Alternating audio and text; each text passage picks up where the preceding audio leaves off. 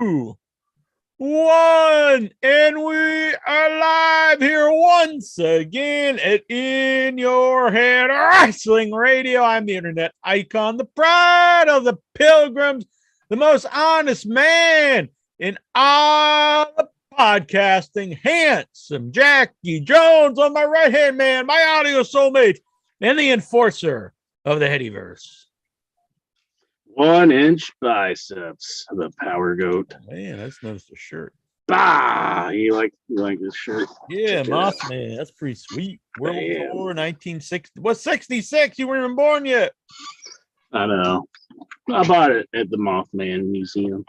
Yeah. But I'm the boss baby, the man who tells you what to do, the king of all the marks. And before we get rolling here, Jack, I want to send out an apology. I know you don't need to start a show, but I think it's well deserved. For the behalf of the entire state of West Virginia or Charleston, I would just like to apologize to Jungle Boy for doing the what to him. That was uncalled for. My state, I don't know what they were thinking when they were doing that to you. I apologize. I was embarrassed to be in the crowd when they were giving him the what. They're still using it.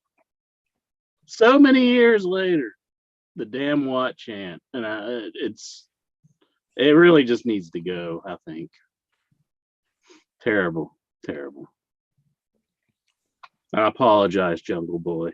I hope he accepts my apology. About time WV apologized for something from Jonathan Jackson. I agree, though. What chant? Let it die. It sucks. I mean, I think Jungle Boy's really doing the best stuff of his career. Yeah, I felt bad about that one. I was not a hot angle. Yeah, and they just started watching him. I'm sorry. But it was a fun show, Jackie Jones. Mm-hmm. It was a fun show. A lot of pretty packed a lot of things happening on the show. I didn't exactly know what the hell was going on when I was there. But oh yeah, you were there in the building. You were there and you were texting me like, Jackie Jones, I don't know what in tarnation is happening. I was like, I don't know either, inch boy. Woo! And we started dancing. I was at my house, and Incher was in the wrestling. You know, whoop, whoop, whoop, whoop, whoop. I'll say this: work, not work. We'll go over all this stuff. Whatever. It's got people talking, and that's what you want. Mm-hmm. Unless it is serious, which I think that's. I would be. Basically what we're talking about, CM Punk came out and he cut a promo unbeknownst to everyone, including Tony Khan. So the story goes. Yeah. So the story goes that he called out Hangman Page for a match. He said, here's your rematch. No rematch was scheduled. And he sat down in the ring and waited for Hangman to come out. And Hangman did not come out. Because you're not allowed to if it's not booked. What would have happened though if Hangman would have just walked out? But let me finish. I'm sorry.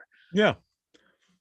So if Hangman did not come out and CM Punk said, "Well, that's not cowboy shit. That's coward shit," and then he basically just called him out and made him look like a bitch because he's too scared to come out, but he knew he wasn't allowed to come out. So the story goes. So, but it goes back to this.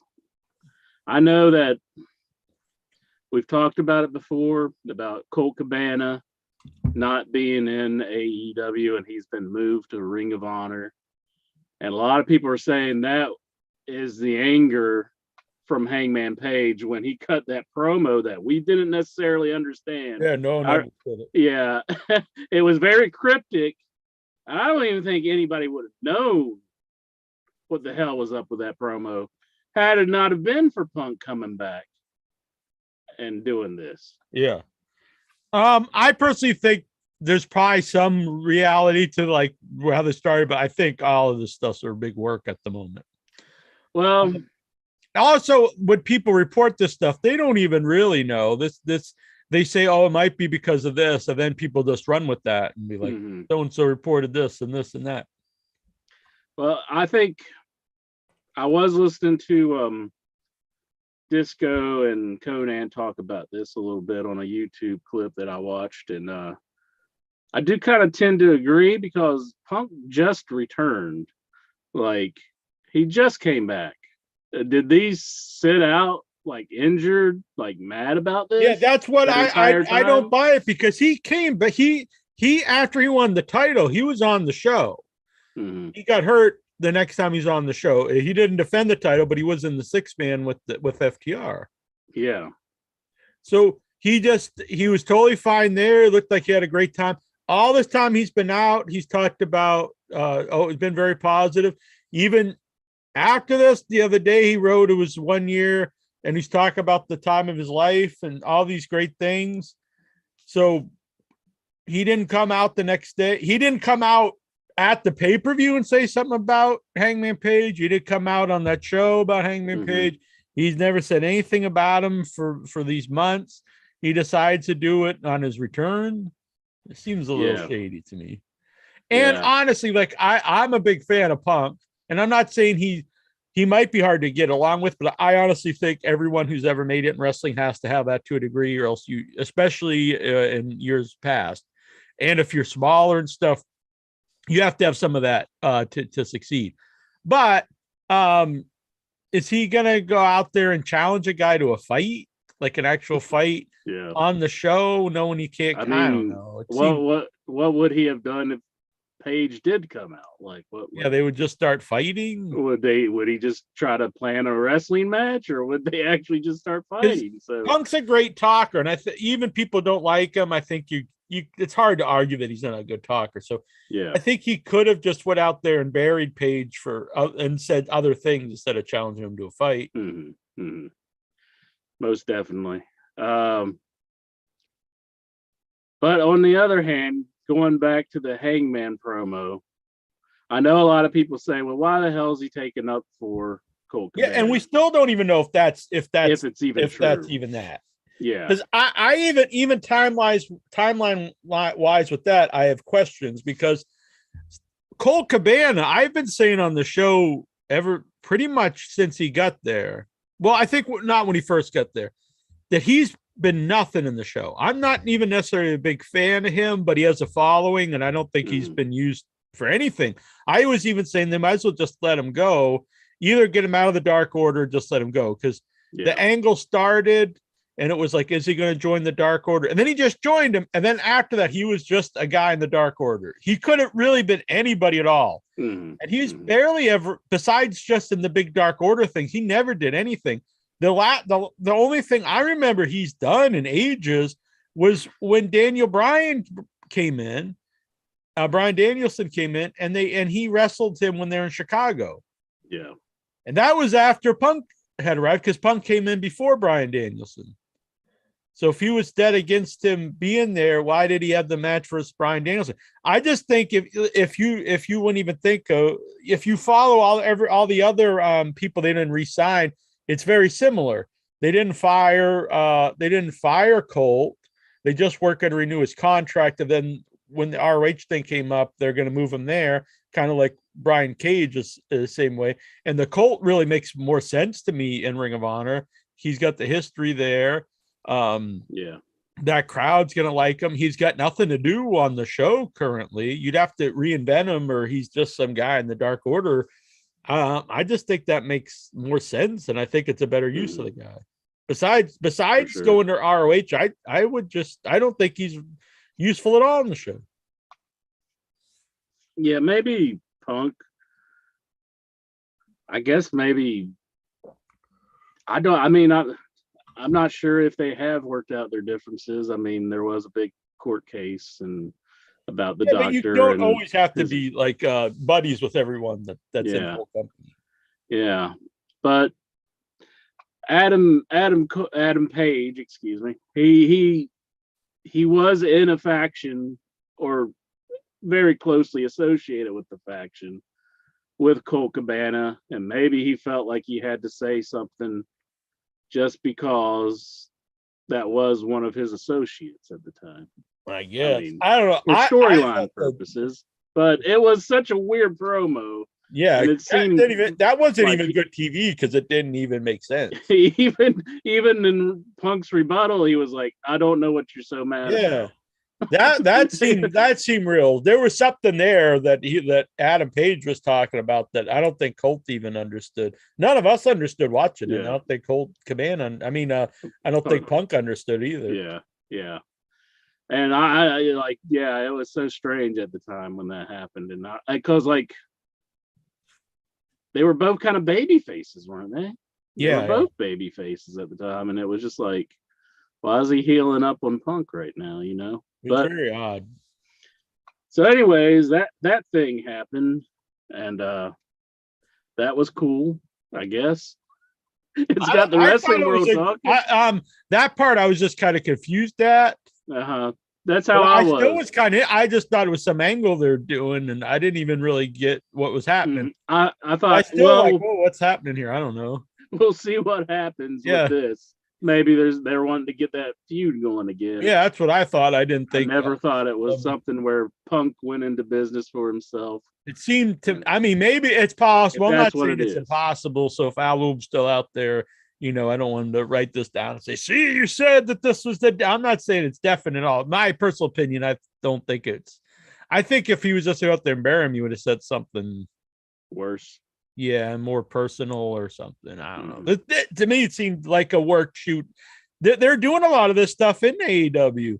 The MJF stuff, I'm sure, started as real, but there's no way they just he just went out there and did this giant attack on the company and the owner for like 10 minutes. And they had no idea and no way to stop him. That was clearly part of the show. Yeah, I mean, they could to shut it off if they wanted to. They're saying he's going to be back soon. And Eddie Kingston does a lot of the shoot stuff. So I think this is just the direction of the show that they're going to. It does get people talking. There is also a lot of people even call it all friends wrestling. So if there is like thoughts of, it's always good in wrestling. No one's going to think the actual matches are real anymore. But if you get people thinking some of these other things are real, that adds to it. Now, of course, I thought the same thing with Cody Rhodes, and he ended up leaving. It was actually true. So I don't know. This is just my gut feeling. I have no idea. Yeah. My gut feeling is it probably some reality and stuff, but what we're seeing on TV. If it is all true, that it is like CM Punk's upset with the company, and I really don't believe that. I actually don't think there's any truth to that part. I really would hate it because I mean, this is a terrible timing for the company to have. I personally don't think there's any truth to that. It actually seems he's always extremely happy to be, and he takes these pictures back. I don't know. I don't really buy that part at all. Yeah. If any, I could see maybe he's mad at if that was all truth, the Hangman thing. I could see maybe there's some stuff between those two. I don't think he hates the company or anything like that. Yeah. Well, hopefully not, because I think it's very bad timing. I mean, WWE, they're kind of starting to fire on all cylinders. I think this is a bad time for AEW to start having issues if this is the case. Yeah, I think they're going to have a hard time anyway, because the one thing they always had above WWE was the wrestling by far better. And even the presentation for someone like me, they were trying to win matches and win belts and that. And then you had all the goofy stuff on the. But now that WWE is a different guy in charge, you're not going to see that stuff. And I watched Raw this week for the first time in years, and I don't think it was great. I'll be honest, but it's a definite improvement. And there's a big emphasis on wrestling. Yes.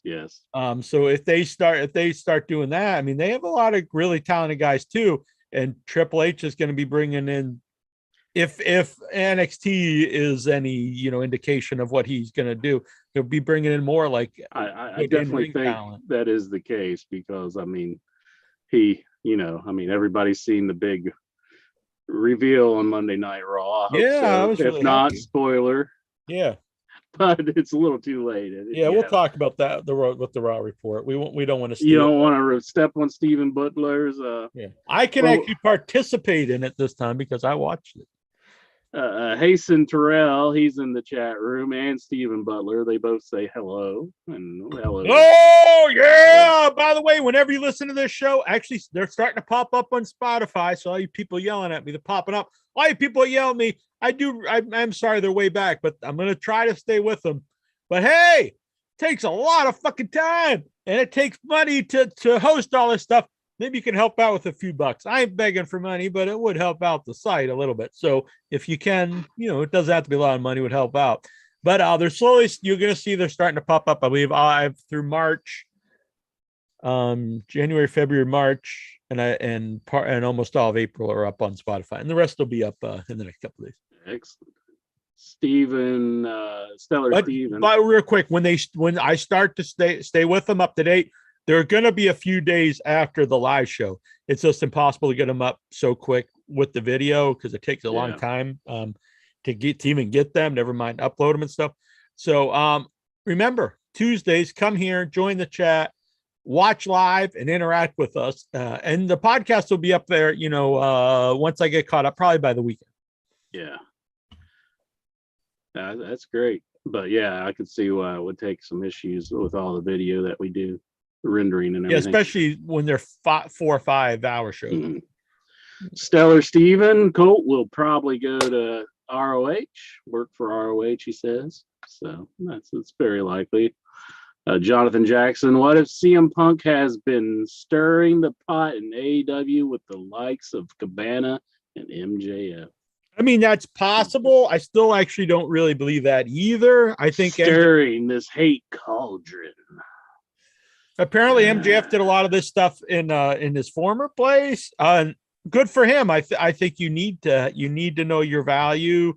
From everything I've heard about that, to me, Tony Khan should have just gave MJF a raise without even any fighting, because he's a guy that's really proven himself and is very valuable to your company. So to me, he should have been like, I know we've got this deal, but we signed you when you were relatively unknown.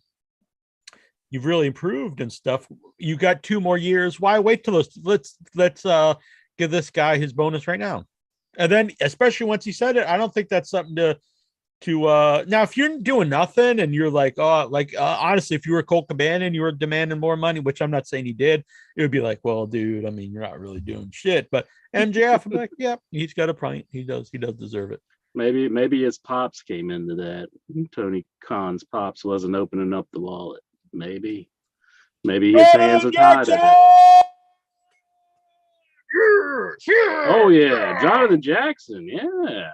He's a good man. He says, for the Bills. Thank you, sir. Excellent. If Punk and Colt can work together, it'd be good drama. Yes and no. The thing is, Colt is so far down on the totem pole. It would be like, why, if you didn't know, but I guess most of the audience probably does know. It's too bad he is such a nobody on the show, or else I think you could do something. But maybe you could rehabilitate him. You could probably do something. Maybe that would be a good way to actually get something out of Colt if they would both be cool with it. They could change him up and bring him on the show more often. It would be good drama if he came out there and just cut like a real promo on Punk. I mean, they got the history of friends and stuff. I don't know if they would be willing to do it. I think it'd be great. Yeah, that's a big if. I always start to say, but the thing is, this audience would know the history. So, and again, if AEW, one of the biggest things for me is the packages, the video packages. You could put together a great video package of the history of the two. Yeah. Especially with all the ROH stuff that they now own. So, yeah, because that's where a lot of their stuff is done, was Ring of Honor. Do you think there's probably a part of Punk who's like, I wanted to work some of the Ring of Honor shows because that's where I made my name? No. And now the thing is, people, it's funny because everyone says Punk has this giant ego and he only wants to beat everyone and look good himself. And I'm not saying he doesn't have an ego. I do think anyone who's made it to the top has to have some type of ego.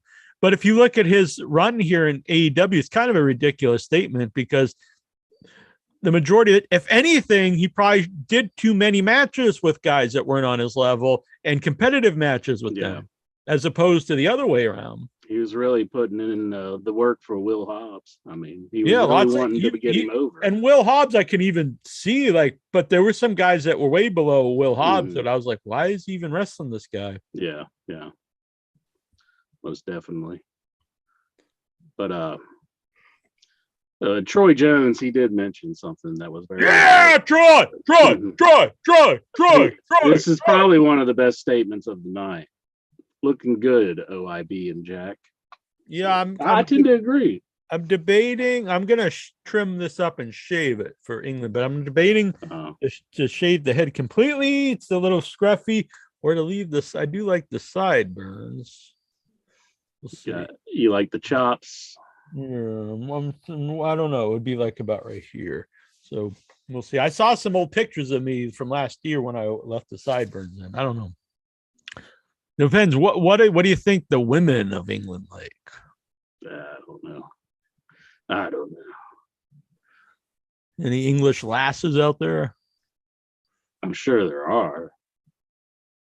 Just don't go using any Ray Harryhausen pictures because you might get sued. But what? You don't know what that's about. It's a whole different thing. There's a English lady who was crying about that on the internet. So. I almost got a photographer who took a picture of Ray Harryhausen. They used his picture, and he did a copyright strike on their channel because he wanted to be paid for the photo. He did. So watch Ray Harryhausen photos because there's a photographer out there that will copyright strike you. Dead.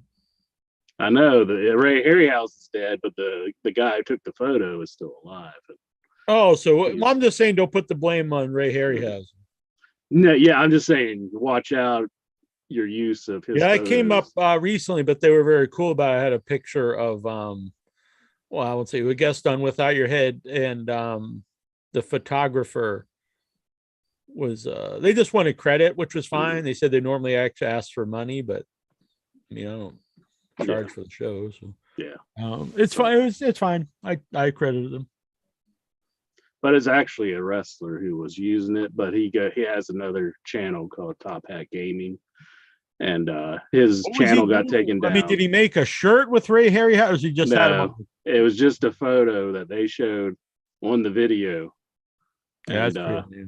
I've had that happen on a couple Without Your Head banners. It was I think it was anything with Freddie. No, one was Jason. So a couple times, and it was just the banner. It wasn't any use video or anything. Very weird. Yeah, but I guess if you are the photographer, that is your intellectual property, and you can make a strike, I guess. But that's odd, though. His wife was upset because she's a YouTuber and she was crying about it on the internet. Yeah. But anyhow. And that's weird, the strike. Because usually they'll just if it's music or anything, which happens sometimes, they won't go that far. What they'll do is just like you have to share the ad sales, something like that. Or you can't put ads on it. So I was live in the building at Charleston. I enjoyed the show immensely. I will say we got to Rampage, and I was starting to get a little tired, just kind of like, that's a long show. People, so they were like, oh, AEW starting to enhance the crowd noise for Rampage. And then I had people, they were saying some really ridiculous things. The one guy's like, AEW audiences is like Japan. They just sit there. I'm like, I don't know what you're talking about, because I've been to many AEW.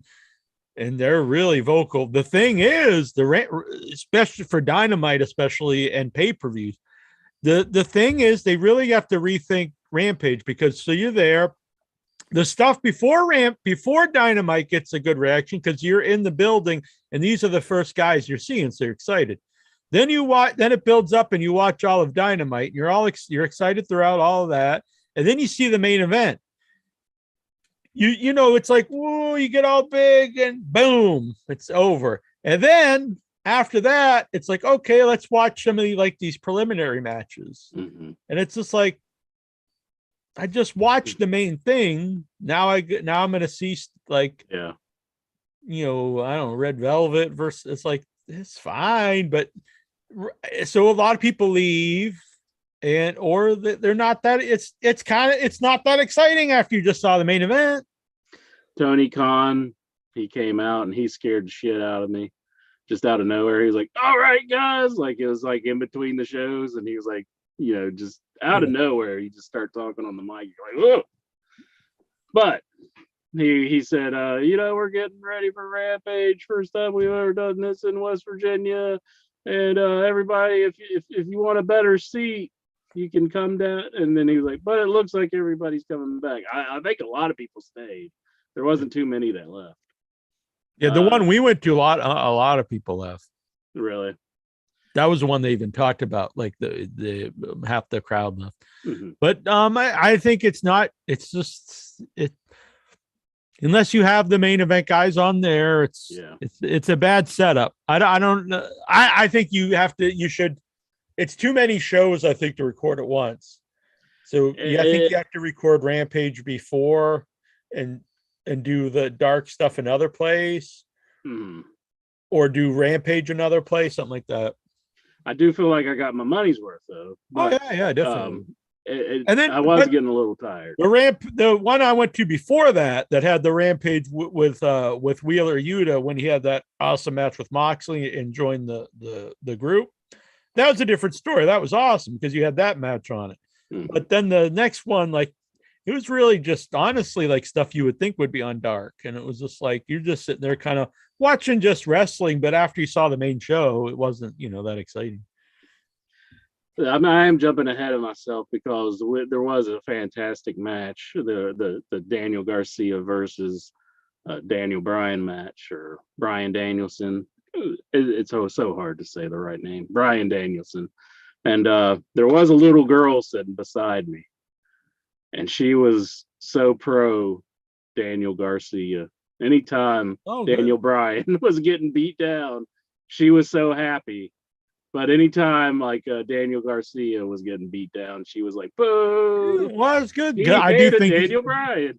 He'll be happy because I believe he'll be a babyface. And I thought this was. I've always thought he was good, but I thought this was really like a career-making match. Oh yeah, I love the ending of the match where they, they had Chris Jericho coming down to the ring. He didn't want him shaking Daniel Bryan's hand, or Bryan Danielson. Excuse me, God, I got to say the right name. He didn't want him shaking his hand.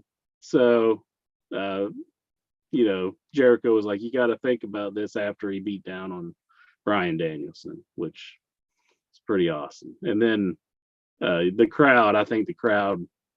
Now, I'll give Charleston credit for this because they started chanting at him, "You're a wrestler." Yeah. So, that went totally along with the storyline. Yeah. And I think that was a very good reaction. Yeah, that was an awesome match and a great segment afterwards, like you said. And by the way, I actually we kind of glossed over Moxley and Punk doing their thing together. I thought it was great segment, but I really thought Punk owned Moxley on that one. I thought he came off a lot better because Moxley, a lot of his stuff was basically exactly what Punk said, just like different, because Punk was all like, you're the third best guy in your group, you're the second best John, and then he came out and he said, you're not even the best wrestler. I was like, well, you're just basically taking his lines and changing them slightly. I did like, you only came back to AEW because you ran out of money. I thought that was a pretty good line. But if this was the case, which the announcers did say, we don't even know if Paige is in the building. Yeah. If it was the case where CM Punk went into business for himself and Moxley had to come out and do an angle, Yeah, he's with probably him he afterwards, did look visibly a little shaken up. that could have, what the hell is even going on here? So it could have shook him up a little bit. I mean, that's probably something, he wasn't ready for. Jonathan But Jackson he still kissed the man, and then they fought. So yeah, no, I liked all that. Is Dynamite and Rampage equal to Raw and SmackDown? No, I think they have really done a better job with elevating SmackDown to used to really be the B show, but it's pretty almost equal. I'd still say Raw is always just the main show, but SmackDown.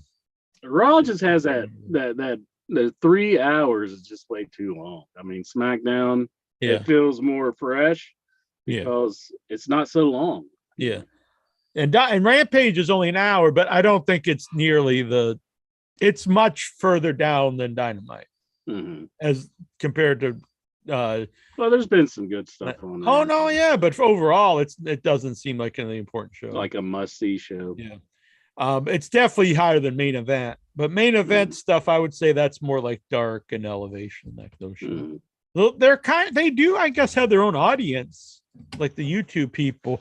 They're almost like a Saturday night, I think, not when Saturday night, WCW Saturday night was at its peak, but I think they're like the WCW Saturday night when Nitro was on, where like it's not important to follow that to watch Nitro, but it was fun to watch it because you saw different wrestlers wrestle there, kind of guys that were right out of the power plant and stuff.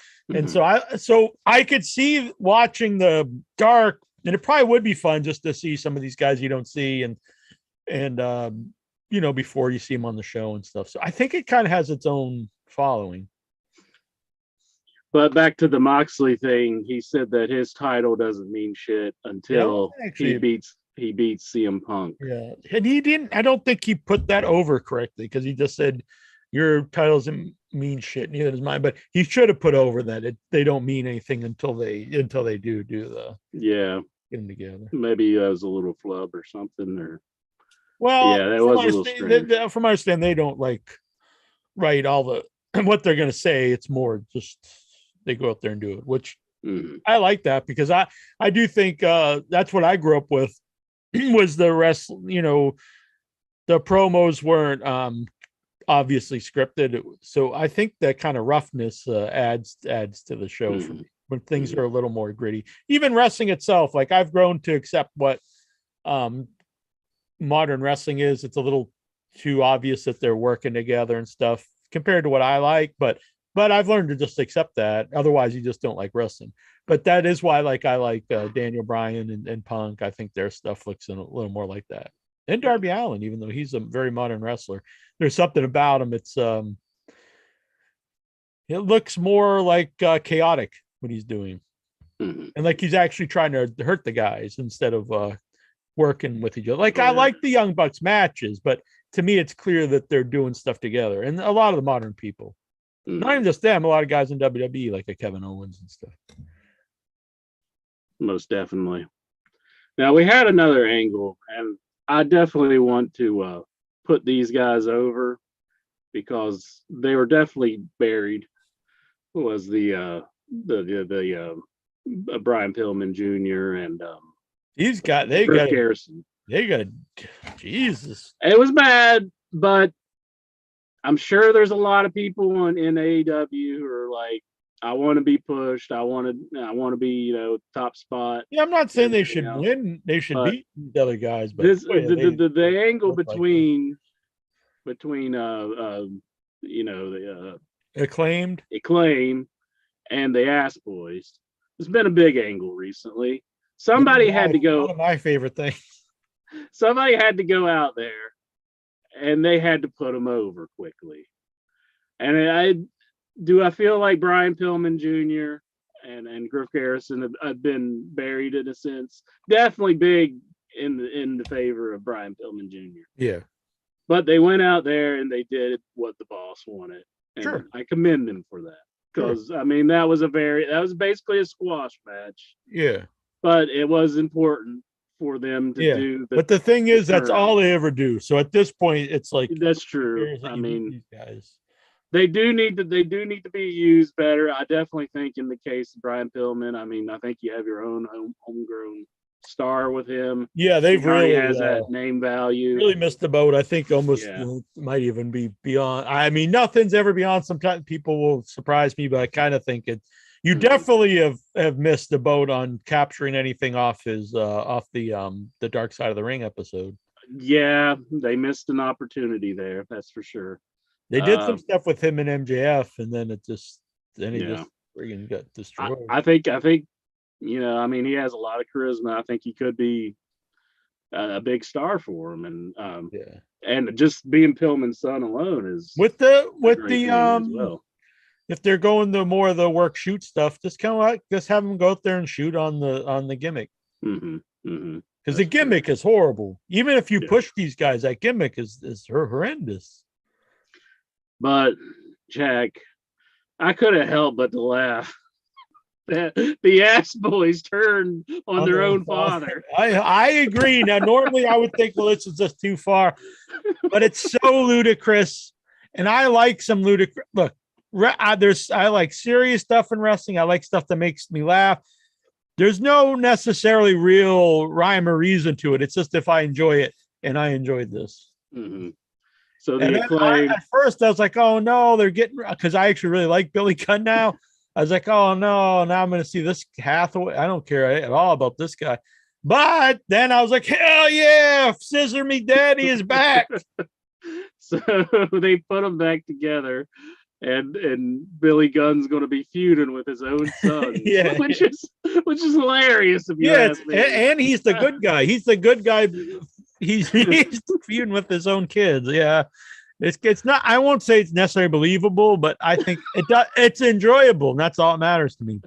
And Acclaimed, actually, honestly, both teams, I think Acclaimed's a little more advanced, especially as characters and stuff. But I think both teams have a bright future. I like these guys. And they've really benefited being put together all together as a unit and now feuding with each other. They're guys that were given some TV time and really ran with it.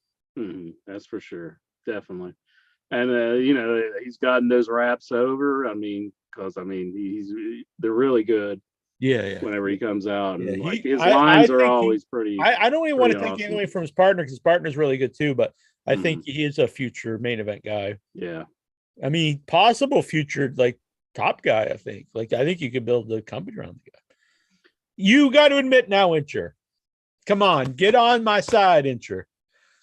Forget about stuff from the past, because you know it wasn't. It was probably pushed by The Office. You've got to admit, Billy Gunn is fucking awesome now.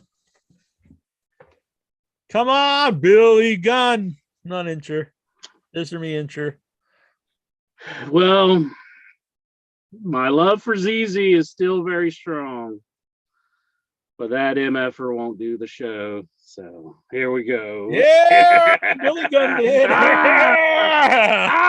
Let's get some more. Yeah. So okay. I think it's the best thing he's ever done his whole career. You're good in my book for now, Billy Gunn, because you had your own sons turn against you. And he looks like he's having the time of his life out there. It really makes me laugh. I was like, what? Okay. Stellar Stevens says Pillman would benefit from ROH, I think. Yeah, but I think Pillman has that namesake. Yeah. And he has the talent to be a big star in AEW, I feel. I don't think he necessarily fits. Our ROH is really about like in-ring wrestling, and it's not that he's bad. I don't know. The only thing that would benefit him there is maybe to reinvent himself. But they need a show. I mean, Jonathan Jackson's upset with me. He says, how could I betray ZZ? But I did say my love for ZZ is still very strong. And Billy Gunn did in your head. That is true. Billy Gunn did do the show. He did do the show.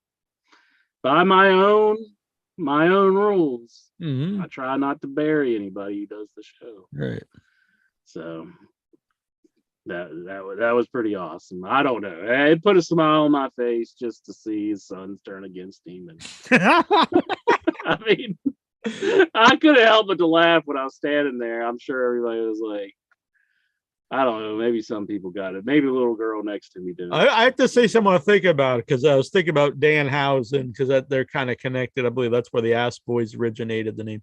So, here's where I was sitting now. Let's see. I was directly behind this guy. The sound guy, I guess. Let's see who that was. I can get it to focus. There we go. Oh, nice. I was like right behind him. So I watched a little bit of the show back just to see some, the announcers, the reaction to the Punk thing and everything. I didn't see myself at any point, but maybe I was on there. I didn't watch everything, but I already seen it live. Yeah. So. But great stuff there. So, but I want to say Danhausen did an interview recently, and I agree. I want to say I agree 100% with him, even though I personally don't really get Danhausen. But it's not about my personal connection or enjoyment of the guy. He did an interview, and he said the two guys, and I totally agree with him. He said two guys that get shit on a lot by like the older wrestlers saying this is too silly. These guys, Orange Cassidy and Danhausen. But he said the two guys that actually bring in a new audience as opposed to wrestling fans who watch wrestling and I was following the Young Bucks and these guys, which I guess to their own credit, they also created their own audience. But the two guys who bring in a totally new audience is Orange Cassidy and Danhausen, because he says people all the time come up to both of them and say, I didn't watch wrestling, but I saw clips of you guys and I started watching AEW. And I've been saying this for a few years now on Without Your Head. Almost every time someone says about they started watching wrestling again, it's usually again, like they watched in the 90s, stopped watching, they started watching AEW again. And they'd always bring up Orange Cassidy to me. And now I see so many of my horror fan friends, they love Danhausen and they started watching AEW because of Danhausen. And I've had several people ask me, have you ever had Danhausen? Are you going to get Danhausen on the show? Guys that, never asked me about wrestling before. And they love this guy. And I think he's absolutely right. And that's one thing I think Cornette is completely wrong about, because he'll say that Orange Cassidy, keeps fans away and stuff.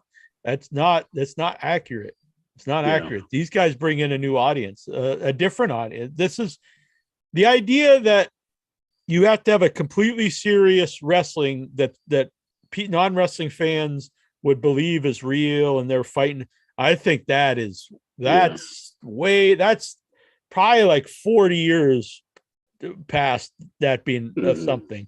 Because if you were to tell a non-wrestling fan, I believe that this guy's winning a title, you should check this out because he's gonna have this match and win a title, they think, oh boy, this guy's whoop, whoop, whoop, but he's a real buffoon. But if you told the guy, hey, watch this clip, it's really funny, entertaining, they watch it. It is. I'm gonna start with. I think that's way more likely to bring in someone than someone out of the blue starting to think wrestling's real or you think it's real. Like, I think that's gonna keep people away. People thinking that it's a legit thing. I was thinking about this. Why does Jim Cornette hate the Young Bucks, Kenny Omega? And AEW. I mean, he likes some of the things in AEW. He's very, very big on Punk. Quick about Punk. I hate to interrupt you, but when he talks about Punk, because he was talking about the Moxley Punk thing, and he goes on and on about Punk being like he looks like a superstar. He's like, he starts singing a song. I love Punk too. I'm wearing the shirt. He might be my favorite current guy. Then he'll get to Moxley. He's emaciated. He looks like a plumber. He doesn't look like he could hurt anybody. And then you see him next to each other. I'm like, well, Moxley's probably bigger than the other guy. Yeah. And they both have a similar look. They look like gritty, dudes. Like that's crazy. Like, why is this one guy's looks like a mega superstar to him, and the other guy looks like he shouldn't even be a wrestler? I mean, it's kind of ridiculous. But I do think that Cornette. I think it boils down to jealousy. I think Cornette, he had Smoky Mountain. He felt like he had the big wrestling mind that should have made a new company, but then he had ECW who was kicking his ass. I mean, no, everybody watched ECW. He hated Paul Heyman for it. Yeah. Like, why does he hate Paul Heyman so much? Yeah, now he's kind of likes him, I guess, but he's kind of lightened up on him. I think you're on to a point why he really hates Meltzer, because I was an avid reader of Meltzer in that period, and he really he didn't like ECW. He'd hate the pay-per-views. I'd watch them and thought they were some of the best shows I've ever seen, and then I'd read the Observer, and he just total shit. No, it's just terrible. And he'd always be talking about Smoky Mountain. So I think, Jim Cornette would always win Booker of the Year for Smoky Mountain, and then he would for OVW, Ohio Valley. And so while ECW is still around. Oh yeah. And it's like, so in his mind, it's like, well, Meltzer was right, all these things. Now he's gone crazy. Yeah. But like, I think in his head, like, how could he say this is great when he's also saying my stuff is great? Mm-hmm. So. And I think Jim Cornette just doesn't realize that, like, the wrestling fans have changed significantly. I think even at that time, I think it was outdated. Even it was Smoky Mountain at the time it happened was really like trying to, cling on like the old wrestling that he grew up with and was also part of territories. What he liked when he was growing up. Yeah, and things that was real. That was dying. Yeah, that was a thing of the past, and this was like the last hurrah of that type of wrestling. And I'm not saying it's bad or anything, but it definitely was not influential like ECW. ECW was the new thing, and Smoky Mountain was like the last hurrah of another era. So then he tunes in and he sees the Young Bucks doing all their antics and everything. Right. I think it just makes his mind explode, because he thinks the wrestling fans should like what he grew up with. And that's just not those fans don't exist anymore. I mean, things have changed so much. And he feels like, how the hell are they on TNT and these huge channels when I have this great wrestling mind? And he just doesn't realize that the fans that he thinks are still around aren't around anymore. They're old. They've stopped watching wrestling. Things aren't made for them anymore. That's something I've realized too. Things aren't made for me. They're made for the younger audience. Yeah, and that's kind of what I was saying. Like, I learned to enjoy the modern wrestling. You kind of have to. Yeah, either that or you're not going to have anything. Yeah, either I stop watching it, or like I watch it I'm still entertained by it. Do I get into it the same way? No. If I watch something old, it's like, this is more the wrestling I like, and then I'll see it every once in a while. That's why I think it's great that they use Punk and Bryan Danielson, not just because I like them, but I do think they're a bridge from a different style of wrestling, and they also do the modern stuff. So I think they can help some of the younger guys do stuff a little different, a little more realism to the matches. I like that kind of thing. There's some other people who do the same thing, but I went to see Bodies Friday, and I can't say it's a bad movie, but it's not made for me. It's actually was a smart movie, honestly, but like all the dialogue, it's made for someone under 30. I said this on my Facebook, like, I think it's actually a really good movie. But I found, like, I'm also annoyed by a lot of it, and I just came to the realization this is, I'm too old for this. Like, it's, and I don't mean like it's dumb or anything, because I actually think it's a smart movie. It's just the dialogue, the references, everything is from people who grew up with the internet and apps and all these things, and it's just a different thing. Yeah, Cornette should realize that, because I remember listening to shoot interviews with him, and he talked about in the 80s, Ole Anderson and guys like that would tell him, the Midnight Express are doing too many bumps, taking too many moves, doing all this. They're too the Rock Roll Express, they're too small. He was the new generation of that era. Yeah, that's true. Very good point. He was taking bumps as a manager. The other managers were against that, say, hey, you and Bobby Heenan shouldn't be taking bumps because guys like Freddie Blassie and other guys, they didn't take bumps because they were old retired wrestlers. They became managers, so they didn't have to take bumps. So, I mean, things progress. Exactly. So, I mean, in a way, I kind of feel bad for him because it just seems like he does not understand that it's just not about him anymore. And people aren't wanting what he has to offer. As far as like the style of wrestling that he thinks people should want. Now, if he would come out and he would say, I don't like this. This isn't for me. That's your opinion. That's totally fine. But when he starts saying that everyone else hates this and stuff, and I watch it and the crowd's cheering and they're getting better pay-per-view buys than any wrestling since like the 90s, besides WWE, and like they go to big buildings and they're on TNT, and I've been to the when they do the conventions and they're huge, and it's like, dude, like people like you can say whatever you want. It's the same 100,000 people try. It's not. If people like it, and if it's not for you, that's fine. But to say no one else likes it it's just ridiculous. Delusional, really. Yeah. Because I mean, it's pretty obvious. People are into Orange Cassidy. They're into the Young Bucks. They're into Kenny Omega. Kenny Omega was doing huge buildings in Japan. Mm-hmm. I mean, Kenny Omega was selling out like arena, big buildings in U.S. before they came over. But besides WWE, and they've even outsold WWE in certain places. And WWE's been around for decades. Mm-hmm. But oh well. Enough about our buddy Jim. I mean, when we were at the NWA Legends Fan Fest, he definitely seemed like he was at home there. Mm-hmm. But that was a crowd that was kind of catering towards him.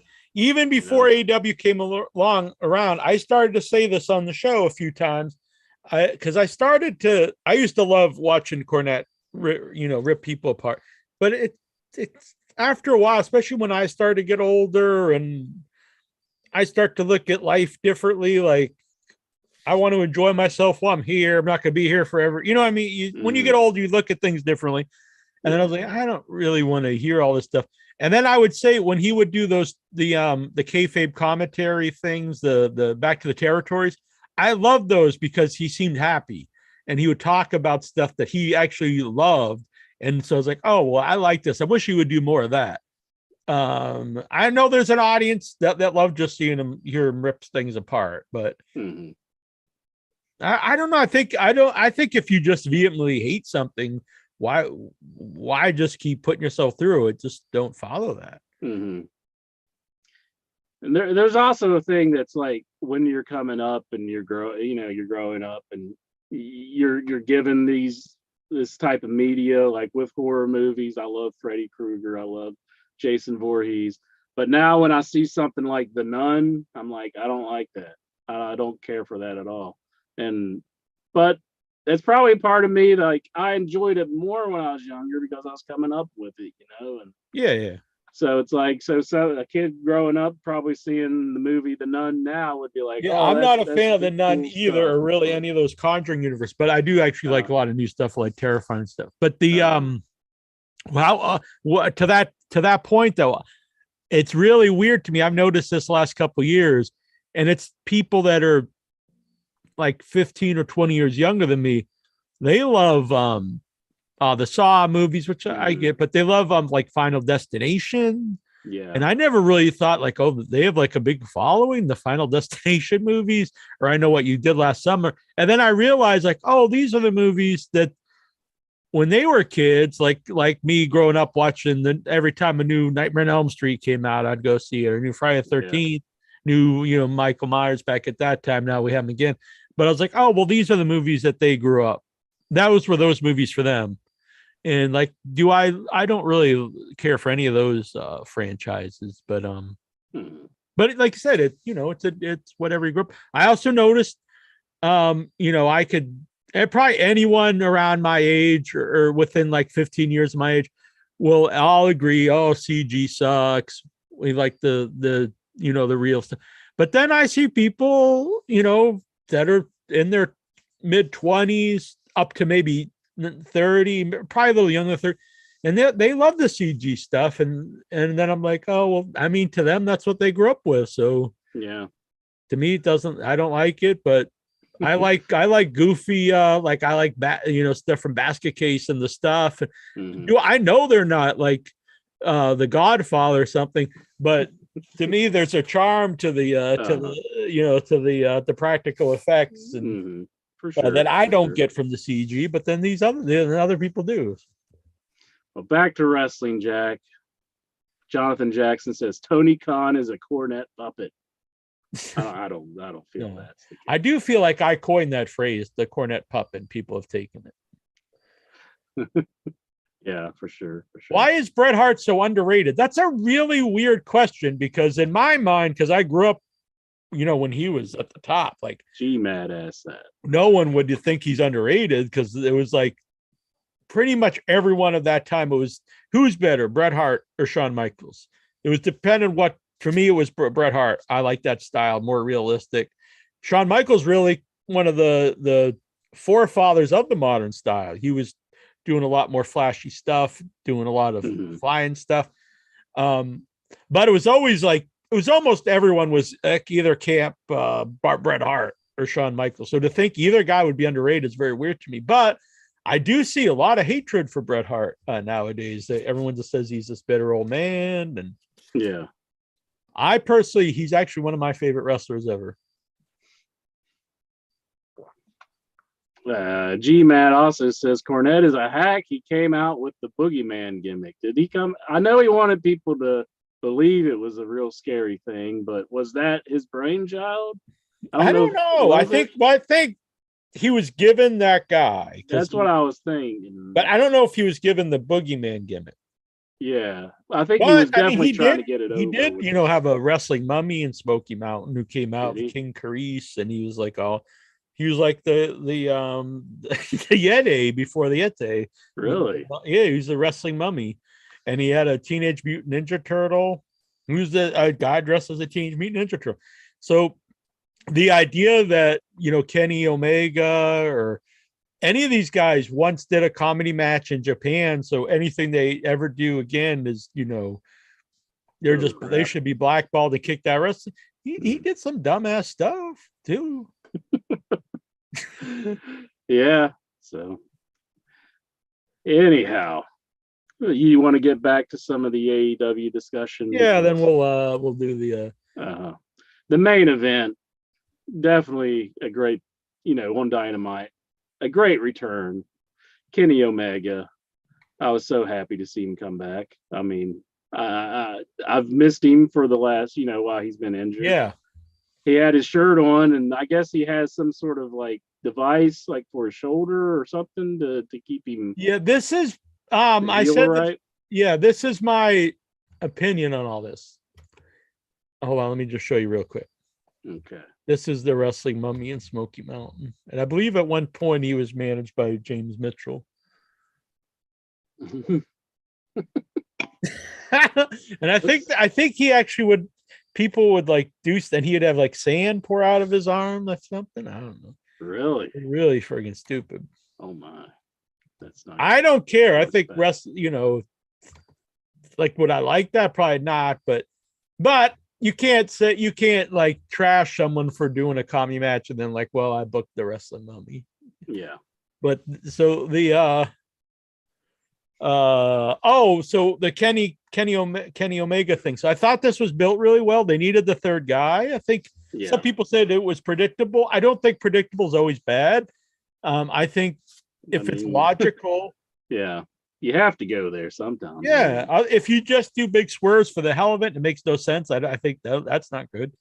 Honestly, though, I mean, I wasn't really thinking about it until who brought it up last week, and you said it was a spoiler. Oh, well, yeah, someone said, but I did think Nikhil. it would be the end of the thing, but yeah, Uh, Nikhil brought it up. Nikhil brought it up that Kenny Omega was going to make his big debut, and I was, or a comeback, Premiere, and yeah. I was like, I wasn't even thinking about it, so that kind of like, maybe I'm dumb. I should have thought about it, but No, I mean, I thought it would. I forgot that they were even doing that match, but I did think he'd be the guy they picked. But again, I thought it made sense. I think, and then I heard, to be fair, I heard someone say this afterwards, but I'd said this even at the time in the group. But I think since then I heard Brian Alvarez say this.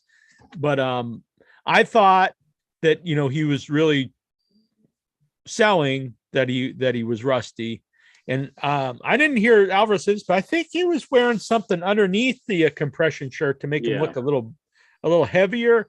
And I think he's doing all that to give the impression he's not quite 100%, when I think he is. And then as things progress, that's going to be the story, that him getting back in the ring shape, which I think is actually pretty cool. He had that spot where he's really selling the leg, where he kind of, went down. Yeah, the first time I actually thought he just fell, but then as he did, I think, and I'm tremendous though. I think he did a really good job in that match. When Dragon Lee dragged him out of the ring and put him up on the guardrail, and that was pretty freaky to see live. I was like, man, he's just coming back and he's doing a move like that. So, great match. They turned on Dragon Lee at the end of the match because I guess he took the fall, and they're upset. Roosh and Andrade was very upset with him. I really like Roosh. I do too. I think he's better than Andrade. I like Dragon Lee. I thought he had a great match with his brother on the Ric Flair's last match show. If you, I'm not a huge Andrade fan, but if I do think he should stick with Roosh though, if he is gonna, if they're gonna use him. Roosh is really talented. I think he's a great wrestler. Oh, he's really good. He comes off like a tough guy, and so I like him. They've been doing a lot of demasking gimmicks, and they're not ever showing the wrestler's face. Yeah. I mean, from my understanding, that one, like, they just ran out of time, so, which was too bad, because you didn't really get like much out of it. They show it on the show though, that they ripped his mask up, and but it was super quick. Yeah, they showed it, but then like they just went away. Like you didn't really. It was literally like this right as the show ended. Oh, okay. But the Kenny Omega promo that he cut, I thought that was kind of weird. Maybe you've seen it on the internet. No, I heard someone talk, but I didn't see it. No. Even while he was doing it in the building, I thought, like, this is kind of weird that he's like. I've heard him do promos at live shows afterwards. I always think they're terrible. Yeah. Very awkward, weird dude. He was like, I liken you fans to a kitty cat that poops and pees in my house. I get mad whenever I find it. And but how could I stay upset at a little kitty cat? Like he was saying, like, it's I guess he has his hardships, but how could he be mad at the wrestling fans? And he also said, like, I got to do all these physical therapies and all this stuff, and and maybe I should blame you fans for that. And it's like, yeah, dude, but I'm pretty sure your bank account's a lot bigger than mine. I mean, he says he doesn't do it for the money and everything else, and like he should be mad at the fans. I guess it was just going into his whole thing with the kitty cat, but it was kind of a strange promo. Yeah, I think he's a bizarre guy. Yeah, I remember being at some of the live shows. They used to always come out. Cody and like the whole group would come out and talk to the crowd, and Cody was always really passionate, and most of the guys were. And Kenny Omega would say stuff, and I'd be like, "What the fuck is he talking about?" Mm-hmm. I think it's just a weird dude. I saw G-Mad here. He said one winged angel is corny. He needs to scrap that. I actually kind of like it. Yeah, I like the one ring. I like that it's a reference to Final Fantasy video games. Oh, okay. Seth Rock character. I like that they really, as Stellar Steven says, really protect the move because no one ever kicks out of it. Mm-hmm. I like it. Yeah.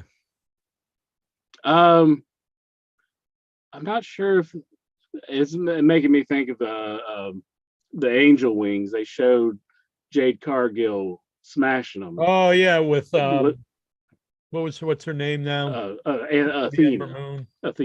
Athena, yeah. And on commentary, they were putting over that she made those herself, and I was like, okay, like it was kind of just a weird because she came out and showed them, and they moved, and they're like, she's been doing that the last few weeks. Oh, okay. I don't think I'd seen. So I see if I saw it before, it wouldn't. But it was weird because the first time I heard her mention that she made them and then she destroyed them, I was like, oh, okay. Mm-hmm.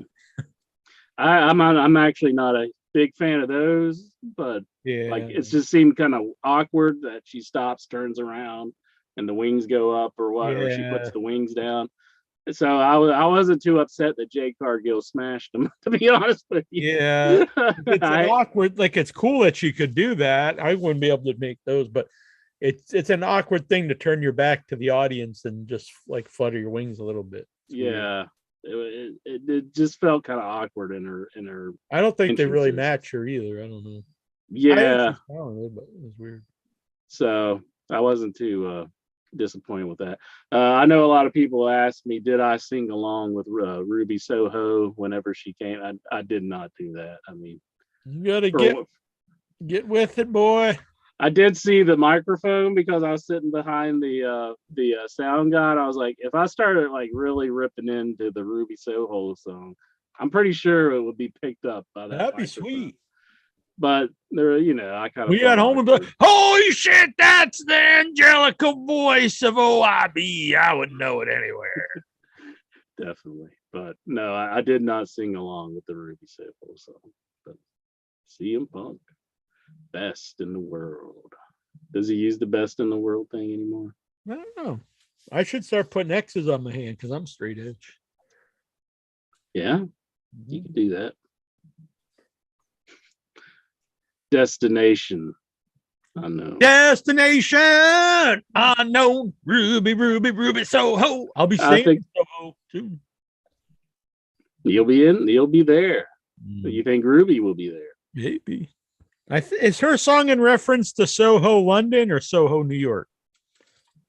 I think New York. Maybe New York. I don't know because I do. I don't know. It could. Maybe it's a song of a girl named Ruby who's from Soho, or maybe I don't know.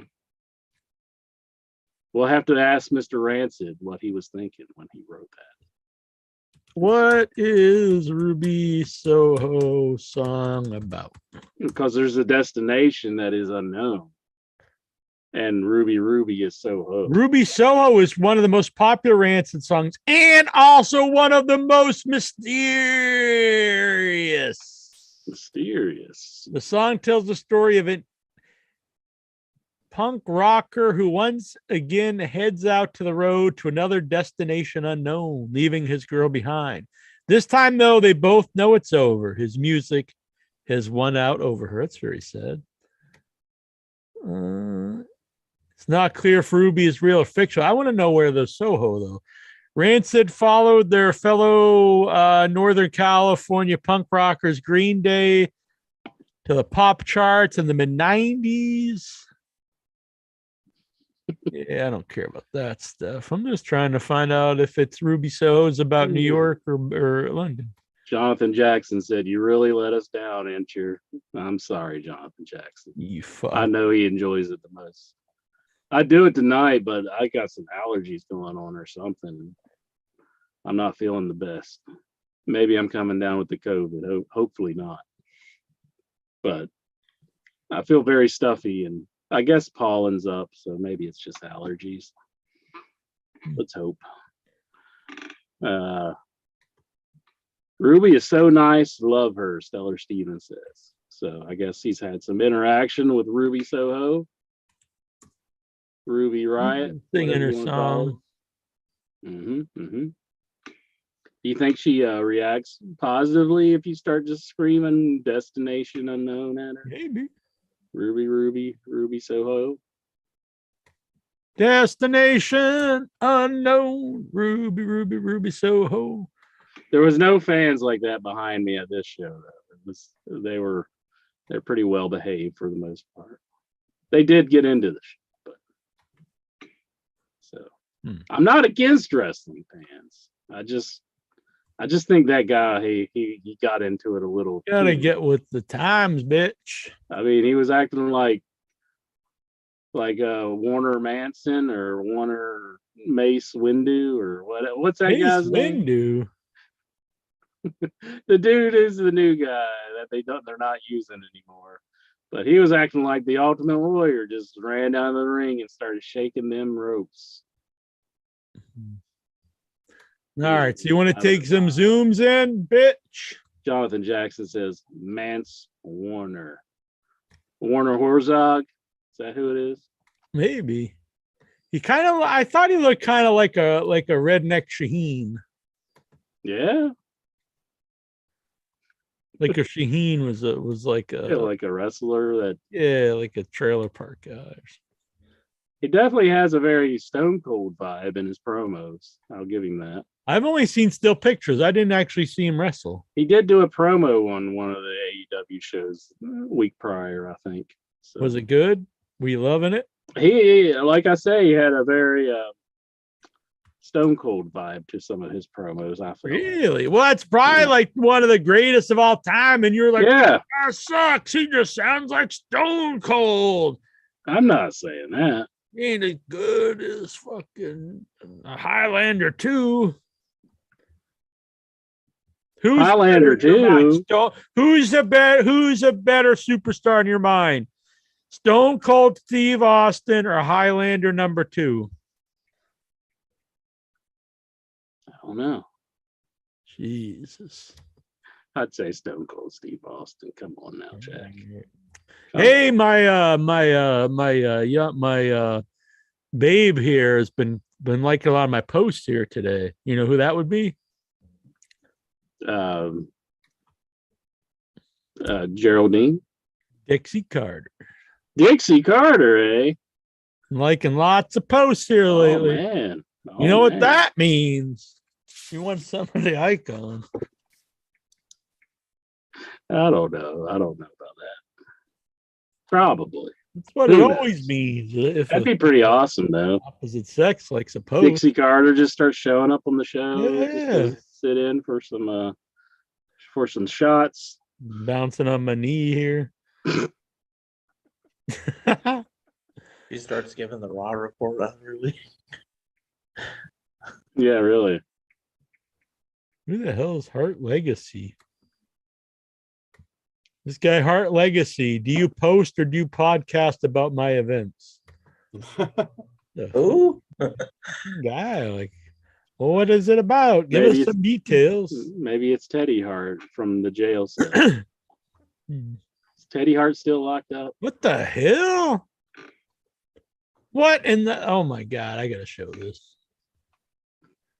I'm gonna keep the sound off so it doesn't get picked up or whatever. But this is the Heart Dynasty Wrestling, Heart Legacy. This is the Heart Legacy. Oh my God! He took that Lanny Poffo thing to a new level. Where Jesus, wow, he really pushed it. What do you think Cornette would think of this? He might think it's pretty badass after seeing that mummy thing. I mean, I really don't know about Cornette anymore. You know who they need in here, Incher? Your boy Drew McIntyre. Yeah, that's true. Clean up. They got some swords. The guy on the right, is that Goosey? Yeah. That's you, Goosey. These guys, I need to see these. You need to bring these guys into AEW. It's just some guys wrestling in full metal armor. I love it. You know who they need in here, Incher? Oh. I believe that was Steven asking you something. Nah, he had some reverb going on from the show.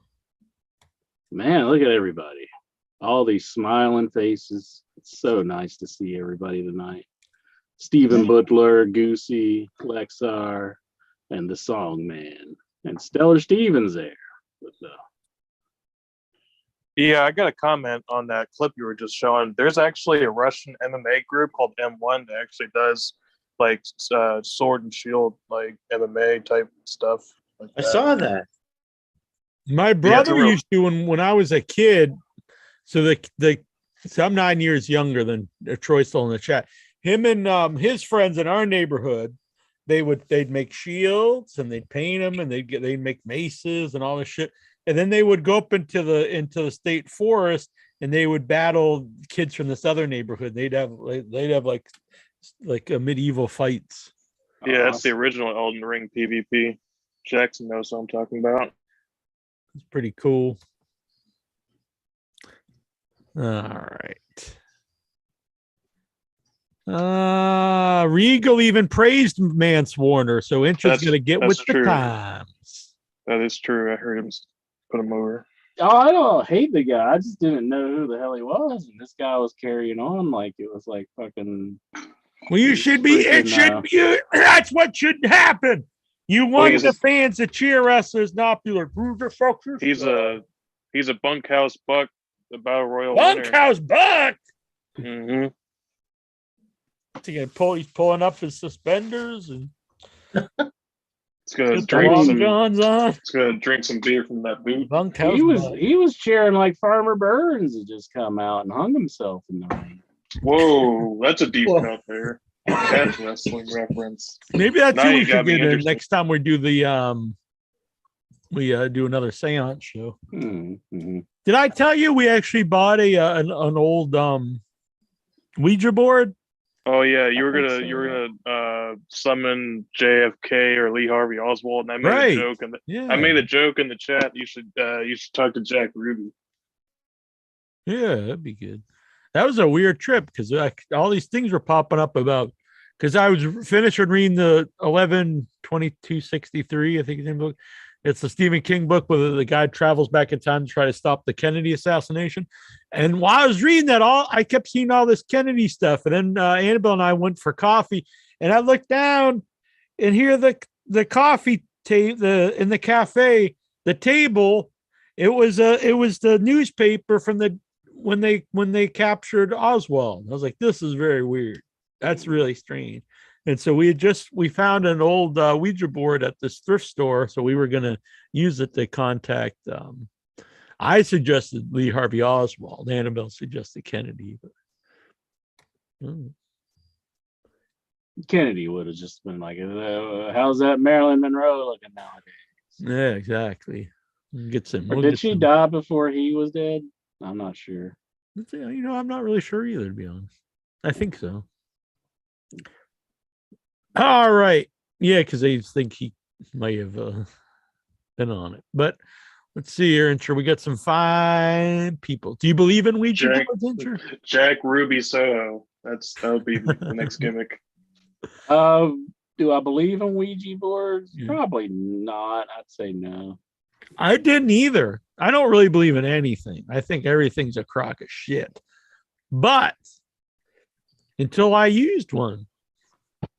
And it was strange. We used it 3 times. Other times it didn't do shit. But one time we used it in the Sagamore Cemetery over here. And we started getting answers. And what made me think of maybe there is, I don't know, was they were all really mundane. There wasn't like anything, ooh, I'm trying to kill you or anything. It was just like real, like they were a teacher and all this like real kind of boring stuff. Because in my head, if you were going to make something up, even unintentionally, you're gonna make up some, whacked out shit. You know what I'm saying? You're not going to say, oh, I'm a friggin' teacher and just some boring shit.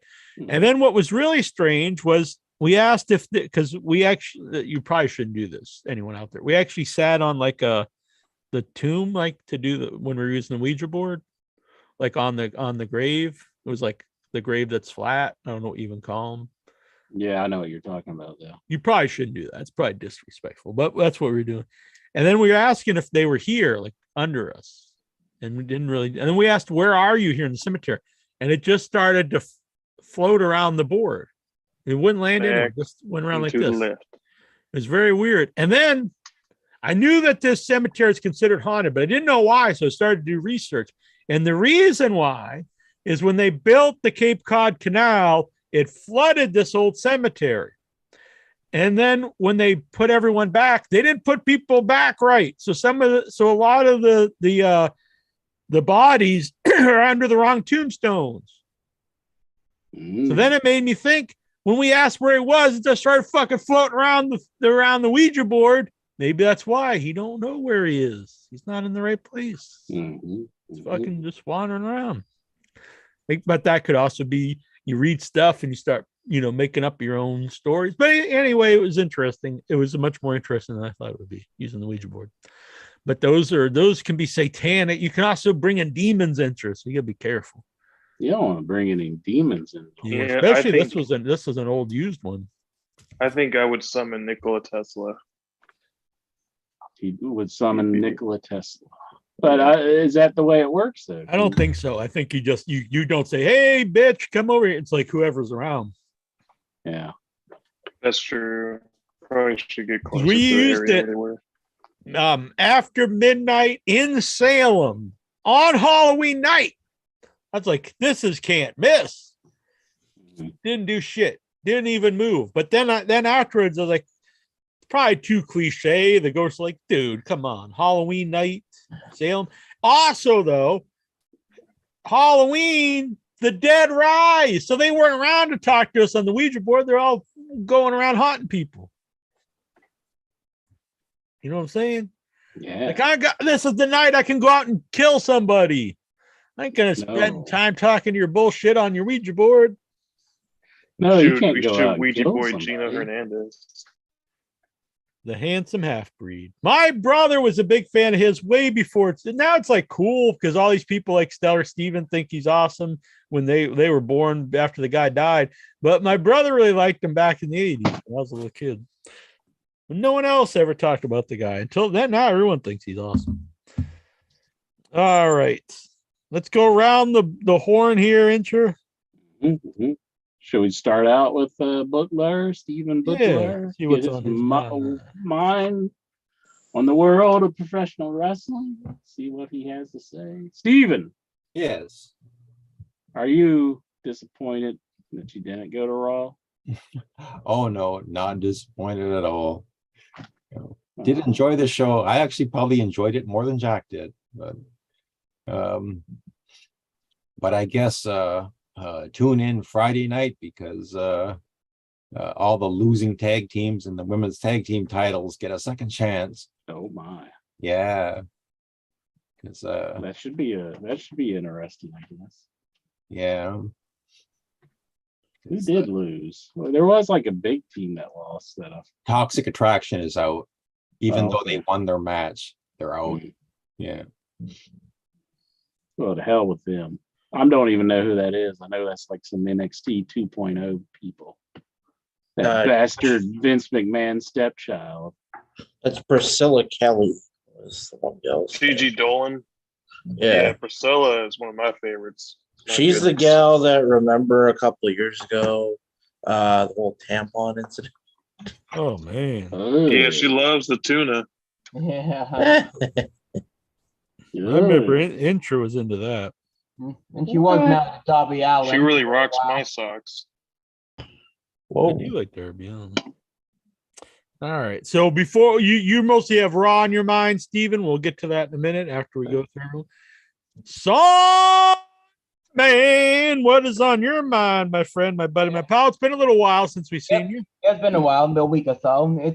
I would say it wasn't too bad for Raw, and I would say mostly just because I was so happy to see Johnny Gargano back, because we know we heard the rumbling he was coming back, and I know, sure this is the thing. I'm gonna be curious. I know everyone's gonna be curious at the SummerSlam how this is gonna be booked from now on with the characters. Now with Killian Cross, now Johnny, and I'm kind of wondering how this is gonna look for both NXT and Raw and SmackDown, thanks to Triple H rebuilding his own babies that he started in NXT. Yeah, that definitely seems what he's doing. He's bringing back a lot of his NXT guys that he used, and I was pretty shocked though when it happened. I didn't know anything about Johnny Gargano signing back with WWE. So definitely, I think it was perfect timing. I don't think anybody did. I mean, there were no reports. This was one of the true surprises. Yeah. Well, he wasn't sure. He talked about that at like Starrcade recently, and he didn't have an answer then. Yeah. I would have suspected him going to AEW, but that did not happen. There was even a night where they had a big like rumbling that Johnny Gargano was going to show. I think one of the I think Cleveland shows. I think DIY would be really good on the main roster. Yeah, you got Tommaso Ciampa with the Miz right now, so maybe they can get it. My next question I would like to ask before we move on, I want to ask all your guys think. I know he's not ready yet, but after what happened when he came, do you think Triple H is gonna try to switch the Money in the Bank to him? I don't think Austin's at all ready. Oh, to Austin Theory to Johnny Gargano. I without a doubt don't see him ready. No, I think we heard that report. I don't know if it's accurate that they're going to take the thing off of Austin Theory. It seems like they do want to keep some of the Vince McMahon storyline going until it plays out. It seems like I don't think they want to like disrespect everything that he had in place.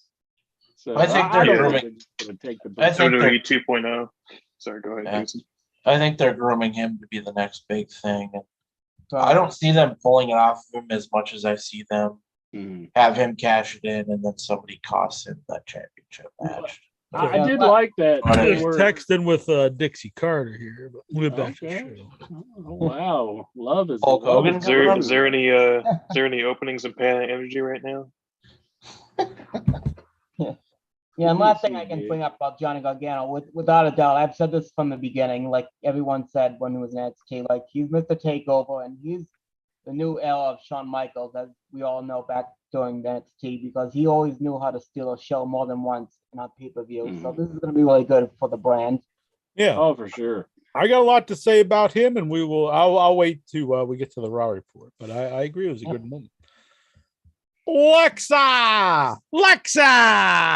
I'm gonna attack with my Boston accent here. Lexa, what's on your mind? It should be an English accent because you're going to England. Is Kevin Sullivan hosting the show? Kevin Sullivan. Well, I live here. He's from Boston. That's the joke. I know he is.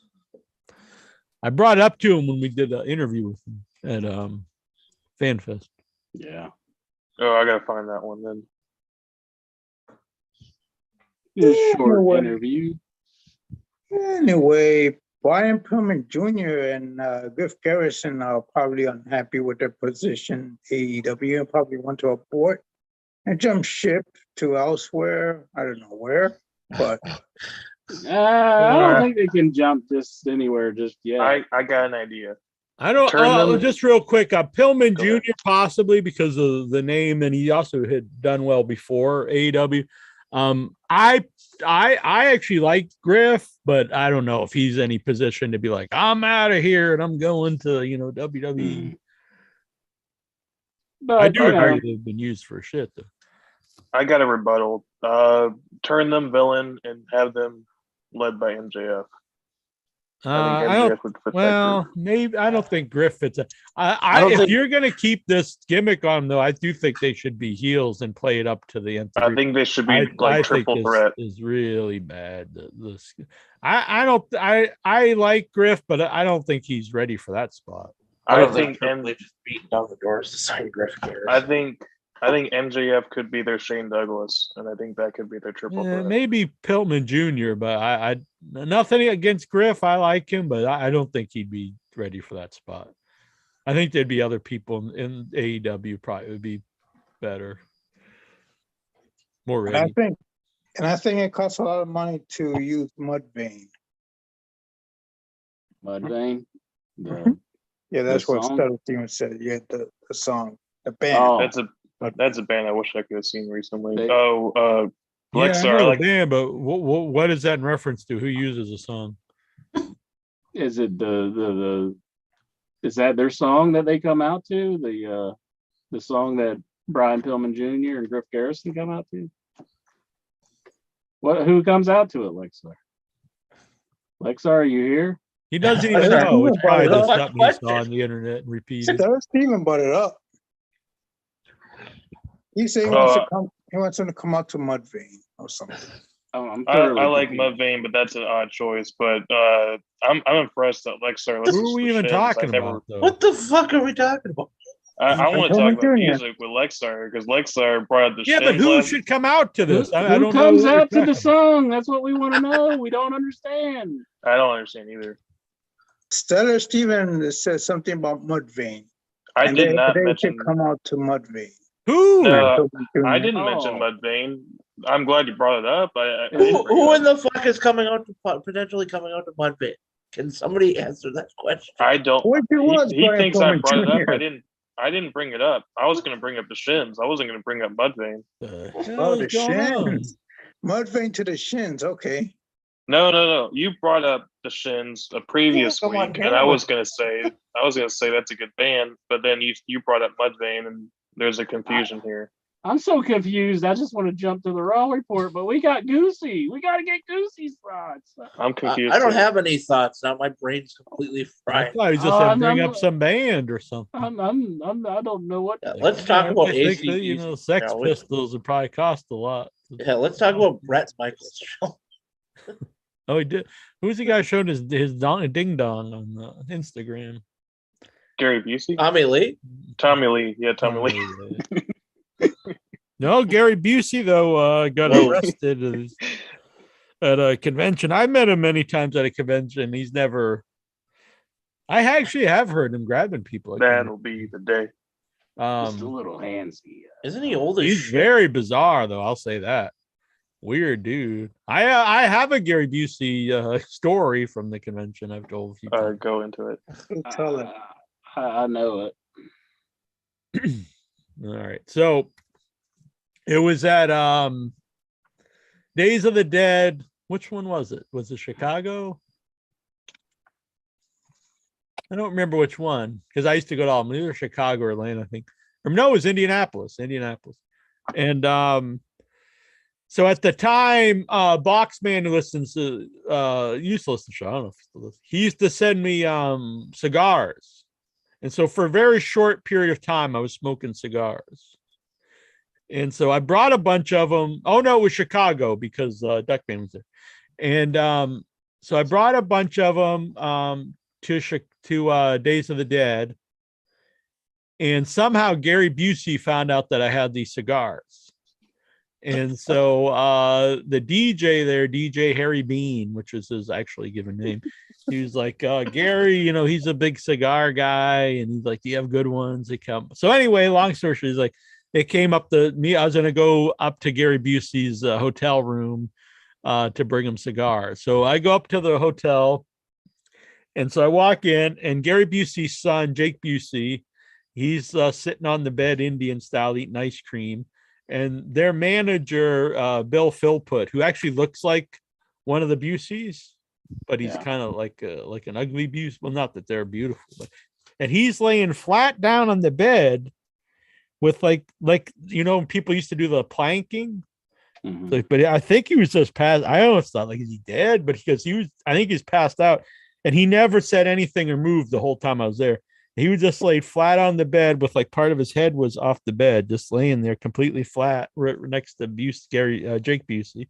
And Gary Busey was sitting there, and they had like a big suite, like it was like a multi-room suite. And he was sitting there, and he had the whole table in front of him just covered in joints. He was rolling his own joints, and he had like, honestly, dozens of joints sitting there. And so it was very odd. So I go in there. And it was cool. It's Gary Busey, and he's like, you got cigars. And everything was like, that's how he talked. And so I started taking them out. And so I was giving him one of each I had because I had like two of each. And he's taking them. And I was like, I don't know. I think I gave you one of these. And he just would take it. So he started taking them all.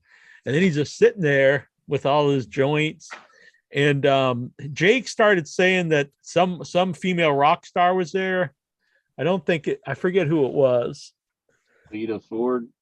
Well, yeah, it was Lita Ford. And then because he kept saying it was somebody else, and he's like, no, Lita Ford. And then he kept saying, who? Yeah. And then he started singing. And it was very weird. And so Destination. Oh, wait. and then Every day. and so then Harry Bean came in, and it came up. They were like, so Roddy Piper's coming up. Do you want to stay and smoke weed with everybody? And at this time, I didn't do any weed. I was drinking, but Say, and guy, at you got first any of that I was like, hot- I would like if I was going to smoke weed the first time, it would be cool with Roddy Piper. But the more I stayed there with Gary Busey, it was no longer, oh, this is cool. I'm here with Gary Busey. It's just like, I'm just here with some fucking weird dude. He's just like a creepy guy, and I just want to get out of here. This whole thing's odd. So I was fighting with the two things. Roddy Piper, my favorite wrestler of all time. Gary Busey. It's Roddy's a bit out completely there, too. illegal to be smoking weed in the hotel. So I was like, no, I gotta go. So I left, and when I was leaving, Jake Busey had ice cream on his lip. I don't know if he had a mustache, but it was up here. And I was like, oh, you got something up here? And he went, thanks, bud. I think it was Bud. Thanks, bud. And he wiped it off. Some ice cream for Crow. Yeah, he was just sitting there eating ice cream. I don't know. He was sitting Indian style on the bed eating ice cream, and Bill Philpott was just like passed out, face down on the bed, and Gary Busey just had a mountain of joints in front of him. So it was a very weird experience. I probably would have been like, I don't want to smoke no weed, but I could use some of that ice cream. You could smoke the pole. Yeah. Would you rather eat would you rather eat ice cream with Jack Busey or get in the hot tub with Jack? Eat ice cream with Jake Busey. That's easy. Just let this be a lesson to you kids. Stop taking the weed pills. It's very true. The other interaction with him, I actually have it on video. Was someone brought him a knife at the convention. Uh-oh. And he's like, "Hey, Jake, look at this!" And he just held up a knife. He's like, "Ah!" It was just That's really not a knife. weird. This is a knife. And then I heard later on he was in the elevator with like the knife. It's like that can't be good. Oh, I also remember that same show. That was the very first show I was ever at, the first Days of the Dead. That was in Indianapolis. And so I was outside with it was me, Troy, and I think Mark Patton. And so it was all in the news at the time that Gary Busey had just went bankrupt. And so he pulls up to the show in a stretched it was a limo, but it was a Hummer. It was a Hummer limo. It was this huge thing. And I remember Mark Patton's like, oh yeah, it's a good use of the money when you just went bankrupt to the convention. Yeah, really. Anytime I was around him, a very weird dude. But yeah, he apparently was sexually assaulting or grabbing. No, I think it's Sound like you were grabbing boobs or something. ass. Grabbing the ass. Never pass. No. Yeah. And so he's basically, I think that's the end of him at any convention. They already blackballed him from most of the ones I know. I mean, it's going to it's bad because it's I don't know if he's arrested. I think he's arrested. But it's been on major news, not just horror websites. Instead of hide her in the house, I want to hide in those buns. I got a clip of Gary Busey talking about inner tubes. You want to hear it? Inner tubes. The thing about inner tubes. Is he listening? Is he also listening to Mudvayne? Gary Busey washing up Mudvayne. Yeah, we better not play that. I don't want the show to stay Flagged, yeah. Yeah, just turn that off, please. You're on your own. Please turn that off. Turn it off. Turn it off. Lexar's trying to get us. Yeah, I guess copyright stricken. All right, you'll have to unmute yourself because I muted you. Oh, please. Well, it happens for a lot less than that. So. Gary Busey talking about inner tubes. A fucking random topic. So what's on your mind, Jonathan Jackson? Hey, everybody. Hey. Oh, hi. What's up, buddy? Nothing much. Just here for this hardcore Mudvayne action. Best show ever. What is a Mudvayne anyhow? The band. I know it's a band, but why would you I don't- call your band Mudvayne? Mud. He did not grab my ass. So. When you're shooting up mud. Yeah. It's like heroin. He didn't grab my ass, and sure. Were you Like disappointed? that, pal. Yeah. Were you intrigued? Kinda now. I'm intrigued. Also, I got this sweet, Hey, sweet did you shirt join here. the grab my ass club? Hell yeah! There we yeah! go, yeah. Yeah! That looks awesome. That does look great, doesn't it? Yeah, it What's your does. favorite? Yeah! Backwards, What? backwards. Darnations. I'll be wearing mine at the premiere of the restoration of End Zone 2. Good on you.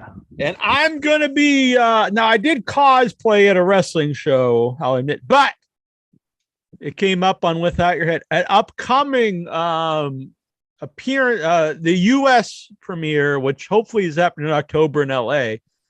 I will be cosplaying at the premiere of End Zone 2 as Backwoods Bob, because I'm just a big fan of this character from 1970. So I've been working on a costume. I'm gonna dress as Backwoods Bob at the premiere. Excellent. Do it up. People get your photo op with me. It'd be pretty sweet.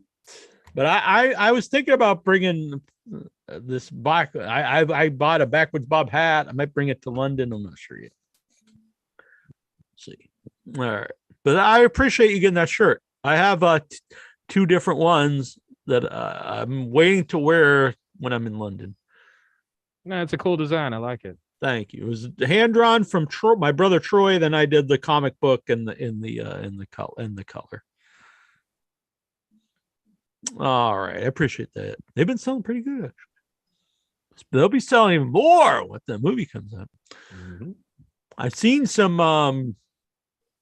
They can't post them until after the premiere, but I've seen them reviews of the film. They've all been very good except for one. Uh-oh. But I've been told you got to get used to this stuff. Not everyone's gonna like your movies. Stellar Steven, what's on your mind? Yeah, favorite wrestlers from the WV, and that's for Incher. I gotta go with Jason Kincaid, but I'm sure Ray Stevens is the most notable. Necro Butcher. That's a good pick. Or my man, my buddy, who has some news. Without Your Head Network 2.0 is launching in October, and I'll just give you guys a heads up. A man who's joined that network, my man, Madman Pondo. Boom. Oh, What happened, Incher? Incher is so excited about the WV, he took off. Oh man, right. he's going to bring his favorite wrestler onto the show. He had to go WV. Man, The verb. Might as Look well at go the into adjective. WV. You might as well go into the Raw report before Incher comes back and interrupts the whole thing. Steven hasn't Jeez. even. He didn't finish yet. Jesus, Lexer. Control the shit. I gotta catch up on New Japan. Okada won the G1. That's big news for them. I think a lot of people wanted Will Ospreay to win, but we'll see how that plays out. yeah. That's my Japanese wrestling report. Oh, he's got to restart his computer. Huh? He's got a blue thing of death. Said your device ran into a problem and needs restart. We're just collecting some error info, and then we'll restart for you. 100% complete. Maybe I put a curse on his computer.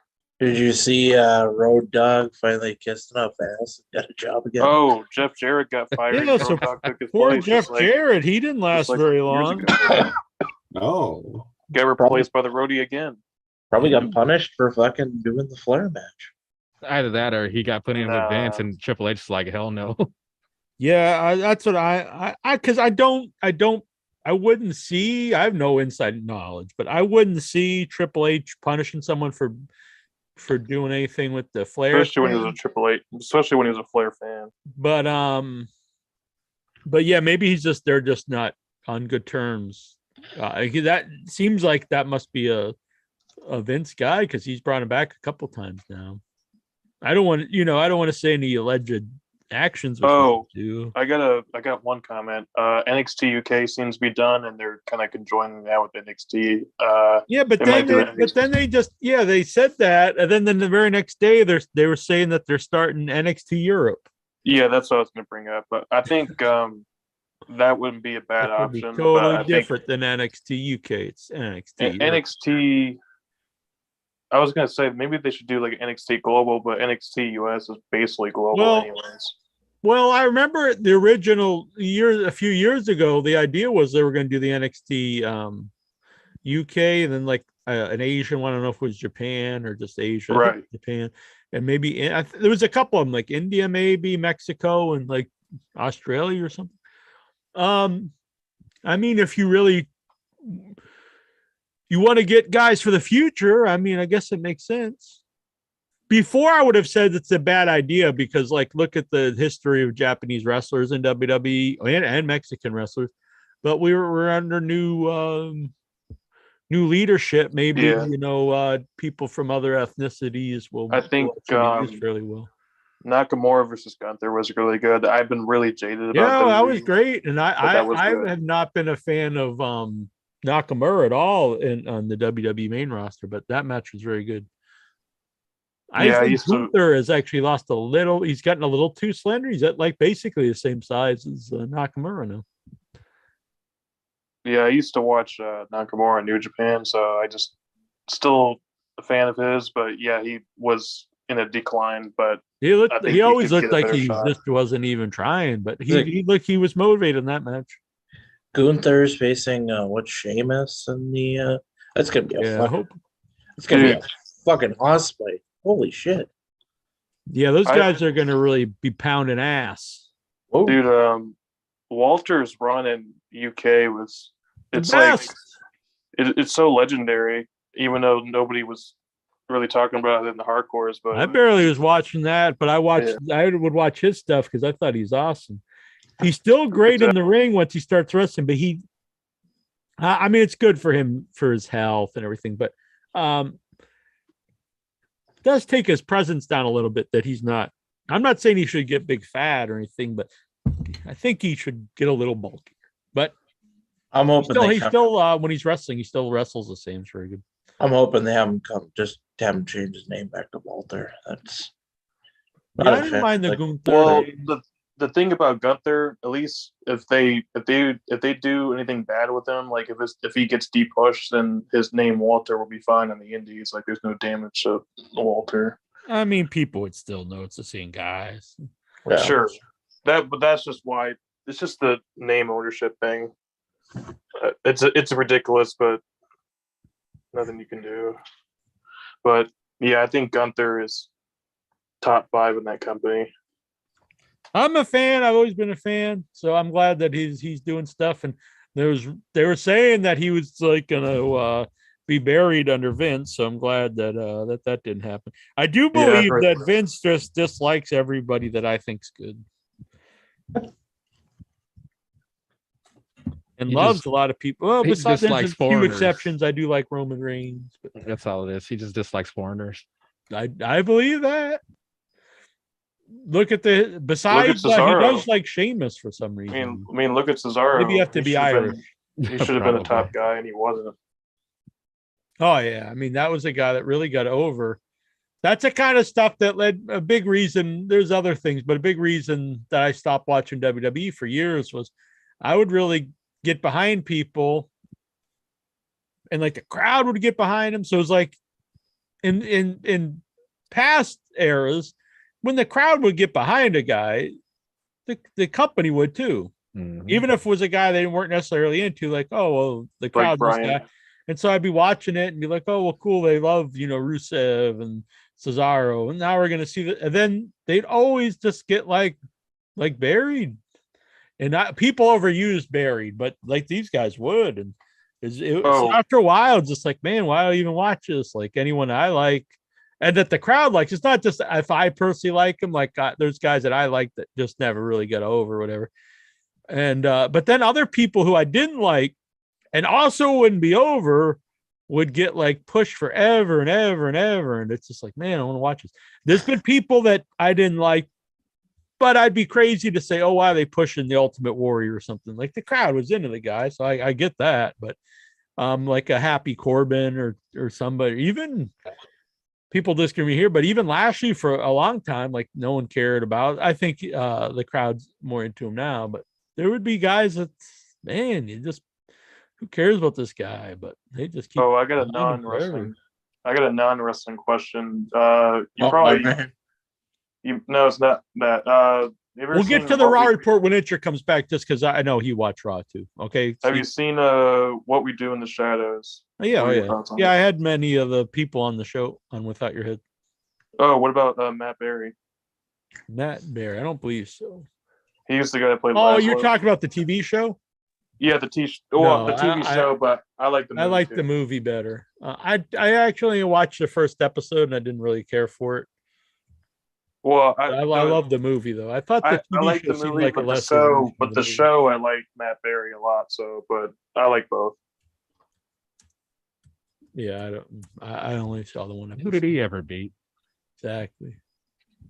But yeah, I had a few people. I remember when I set up a bunch of interviews for that movie because I like it so much, and I tried to get what's his name, Wakiti, whatever his name, that got through him. And at the time, like he wasn't really doing anything besides that. And like I got a reply back, oh, he'd be interested, but he's busy getting pre-production for Thor Ragnarok. And I was like, what the hell? Like that's like big league. Oh. He's just in these weird ass movies. I met Harvey Guillén from the show. He was at a convention. He was really cool. Cool. All right. I like the I was gonna say hanky, but you shouldn't call it a hanky, but I do like I like the black bandito look here on Jonathan Jackson this week. I always carry a hanky around with me, but I'm not wearing pants at the moment, so I don't have them in my pocket. Oh. I guess we'll get to the Raw report because I'm not sure what's going on with the Inchman.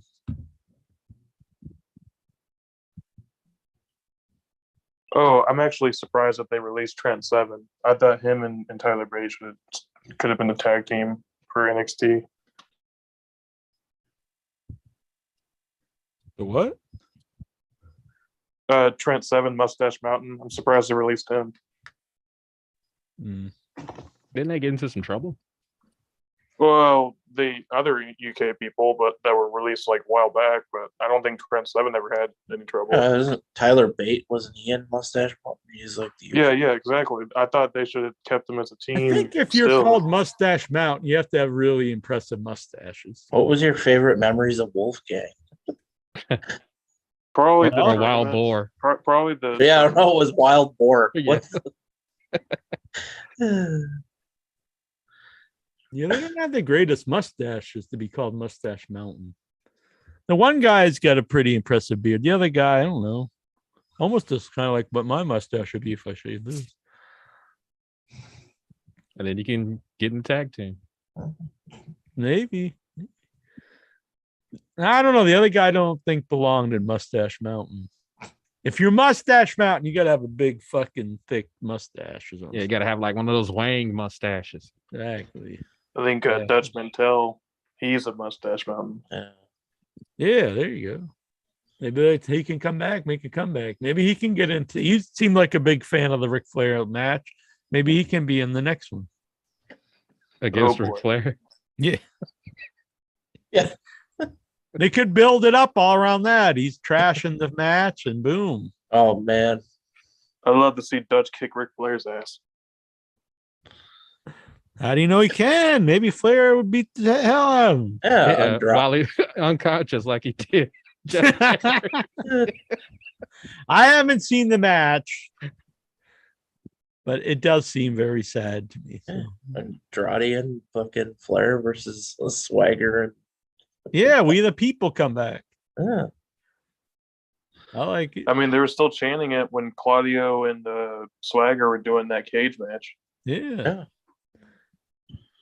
Maybe he can bring back the what was his group in WCW? Is the guys looking for Stan Hansen, the Bandito guy? Desperados. Yeah, the Desperados. So Are they all still alive? Black It's with Bart. him, Black Bart, and Oh, I got a question for Butler. I think the other guy Favorite might not be alive. favorite Canadian wrestlers. Bret the Hitman Hart, of course. Yeah, I mean, yeah, that's an obvious. And Trish Stratus. Actually, You'll yes, hear- we'll get to that. You'll hear a zipper fly down. Intra's coming on here. He's coming. Yeah, they hear Trish. Just like Booker T. Old Lady Trish. Intra. There he comes, 1 inch bicep. Sorry, my computer totally died. Oh, Incher. Favorite Yeah. wrestlers from the WV. Favorite wrestlers from West Virginia? Yeah. Madman Pondo, I said. Definitely up there. The Necro Butcher I said him too. and Jamie Noble. And Don Yeah, Knotts. Jamie Noble's pretty underrated. Mm-hmm. And I like Jason Kincaid from the Independents. I've heard of him. Later. He's good. Mike B says Dutch was legit one of my favorites as a kid. That's weird. A kid would be like, yeah, hell yeah, Dutch Mantel. He was Yes. a top baby face in Memphis territory, but he turned heel several times. Great worker either way. Yeah, I like Dutch too, actually. His thoughts on wrestling lately really resonate. I'm kind of surprised he's not more curmudgeon-y. I like that people that are more open. Kind of sad how little people know of Dutch like these days. I went to a convention in 2019 right before the pandemic hit and had all these wrestlers and nobody knew who Dutch was. And I was like, That is kind pretty of sad. I was talking to Dutch. He's like, I signed like 3 autographs all day. Here's Sting and Kevin Nash and all these guys. I'm like, fucking goddamn, how does nobody know who Dutch Mantel is They know him as Zeb Coulter. anymore? Zeb. Robert. Yeah. Raw report.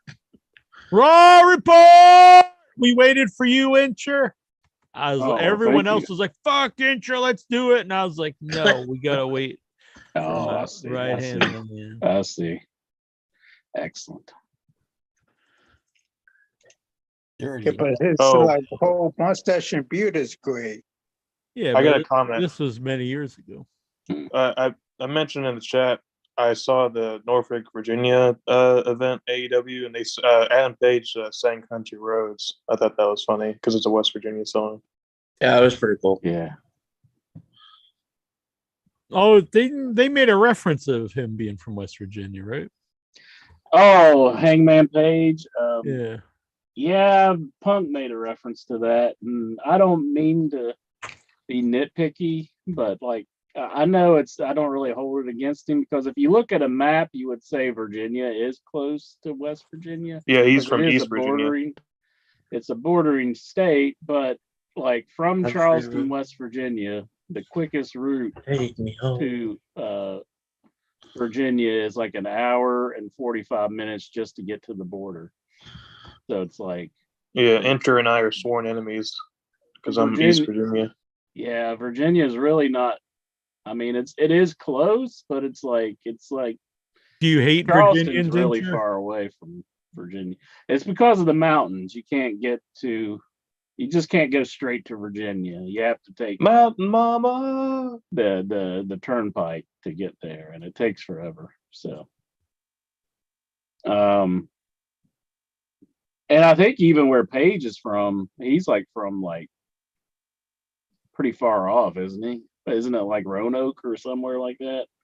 It's not Roanoke, but it's like some town I'm not Julie sure. Where Witt is it? here in the chat. Do you guys think Roman Reigns will beat Drew at the castle? I do not think so.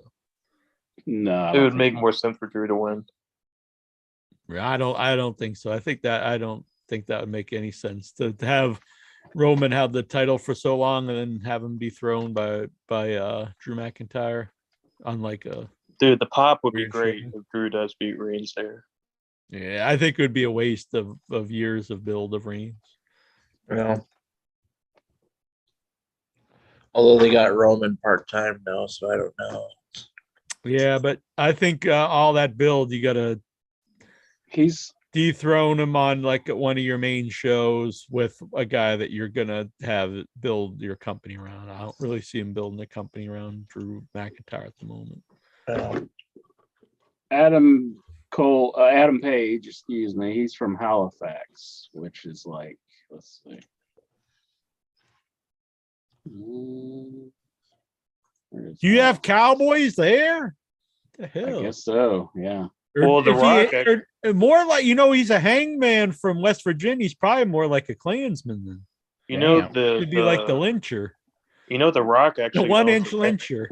Dwayne Johnson actually owns a ranch in Virginia, so there is horses here. Okay, but does he use hot sauce made from New York City? New York City, get a rope. Maybe that's where the Hangman came from. Exactly. I thought you were going to start eating New York City salsa. I thought you were going to start singing that band Fear. So, another band. The quickest route from Charleston to Halifax, Virginia is 4 hours. Straight line is always the quickest route. Well, just scale the mountain and you'll be there. Well, I mean, Punk said he was from around there, but it's 4 hours, 2 minutes to where Adam Page is from. So I'm sorry, Mr. Punk, but that is. How is this guy a cowboy? He's just a big fraud. I'll say that. Rush the ring and kick his ass. I watched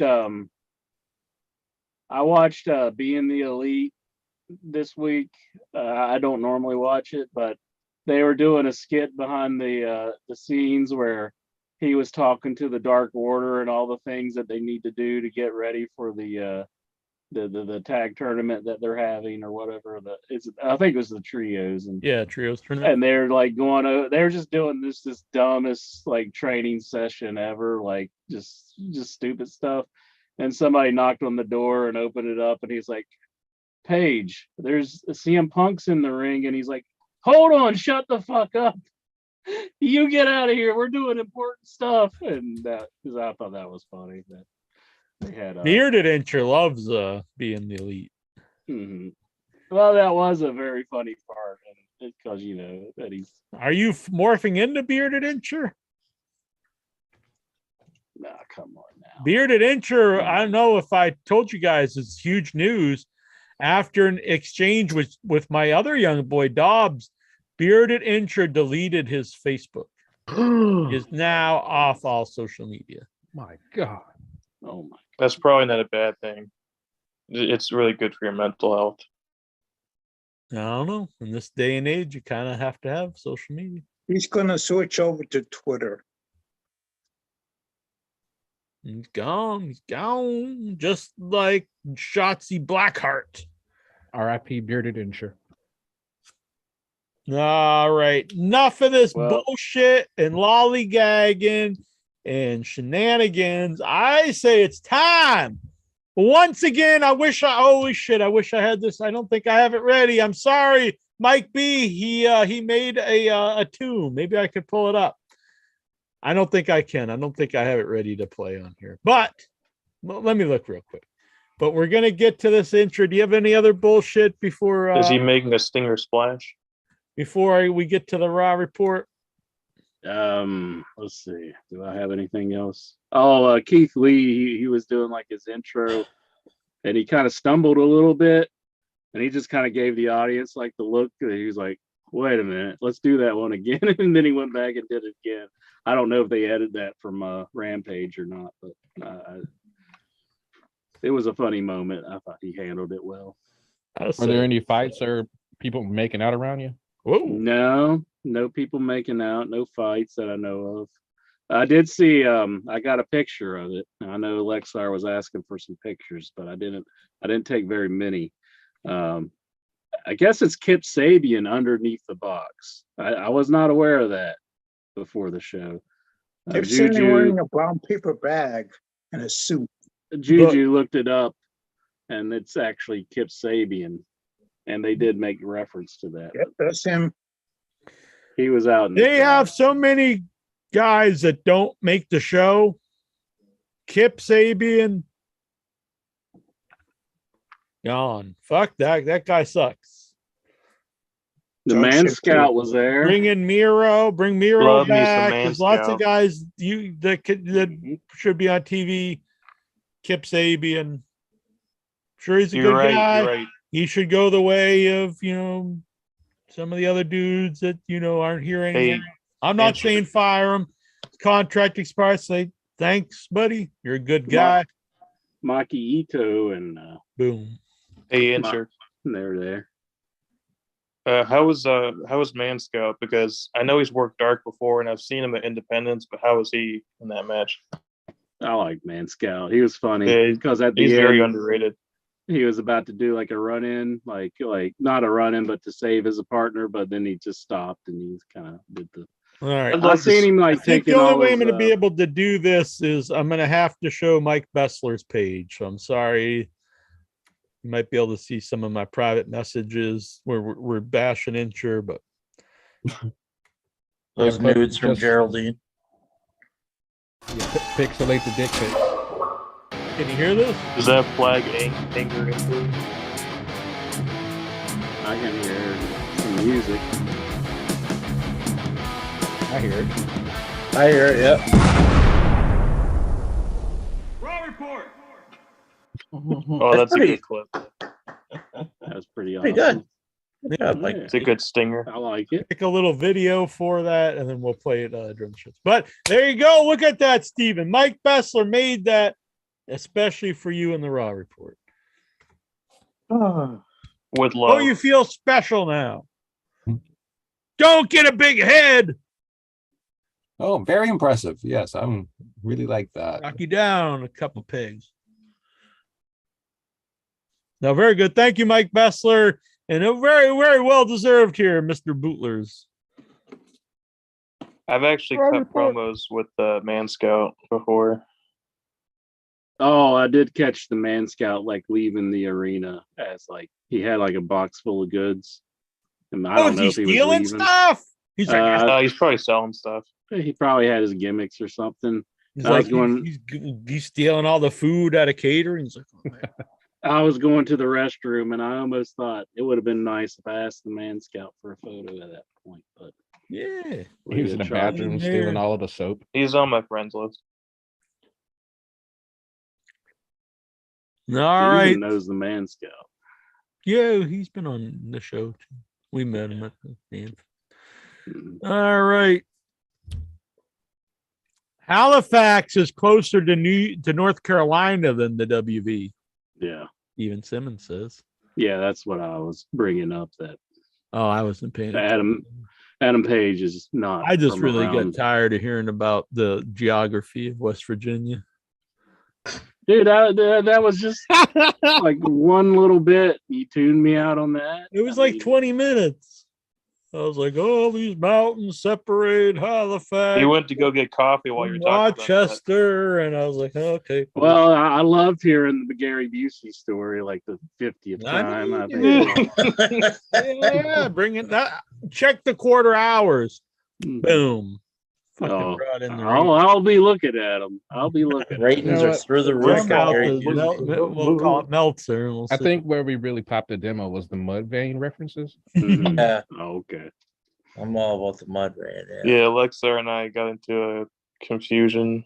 Mike B, we got tickets to see Lawler and Dutch take on Kamala and Kamala 2 at Rupp Arena in 1982. Man, Mike B's an old fuck. You know, Brian Danielson. Super actually- excited. Stan Lane was a last-minute substitute for Dutch, though.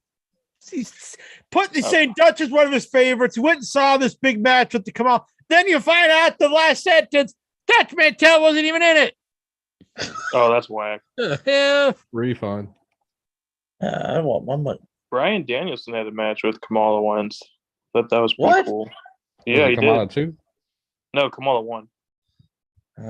Yeah. That's in our Brian Danielson interview.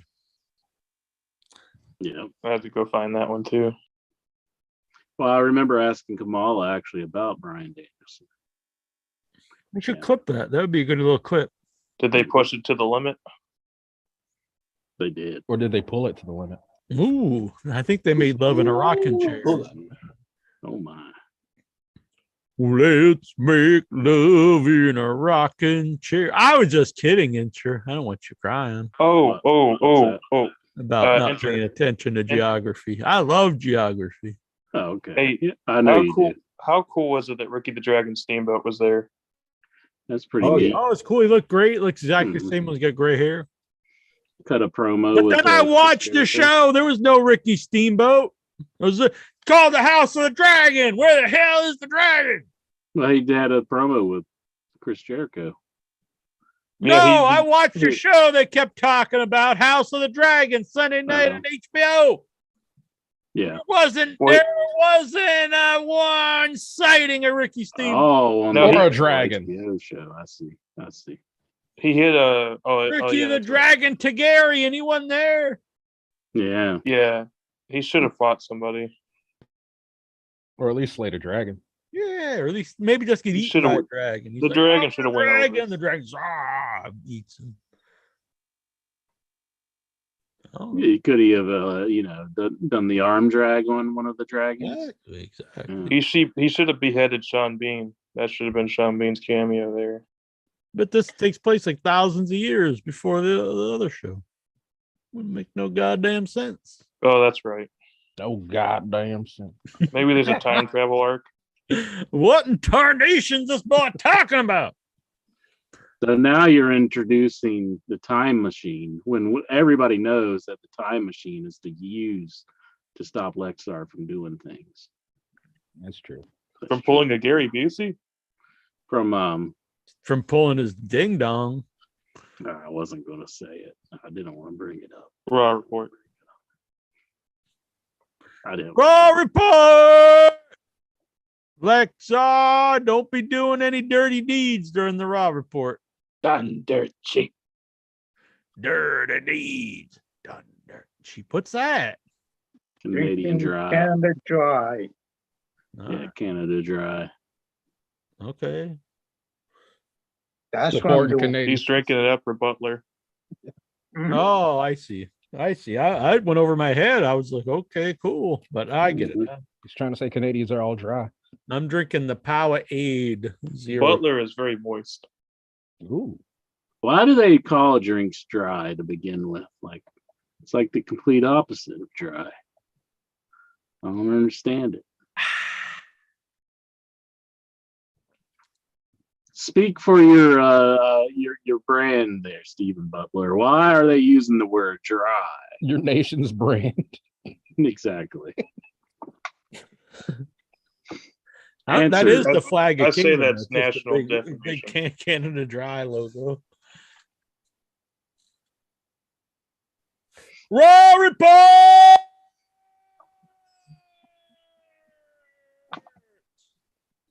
Raw report. Raw report. Let's play that stinger again. Oh, no. Okay. So can we, after our 2 hours, a 2-hour wait, let's get to the Raw I report. know, fucking incher. So are you ready? Wait a minute.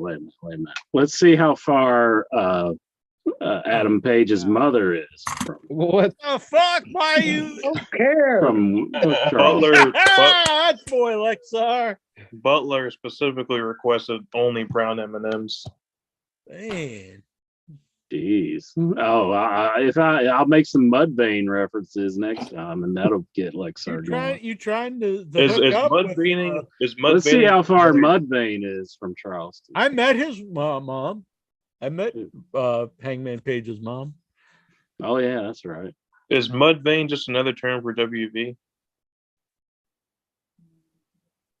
Shut the Got fuck the up, mud Steve. vein running through my veins. I want to hear from the other Steven and hear some raw report. Steven. Okay, let's get to the Raw report, Yeah. shall we?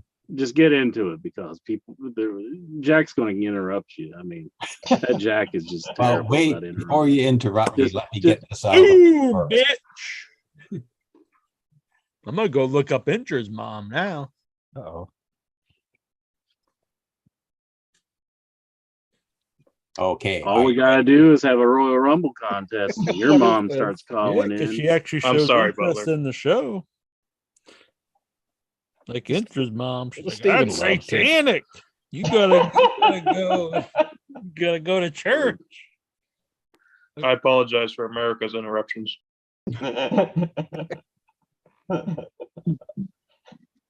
Do you ever go to confession about For the Raw report. All right. Would I be allowed to take confession being an ordained minister? You just call me up. I think the only you got to go 1 week, and then the next week you can take. Well, actually, you got to have. I don't know.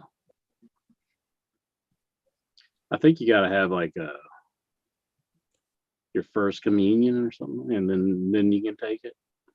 Oh, okay. Yeah, I've done all that. Oh, you're talking. Oh, yeah, people come and confess to me, and then confession. I'm sorry. I'm thinking. Then I forgive them for all their sins. I'd be like, "You've been forgiven." I'm not sure what. I think there's a whole thing for that too that you got to do before you can, go and confess your sins. At least whenever I meant people would come to me because I'm an ordained minister. Oh no, they would confess. I don't recommend anybody confess anything to you because you just be talking to Mike B about it.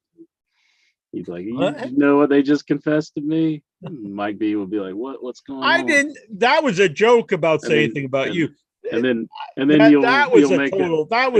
B will make a stinger for it, and then it'll be all over the show. That was a joke saying that there'd be anything bad about you with Mike B. Confession report. I'm just going. This is a repent report. We got a Raw report we need to get to. Steven Butler. I'm gonna repent. I want to please forgive me. I watch Raw after. I'm gonna have to tap out before I even start this thing. Yep. I'm sorry. Okay, Monday Night Raw from Toronto, Ontario, Canada, the Air Canada Center, or now the Scotiabank Center, or whatever it's called, Scotiabank Arena. Too bad someone wasn't man enough to be there live. Corporate Canada keeps changing. Okay, it's time to rock and roll. This time I'm in control. Right now I got the keys to the city. That's Trish's theme music. Oh my God, Trish Stratus. You look pretty perky. It was like, look at her. It's like grandma's getting her titties out. Look at her. She's taking off her jacket. But before we get to Trish, old lady titties. I'm gonna have to agree with Intra on this one. Intra? Yes, sir. There we go. There we go. Yeah. Yeah, do this one with me. Do this one. Oh. Woo! Whoa. I need to confess after that. All right, Raw report. So your lady comes out. No, wait. Before that, wait for it. Before as Raw comes on the air, try that again. As Raw comes on air, we have a brawl taking place in the backstage area between Matt Riddle and Seth freaking Rollins. And even the commentators can't even start the show before it goes. Some camera guy runs to the back and catches them in the middle fighting each other. And then finally Raw starts, fireworks going off. And it begins. Now Trish, oh my God, this woman is 46 years old. She comes out. She looks so fine. Fine, fine, I'll tell you.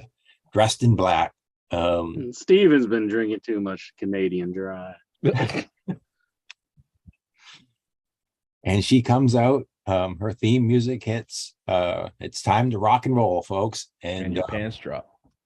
She now, like I said, I don't think she's coming back full time, but if she comes back once in a while, I'm fine with that. But she gives this nice little speech in front of the hometown crowd about how this is home, and she refers to the wrestling ring. But if she comes back for a match, maybe she's in great shape for 46 years of age. Where old man Vince would sexually assault some women. He'd be like, allegedly. But before we can get to that, who interrupts but none other than Bailey, Io Sky, and Jack and Dakota Kai. Yeah, I was hoping they'd beat that old lady down. Like, beat that bitch. So yeah, I was kind of thinking if she's gonna have a match, looking good, Trish. Yeah, exactly, because they start having a gab fest, and I thought there was going to be a match between Bailey and Trish, because but instead, like Trish, she takes off her jacket and shows her fine looking body, and I'll tell you, and I'll be quite honest, give daddy some sugar. Steven's about to Lex or the computer screen. Trish has one. He likes the moms. My God, that woman has a great ass. She did have. I will say she does have a great ass. I've never really thought she's not my type. She's all that Trish yoga. Like an old porn star or something. They made reference to Trish Stratus being on Canada's Got Talent. Now, how big is Canada's Got Talent? Have you ever seen this, Steven? Unfortunately, no, but it is going into its new season as well. So is she a contestant? She's like one of the judges. Doing like, oh, you're out. Sorry, you got in.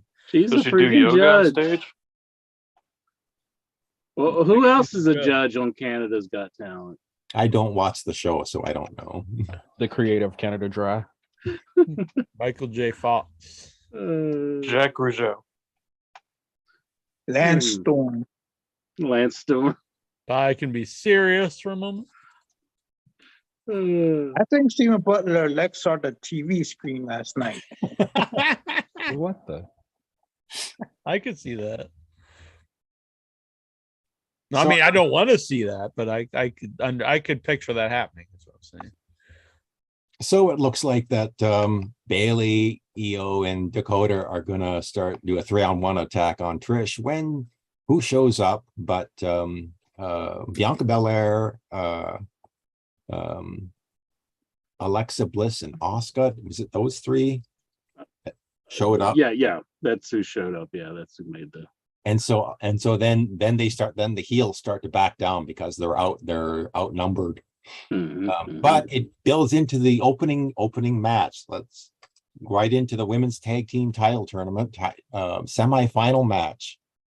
Dakota Kai and Io Sky taking on Alexa and Asuka, and a good women's tag team match. I thought my first time seeing Dakota and yelling, I thought it was good, honestly. I'm not a fan of Alexa Bliss, but I thought she probably worked better in this match because neither of these women are huge. She's when she's wrestling like someone, like, it's not too believable to me. Like, and I'm glad she's not doing the supernatural stuff. I really don't like that stuff. Yeah, I do think the match was probably too long though. She's back to just plain old Alexa. Back, first of all, she's not as big as it was without the theme. If she's doing the supernatural stuff, I think she needs a mummy. There's nothing more supernatural than a mummy that has really sand falling out. Yeah. Instead of Lexar, it's Yeti. The Yeti. King Caris, I believe. Yeah, I did like whenever Asuka was in the ring with Io Sky, I thought let these two go at it for an extended period of time, or do a one-on-one match or something. I'd like to see that. Like Asuka was still doing her kind of goofy gimmick where she is still, I don't know why they goofy. I agree with Butler. I want Asuka and Io Shirai or Io Sky to go at it. Yeah, definitely. So there's a but I was actually surprised that they won, but I was glad that they won because they're like an actual team. The ones with Bailey. So to me, the right people went over. Yeah, because so there was like a blind tag that Asuka didn't see, and so as a result, Io Sky. I think she pinned Asuka. She pinned Asuka, and Asuka, of course, had the weird look on her face, like, oh, I didn't see that coming, and all of that. Anyway, yeah, Io Sky and Dakota Kai advanced to the finals of the tag team tournament. And again, they showed the girl from Toronto and Doudrop and Nikki watching, and I guess this was a build up to that second. Aaliyah. Yes. Jeez, Stephen Butler. How do you not know your fellow person? Aaliyah's pretty hot too. We'll get to Aaliyah. We'll get to Aaliyah. Too many interruptions to forget the whole show. We'll get to Aaliyah. So the winners of the match, Dakota Kai and Io Sky. So again, generic interview guy. Yeah, who the hell is this dude? Kevin Patrick, Irish guy or something. Yeah. So he's interviewing Dolph Ziggler. I think they just found him on the truck one day and put him to work. And he's just like, hello. Yeah, put on a suit, kid. He sounds like Sheamus, but he probably just asked, like Lexar. He was like, "Hey, can I work here?" And they're like, "Sure." Yeah. Vince was thinking about making him his geek, but then he thought, no, I'll just make him into a. Ooh, I can't wait for Sheamus's match at Clash of the Castle. Spoiler. Yeah, it's gonna be a fucking hoss fest. Man on man pounding incher. Heavyweight fight. But I couldn't care less about seeing Sheamus pounding meat. Well, it's because it's Gunther. Because it's Gunther and Sheamus, that's why I'm interested. Gunther and Sheamus. Okay, go ahead, strong on style. Raw here before Stellar Steven interrupted you. Raw report. So Ziggler is trying to do an interview because, of course, he lost the Theory last week, and he's got to bounce back, and he's interrupted by Finn Balor and Rhea Ripley, and they're going to have a match next. But before the match starts, he decides to just whack Finn, and Finn just drops to the floor right away. And then he goes his way to the ring, but then comes back and then has a parting shot at Finn, saying, and then next we have the match. And I guess Ziggler's, I'm no fan of the Judgment Day, I'll tell you right now. Yeah, I'm not either. And when is I actually like gonna the wrestle? Like, I like Damian Priest and stuff, but I don't know. They don't really match. And Rhea Ripley, who I used to be a fan of, their promo is like real, like fake. She does like this real fake laugh constantly. That stuff was very much like the regular WWE stuff. I remember, very scripted and fakey. Oh yeah. But I like which, by the way, just Raw in general, to me, if you could tell there's a transition where it's definitely improved and there's a lot of new stuff, but there's still some of the older stuff that wasn't appealing to me. Like that, their promo I thought was very fakey and corny. Yeah. Maybe it would only work if But it's definitely improved. I'll say that you can definitely see improvement. And there was actually some really good stuff later on in the show. But go on, Stevie. So does anybody know if Rhea Ripley is injured? Because she ever since she came back, I don't think she's had a single match. Probably hurt herself from beating Dominic's ass. Good. Beat that man. Yeah. It should have been me. Well, remember the update, Steven? Remember the update with her brain injury, whatever that was? Remember that update? That was a while ago. And so is she still suffering from that? I'm not hearing any updates. Anytime they have anything with concussions or brain, they're really, which they should be, but they're probably waiting till like everything's completely clear. Yeah. Although I'm pretty sure she's probably competing on like house shows. I don't think she's doing anything on Raw or something like that. So Dolph Ziggler and Finn Balor have a match. Again, you were saying about long matches, Jack. That's what I noticed about the Triple H era now. A lot of these matches now go through 1 or 2 commercial breaks. Yeah, I don't think that's always a positive, especially when every match does. Well, considering 3 hours, I think. Go ahead. Considering the Vince McMahon era of like 24/7 match. I'm not. But to me, silliness. it's not either or. It's not either. We have a bunch of like short shit matches and stupid 24/7 matches, or we have every match goes 2 or 3 segments and it's 20 minutes. There should be a nice middle ground there. Well, some matches do. I think some matches should be long, but not every match needs to be like really, really long. Especially over the whole show, you get a little bored of that. I do anyway. Oh, I'm actually liking this. I'm in the exact opposite because you had to sit through years of Vince. I did, and I stopped watching it. Yeah, well, I didn't. I kept watching it. And we thank you for that. They have a great match here. Finn Balor and Dolph Ziggler.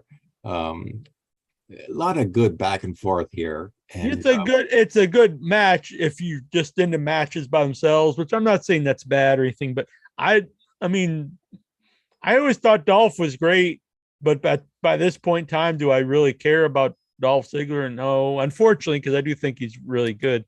And I don't care at all about Finn Balor when he's not the demon guy. Mm-hmm. I think this is the closest we're going to get to Bullet Club Balor. So a heel Balor isn't the demon works for me. It doesn't interest me at all.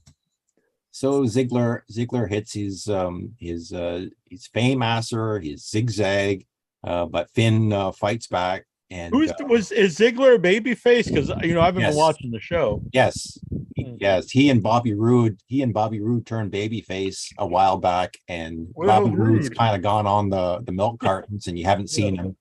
And Ziggler's been a baby. I think Ziggler's much more suited as a heel. So Finn hits his coup de grace on Ziggler and pins him and wins the match. So generic interview girl, we switched to generic interview girl Sarah. She's with Aaliyah, who's she's a SmackDown wrestler, but she's here on Raw because she's from Toronto. Yeah, and she's going to be facing Bayley because it's going to be oh, and I think this was the 3 girls, Bayley, Dakota Kai, and Io Sky, were gonna intimidate Aaliyah when Trish does walk, sort of gives her some backup. Back that ass up. Trish was taken up for fellow Torontonian. Mm-hmm. Mm-hmm. So next up, again, as soon as you saw the guy on TV, you knew exactly what was going to happen here. Chad Gable is issuing a challenge. And who answers the challenge? None other than Kevin Owens. Yeah. So Kevin Owens, my goodness, he is supposed to be a heel, but when he comes out to the Toronto crowd, the crowd, I assumed he was one of the main baby faces, I'm sure, but it was like going nuts for him. Yes, he was the conquering hero, even though he's from Quebec. So Chad Gable and Kevin Owens have a match. So Chad Gable's a baby face? No, he's a heel. He's a heel. Kevin Owens is a heel. He's supposed to be a heel, but he came to Toronto and they turned him babyface, probably just for one night only, too. Well, I think he's kind of in that tweener spot right now. I thought he was. He's becoming like babyface of the show. They're trying to make him more of a bigger name, I think. So this is my first time seeing Otis. I've seen Otis before, but my first time seeing him and Chad Gable together as this new thing. I don't know. You guys were saying they're good promo. I think they're fucking terrible. But the match I thought was very good. Well, with some promos they've had in the past, they're pretty comical at times. This was like bad WWE standard comedy stuff to me that I'd never enjoyed. Right. I enjoyed it. Lexar likes it. I'm just giving my honest opinion. So just stick that in your pipe and smoke it. I thought it was the shits, the promo part, but a match was great. Yes, cannonballs, kicks, chops, punches, suplexes. This was pretty good. I mean, I thought this was really good. this was a really good match. This one had my attention, even And for the first time in I don't know how long, Kevin Owens actually hits that pop-up power bomb and pins somebody with it. I haven't seen that in I don't know how long, but yeah, I thought Kevin Owens came off like superstar. I just assumed he's like one of the top baby faces on the show.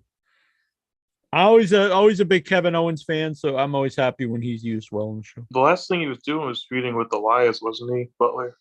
Ezekiel, yeah. Ebenezer. Yeah, it's got to be a big up. I actually like Ezekiel or whatever, Elias back when he was Elias stuff, but this has to be a big upgrade, him coming off like a big star as opposed to doing some dumb comedy with the Ezekiel family. Yeah. so Otis tries to blindside him and beat him up, but Kevin Owens comes back and he hits the stunner on him.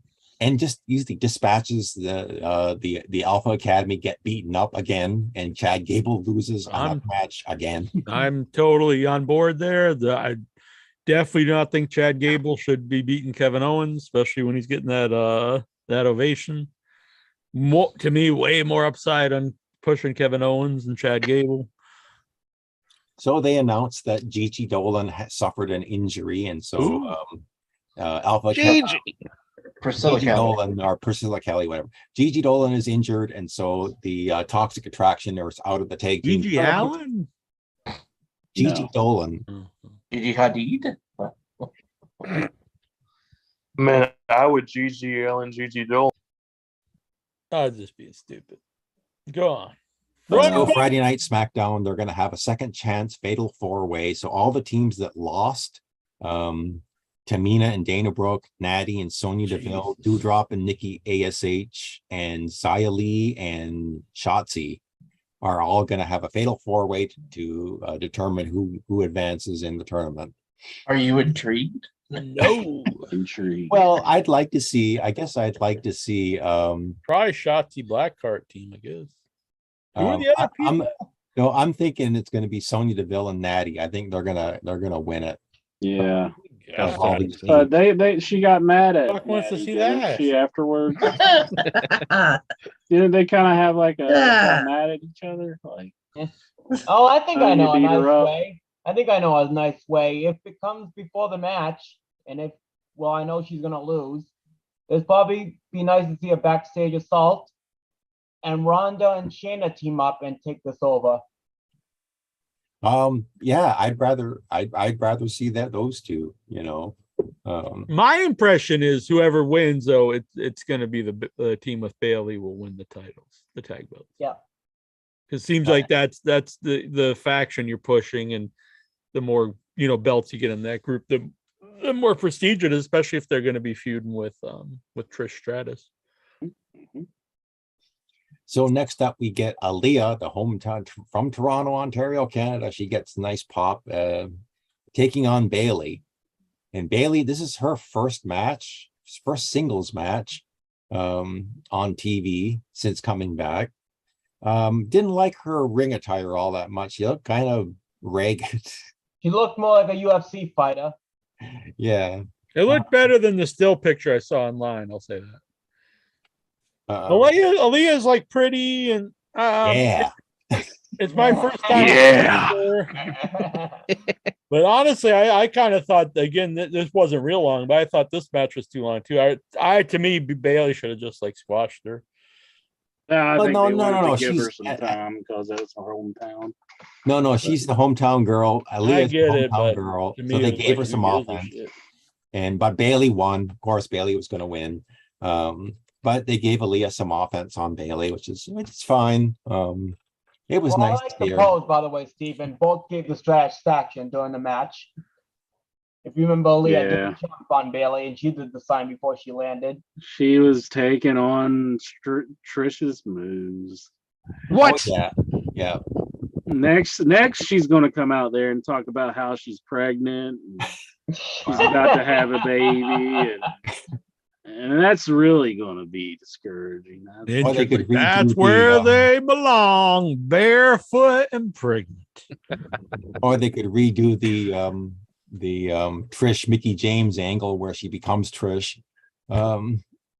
So next we got Bobby Lashley and AJ Styles, and they go from fighting for the U.S. title. I like that there was an ad with AJ Styles yelling at some kid for vaping. It seemed like right out of like not that they vape back in the 90s or the 80s, but the ad seemed very like very dated, where it was like AJ's like, "Don't be smoking now, it's bad for you." But if someone's gonna do that ad, like I actually believe it from AJ. He seems like someone who would be yelling at somebody for vaping. It was funny though, I thought. Well, they are part of the gay community. Okay. Whoa. Don't be gaying. Gotta be praying. Get them monkey buttocks. Oh, Jesus. So yeah, it was AJ and the Almighty. He's got a new intro that I've never seen it before. I like the Almighty intro. It's kind of like got like its old like strongman thing to it. I like it. Yeah, they really presented him well. I'm not really a fan of his, but they presented him well. So this one had a weird ending. This tag team match ended in a no contest. First, some fan, again, some in quotation marks fan, attacked AJ Styles. Yeah, I didn't know who that guy was. Almost looked like Chaos from who was that dude from XPW, but I don't know who it was. Anybody know who that dude was? Looked like Joey Chaos, but I don't know if it was or not. So AJ's kind of wondering who that was too, and then poor Miz got kidnapped. I thought this. I like this Dexter Loomis angle. He's got the big wide eyes. He looks nuts. He starts choking him out and dragging him away. I'm all about it. I like that. This was all about one of the highlights of the show. And Dexter showed up at NXT today with her old ex-girlfriend, who now we got back together. The Artwell. Yeah, you open the tickets, or you just scratch off? It was one of those. He licks it off. He licks it off. There's scratch and sniff, not scratch and lick. Damn. Scratch and lick. Lick it up. Yeah, yeah, yeah. I'm going on and lick it up. Oh, lick it up. Good Lord. Oh. Whoa. And Dexter Loomis, I'm a fan. I like this guy. He's good. Yeah, I'm curious to see where it's going to go. If he's going to lock him up in his dungeon or something, and the Miz is going to be locked up. He's going to Lexar the Miz. I'm a fan of Miz and I'm a fan of Ciampa, but they do not go together at all. They should. I don't like this. Agreed. They I think DIY should reunite. Does not fit at all. I get it. New people take over. You can't just like, okay, it's a reset, but they should work to something splitting these guys up because it does. They don't match each other. I like both guys. I like both guys. Maybe this is it. Maybe him being dragged off by Dexter Loomis and locked up for a couple of weeks makes Ciampa just think, I don't want to be with that guy. Maybe he'll join with Dexter. I don't know. It's like I'm a Dexter sympathizer. I'm with Dexter now. Oh man, this show is pro abduction. Yeah, I like Dexter Loomis. Does your shirt say Teenage Head? What the hell is that, Steven? That's a band from the 70s and 80s. You know what that is? Are they like Mudvayne? That's gonna get you on some kind of list. My name is Mudvayne. Teenage That's Head. a private song. That's like what Goosey's Googling over on the... Yeah, do a Google search of Teenage Head. No, I do not do this. If we do not condone this. In your head does not condone this action. Only and do not Google image any of this on the show. It's a band. It's the name of a band. And that's not Are what's they gonna Canadian? come up when you start Googling it. Yeah, I don't think. Seriously. I don't think that Are works. they better for than the G.G. Allen? That's what's that's what the Lexar, that would get him in trouble. Lexar, don't be listening. Mitch's gonna have to break out the time machine again. This time we'll have to get you out of the big house. Oh, man. All right, let's go to one of the highlights of Monday Night Raw, shall we? Johnny Gargano returns to WWE. This was great. This was a great segment. If someone would have told me Johnny Gargano walks out on Raw, I'd be like, oh, that's cool. Too bad the crowd probably don't give a shit. But no, crowd was pumped. They were chanting holy shit. And then I saw people on our group, but probably on the internet, saying that people didn't care about him. And I'm sorry, that's you're either lying or you didn't see it, because the crowd clearly cared about him. Yeah, I think They're Canadian definitely- crowds are good for that. What line? Yeah. No, for But pop. no, this was a great segment. One of the better promos by Johnny Wrestling. Had a lot of passion in it. I think immediately got him over, even if you didn't know who he was. You get like why he's here and how he wants to win titles that he grew up. I thought this was great. It seemed real, and it gave this guy a purpose. And to me, I always thought the booking in NXT under Triple H, what I liked about it was very simple. It was everyone wanted to win matches, everyone wanted to win the titles, and Johnny Gargano right away kind of personified that. I'm here. I was going to quit wrestling. I didn't know where, kind of hinted maybe I was going to AEW. Maybe I was just going to quit wrestling. And then he's doing this for his kids. And he always dreamt of winning the US belt, the IC belt, and then the WWE World belt. This to me, very simple and very effective. Mm-hmm. I like this a lot. This is the highlight of the show for me too. Yeah, and then he's interrupted by Theory, and Theory comes out, and so they were once in like a team together in NXT. I don't know. this was an NXT thing. Again, I didn't watch NXT at that time, so I was totally oblivious to this. I'm not a huge Theory fan, but I do think a feud between these two works, because Theory seems kind of the opposite of what Gargano was talking about. He kind of seems more, because he seems more like the sports entertainer guy, even though I know he's a good wrestler. But it really probably that would be a better fit if you were going to put someone. I know you don't want Theory as like someone's underling, but I do think him and Miz would probably be a better fit than Ciampa and the Miz.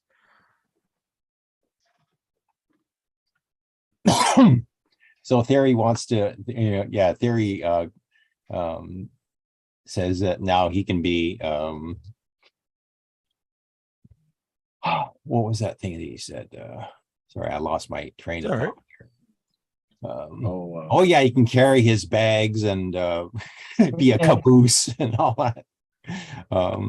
But no, I mean, like, I think I just kind of like want to see anybody beat crap out of Theory, actually, and if it's Gargano, and that's doing his job.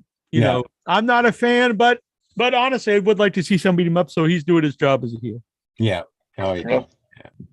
So finally, we get to the there was another replay of what happened between Riddle and Rollins. Next week, Raw is in Pittsburgh, and guess who's making his return to WWE next week on Raw? You suck. Yes, him. You Kurt suck. Angle. I was just talking intro. No. What? I'm the opposite of you sucking. And I feel Kurt Angle always was. I do too. I don't really like that chant, but yeah. Especially when he's a baby face and he's into it. But I don't know. I don't know what else would you do. So it's weird. But yeah, I'll be honest. I have not enjoyed Edge's return pretty much at all. But I'll say the haircut, huge improvement. I thought he made him look younger, not as ragged and old. And I thought this match was great. I think it was one of his best things since he came back. That's great. Yeah, I like his outfit. You know, Yeah. with, He the looked white really and good. red. He looked really good shape. He wrestled really well. Yeah. I actually probably think he is better suited as a babyface because the crowd is into him. And So yeah, just a great match. Really yeah, good. Edge hits the spear, gets the win, and a Canadian destroyer. Oh, I love Yeah, that Canadian was destroyer. very cool in Canada. Doing the Very Canadian new, destroyer. yeah. I like that. Now this was a match to me. This should be long. I think when you have every match long, it kind of takes away when you do a big long match at the end. Yeah, But it yeah, was this was really good. It was about 10:30 when I think the entrances were starting, maybe 10:35. I can't remember, but they gave it a lot of time. Yeah. And after the match, the heels, Finn Balor returned, and they started working over Edge. And who makes the save? Who saves Edge from the dastardly heels? None other than Beth Phoenix. Yeah, I'm really not a Beth Phoenix fan, but if you are, you have Rhea Ripley on the other team, so you know it makes sense, and you know there to help her husband, and you know you could do the mixed tag, Edge and Beth Phoenix. I think Edge should have found anybody else other than. She Beth just got a new Phoenix. woman. Yeah, just because I don't want to see Beth Phoenix. Yeah, she's terrible. If Christian was still in WWE, Edge, Christian, and Beth Phoenix. I think he should have got Oksana. Oh no! I think he should have. Oksana's got to be one that was getting killed by Vince. Allegedly. But there's no other reason, or maybe she was with Johnny Ace. But I think I'd prefer Alicia Fox. No, I'm not going to get ridiculous. I think I'd prefer. Who's another really bad one? Like I'm Hall not of Famer Queen Charmel. I'm not going to get Queen Charmel's fine with me. Yeah. How about Kelly? Kelly, yeah, I definitely like to see her more so than She's doing Beth like Phoenix. It's wax all hard. Beth Phoenix really is just the drizzling shits. I'm not a fan, but I'm not going to go to that level. She's drizzling shit. She's awful. I 100% full throttle am going with this. I hate Beth Phoenix. Damn, she sucks. My goodness. Inter hates women. Confirmed. Uh-oh. I never said that. Well, no, because he was saying he liked the Oksana. Yeah, I like Oksana. Brandy. I did like Oksana's look. Brandy. Come on. Oh yeah. Brandy. What's up, everybody? Hey, folks, that's what's up, Papacito? Papa's in the house. Papacito. Raw report. Thank you. That was an excellent Raw report. My first Raw back in several years.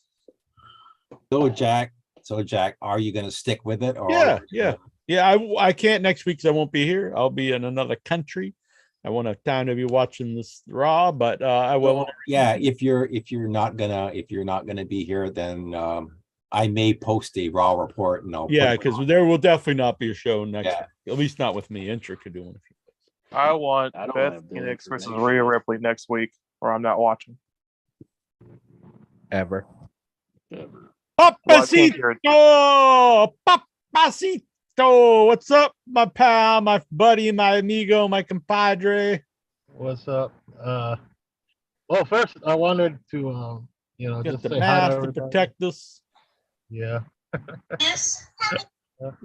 was watching some of Rhea Ripley's matches, and she's looking good, bro. Oh yeah, she's great. I'm a fan. Yeah. I want her to Dexter Loomis me. Yeah. They're fucking with me at work here. But I wanted to just real quickly say none of these problems would have happened in wrestling if Shane won the Royal Rumble.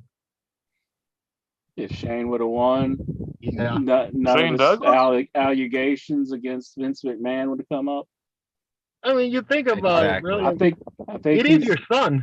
It is your son. How can you not give your son the nod? You know what I mean? you haven't talked to your son in like 12 years, 13 years. You've ousted him, and like he comes back to the he loves you. I don't think like Yeah, I he wouldn't thinks want to Shane's watch a elite. show where the guy just puts his son over. I mean, but who is this, I don't AWA? know. Yeah, Vern Gagne. Every wrestler and every promoter has always had their kids involved in like the. Yeah, and then it's usually that ends up being the downfall of all those promotions. I don't know. I think they could have look. Who is this, if world they did, class? like merch. Well, belts, I think they could've done I'm something. definitely not advocating putting belts Jack. and having Shane McMahon winning like the Royal Rumble. Jack wants to hear, here Great money. comes the money. Here comes the Good money. Lord, no! Fuck I that. think he would have been all right. as a small run, it wouldn't like. I'm not saying I give the know. belt to him forever, but I vehemently disagree. To me, that's no, Shane should have won and destroyed Brock. no. But I he's want- saying, I but want Kane- Papacito is saying that Especially when he's like 50. since Vince Best punches didn't let in him business. win the Royal Rumble, he leaked all the information allegedly. That's what he's saying. He's saying Shane knew. I don't think he really even all. cares that much. I think it was probably Stephanie, or It was Nick Khan. Come on now. if it's a family, it would be Stephanie and Triple H. But otherwise, yeah, maybe Nick. I don't know. It just like to me, it felt like it was such an awesome moment to see him come back to the company and like his kids love it too, and he's like high fiving with his sons. Like if you want to pass on anything like generationally, like hey, look, Grandpa's gonna let me win the fucking Royal Rumble. That's pretty awesome. You know? I think that's horrible. That's just outright nepotism. Yeah. Instead, All wrestling is nepotism. Hell, look at what Jeff Jarrett did with TNA. He gave himself the belt like 7 times. But who? Why? I don't want that. Well, I want to enjoy the show, not be like, hell yeah, that guy's the getting reason the nepotism. champ. The reason why- rules. If the anything, reason why if reason anything, why they'd this even team- be worse shape. He's like, I'm just pushing the women I'm having sex with in my own son. Yikes. I think the reason why he was champion so many times is because he was the only full-time guy at that time that wasn't getting signed. Yeah. There was other full people. Sorry to interrupt. I gotta let you go, but I wanted to leave you with a memory of in your head because I'm like actually trying to go for the Rookie of the Year. Hell yeah. And it was the coverage that you and Incha did of the coverage you guys did. It was like for a month long, but you covered the whole Hogan Bubba tapes. Oh my God, that was you guys. You guys should have won like a Peabody or like a People's Choice Award or something. Peabody. Hell yeah. Rookie of the Year, Papacito. Yeah. You guys have a good night. I gotta go. Thank you. good hearing from you. There is a tape there of Intra and I. What? Whoa. Oh my. What? There was, remember, it was an audio tape, remember? Oh yeah, the audio tape. I don't know where that is. Maybe that on the audio Jackson will have to wrestling dig that one up too. Lost Secrets for $4.99. You can watch. Something I remember Jack saying, "Don't push so hard" or something like that. Oh. How it hurts. Best punches in business. Pushing and pulling here. Good God. He redeemed himself at the end there. First, I was like, what? I was like, I'm hanging up on this guy. But then he put us over, and then I'm like, all right, I can look over You're some good bad with it? takes. So you think Shane took just a minute out of eating his bacon and mayonnaise sandwich, and he was like, "I'm calling up the New York." I wouldn't even want Shane McMahon like champ or anything when he was like young and stuff. Why is he I eating definitely bacon didn't and want him mayo? to champ when he's But a 50-year-old guy and he looks like. But could you imagine he was so upset that Vince was like, "We're not doing that, pal," that he would be like, "I gotta leak some stuff out." Then No, I really don't think at this point he cared at all. Why I are don't you eating think bacon that and mayo on his I'll show you, old fucker. because he always gets out there and he gets real red faced, like his the blood pressure's through. Oh the roof. yeah, I mean I could see him just looks like doing he's the about to warrior. die. Or something, but- They should have gave him the Raw Underground Championship. That would have been hilarious. Shane McMahon the shooter. He eats bacon and mayonnaise every meal. That's his meal. I had baconaise once, which was it was mayonnaise made with bacon in it. Oh, Sounds healthy. It sounded better than it was. It wasn't very good. I remember it even said on it though. Then I was like, well, what? This is just lies that it was like vegan. Yeah, I don't see how that's possible. Fucking lying assholes. Don't see how that's possible. All right. The pig died of natural causes No. and gave its consent to be eaten.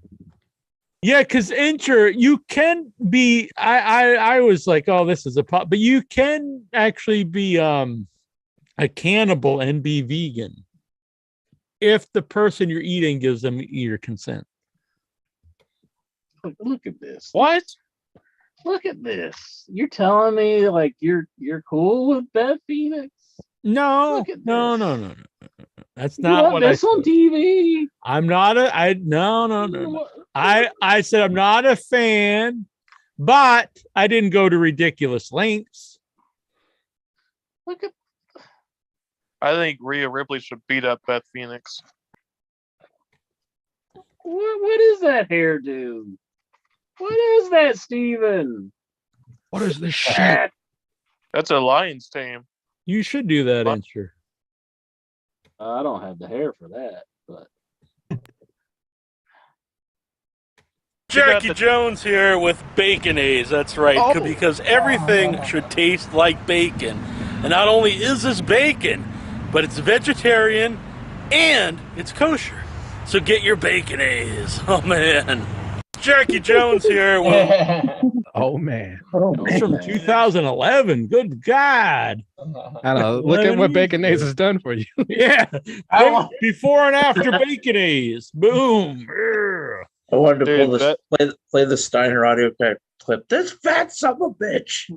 Why does Beth Phoenix look like Dog the Bounty Hunter with that haircut? I swear. I think she looks like somebody from Mad Max. yeah. Okay. I got to be honest. I really got to take a leak. So I'll be right back. Oh. Gotta take I try not to take breaks, but I got to pee. I drank this whole thing. I drank all this coffee. Now I got to pee. He's got to fill up the piss jug. There you go. Yeah. Then when I come back, we'll get to the questions. While I'm gone, though, be interesting. Talk about some geography. Oh, hell yeah. So how about that mud vein? Yeah. Mud vein. Hot heat.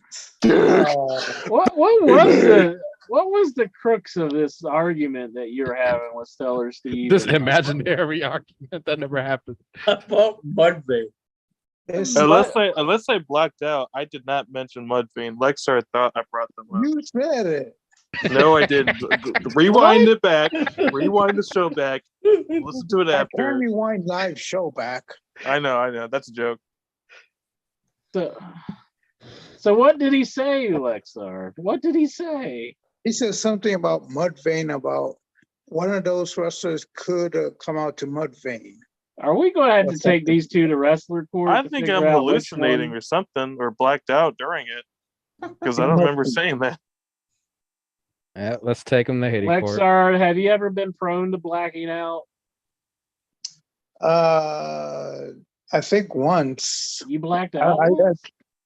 I drank like 4 beers at a barbecue once. 4. What? Where were you when you blacked out?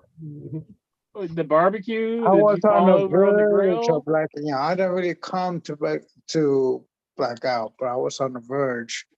Uh-huh. And like my mom had to assist me, and like one of her best friends had to assist me back to the house. Hey, Oh, I've gotten drunk at family reunions too. Don't worry about it. That's nice. So you were that guy? You had to be like helped? You had to have a handler I had to have a trash Like- can. to like get you to one point A to point B? And the couch was not too far. It got so bad that I couldn't remember people's names. I was bumping into things.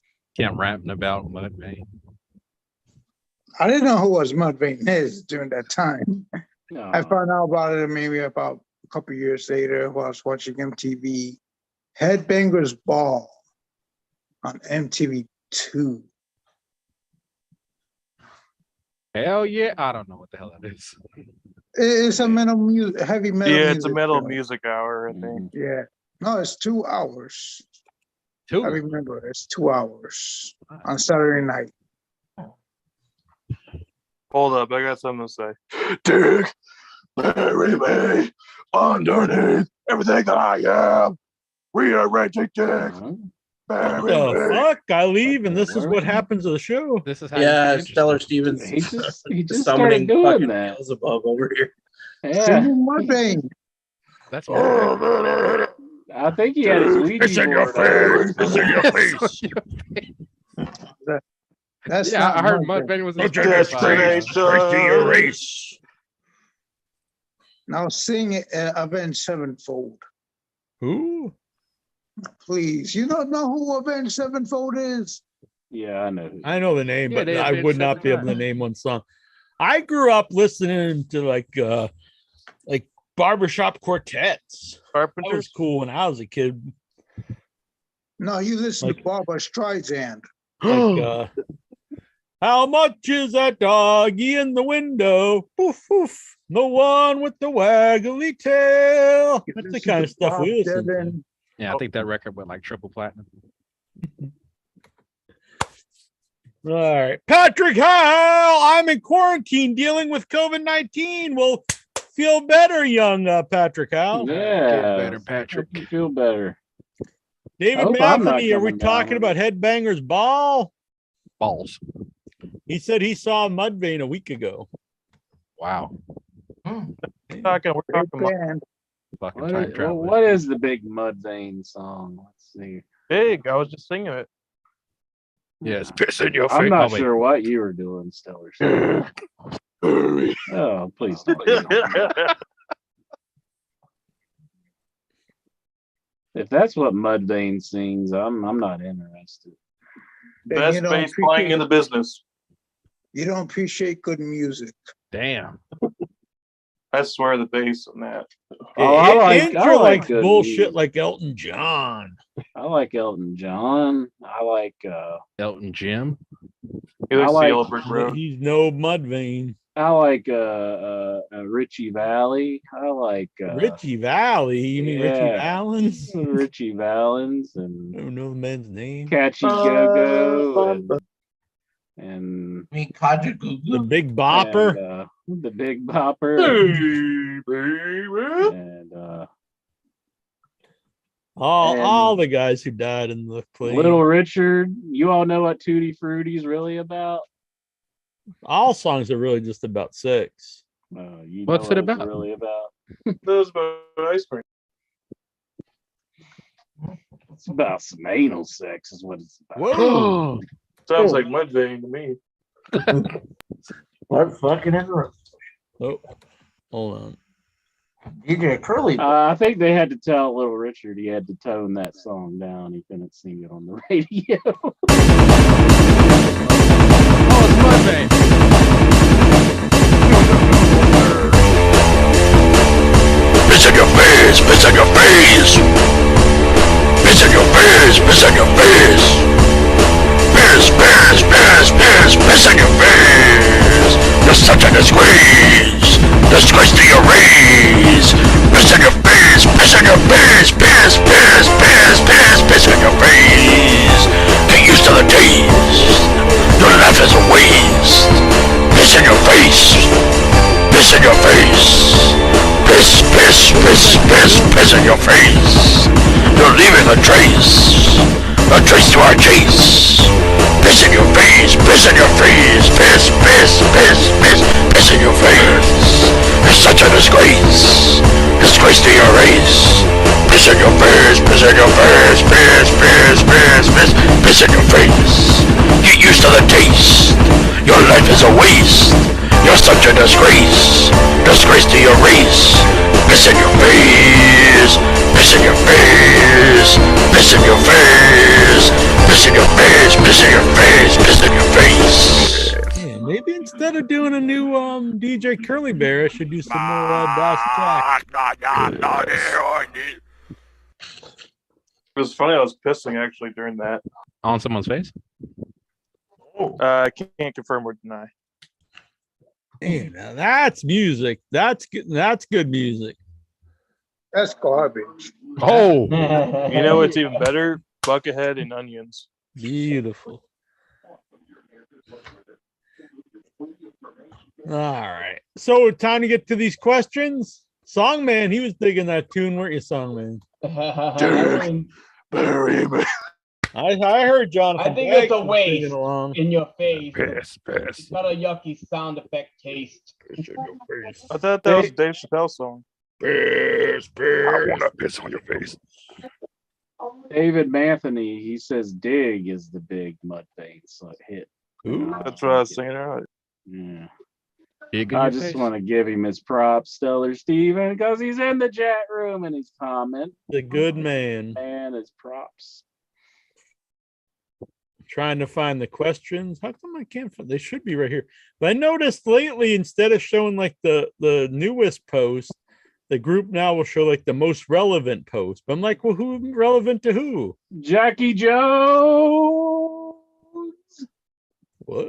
Get the question. Trying to find them, but Facebook won't show them me. See if you Get the can question. you can find the questions instead of playing god awful music. What? I know, enough Mudvayne. We got a No, question. no, that piss in your face garbage. No, that's real music. I don't hear you making music, bitch. Piss. You can't talk about others who create if you ain't creating shit. Piss. Yeah, You you gotta just sit around, jerk off to the strippers, but and burning down houses, but I don't hear you creating nothing. See, we can By the talk way, about wrestlers because Piss. we've wrestled before. Yeah. Exactly. Bam. I There's I audio thought this- proof of it. One time they played Jay-Z and Beyonce "Crazy in Love," and this stripper the like fuck? sticks You didn't her make ass it? to the whole beat of the music. It was Oh. fantastic. Right, jizzed all Then you over pissed you. on her face? Jizz, No, I jizz, come in her face. Oh, Jesus. jizz in my pants. Jizz in my pants. That's gonna be my new tune for That's the Lexa. remix. I thought that was SNL skit. Jizz in my pants. All right, here we go. I need some words that rhyme with pants. Romance. Nothing's coming to me. All right. Yeah, Steven said romance. Jizz in my pants. What's that? It's fake such a romance? lovely romance when I jizz in my pants. Jizz in my pants. I don't think that can work. Stripper romance. It's a beautiful way. Strip club romance. Louis Anderson made an appearance. Jonathan Jackson. I like that guy. Want to know, how is Lexar loving the new era of WWE so far? But how can you take how? But okay, the question is though, Lexar was jizzing his pants over the total just garbage of the last 3 years of WWE. Oh man. So is this better or worse, or is it just still the greatest? I'd say it was a little bit of both, because there's still like some stuff that was happened, like some storylines and wrestlers' names that occurred when Vince was still around. Now Triple H is kind of like organizing it a little bit. Do you wish they would stop using the word wrestling again? No, I enjoyed it. Did you ever like, hey mom, I'm gonna go watch some sports entertainment, or did you always call it wrestling? I call it wrestling. One time I did call it sports entertainment, and this guy was talking to him. You Oh, know, it's you'd get wrestling. just the weirdest look if you ever said that to somebody. Gotta go watch some sports entertainment. Yeah, no one uses it. You'd have to really be like brainwashed by WWE. Yeah, and just imagine if football or baseball. Yeah, that's what I said on the show. If I'm they gonna would go watch stop using- sports. Yeah, come on. It's time for my athleticisms. Mhm. Jonathan Jackson, with all the returns in the wrestling world, when will we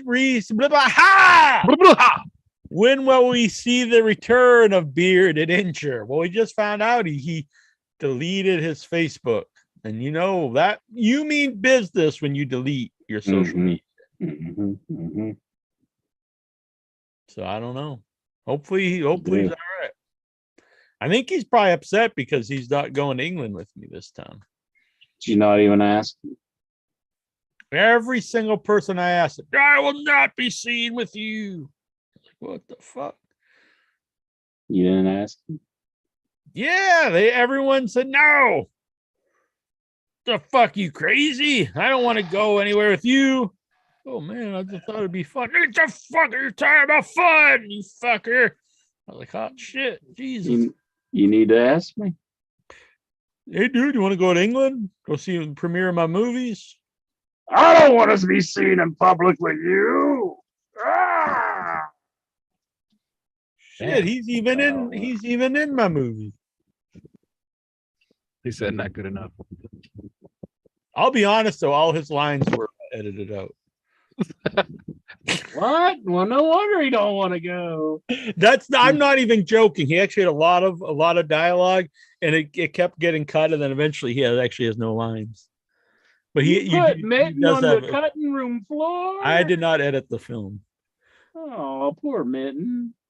He's probably going to be like that Brandis guy who killed himself after he got cut out of Heart's War. Dark. He's in it. You see his face. He makes a facial expression. He's like, but he actually has all. Honestly, this is not me exaggerating or joking. He's completely all his dialogue has been edited out. Sometimes you just don't make it in post. That's not a very good selling point if they've edited out all of it. Maybe it is. You're like, holy shit, if they edited out that guy, imagine the amazing stuff they left in. WWE is selling underwear. Hell yeah. Of your favorite wrestler. Is it dewdrop underwear? Yeah. You mean squirrel coverings? You can get a pair of underwear that's red. That is just the championship repel. You never want to drop your underwear when you buy WWE underwear. Do the drop. Your pants.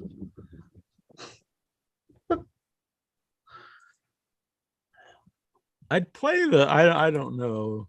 We'd probably be all right. But I could play I'll play it next week maybe. There is a trailer out for Once and Future Smash in the reproduction restoration of End Zone 2, but I don't know if I'd probably be all right to play him here. I don't know. But I'm just trying to find I do have a still of Bearded Incher in the movie. Not saying anything. Getting totally cut. No, maybe he's not. Maybe. Oh yeah, there it is. Lexar, I know what you're thinking. Tired. You're not allowed. Yeah, you're not allowed to think. Stop that shit. There he is. This Bearded Incher? That's Bearded Incher in my movie. Wow. Not saying a damn thing. Is he related to Undertaker? He's got the red beard. I always say he's ginger and he's got red hair and he gets mad at me, but he's clearly got red hair. Yeah. I don't know. If he Is doesn't that want to be, is that David Von Erich? if he doesn't want to be a redhead, then he's not a redhead. What the hell's that mean? So you don't want to be bald? You have big, luxurious locks? Yep. Incher does not identify as bald. He identifies as a long hair. Long hair. How does that work? John, have you ever thought of getting implants in your head, Incher? I let my freak flag fly, baby. Right. That's hard to say. Why don't you get implants In your head? No, I don't want to do that. It looks horrible. Like the where they cut the slivers of skin, like and the implants. That looks awful. Like, have you ever seen them do like they do? Like they cut like little. They can do all kinds of stuff now. People wouldn't even know. Yeah. Just all of a sudden, Incher shows up. He's got like a big afro. You're like, man, you grew that? And you're like, hell yeah. Yeah, it worked wonders for Chavo.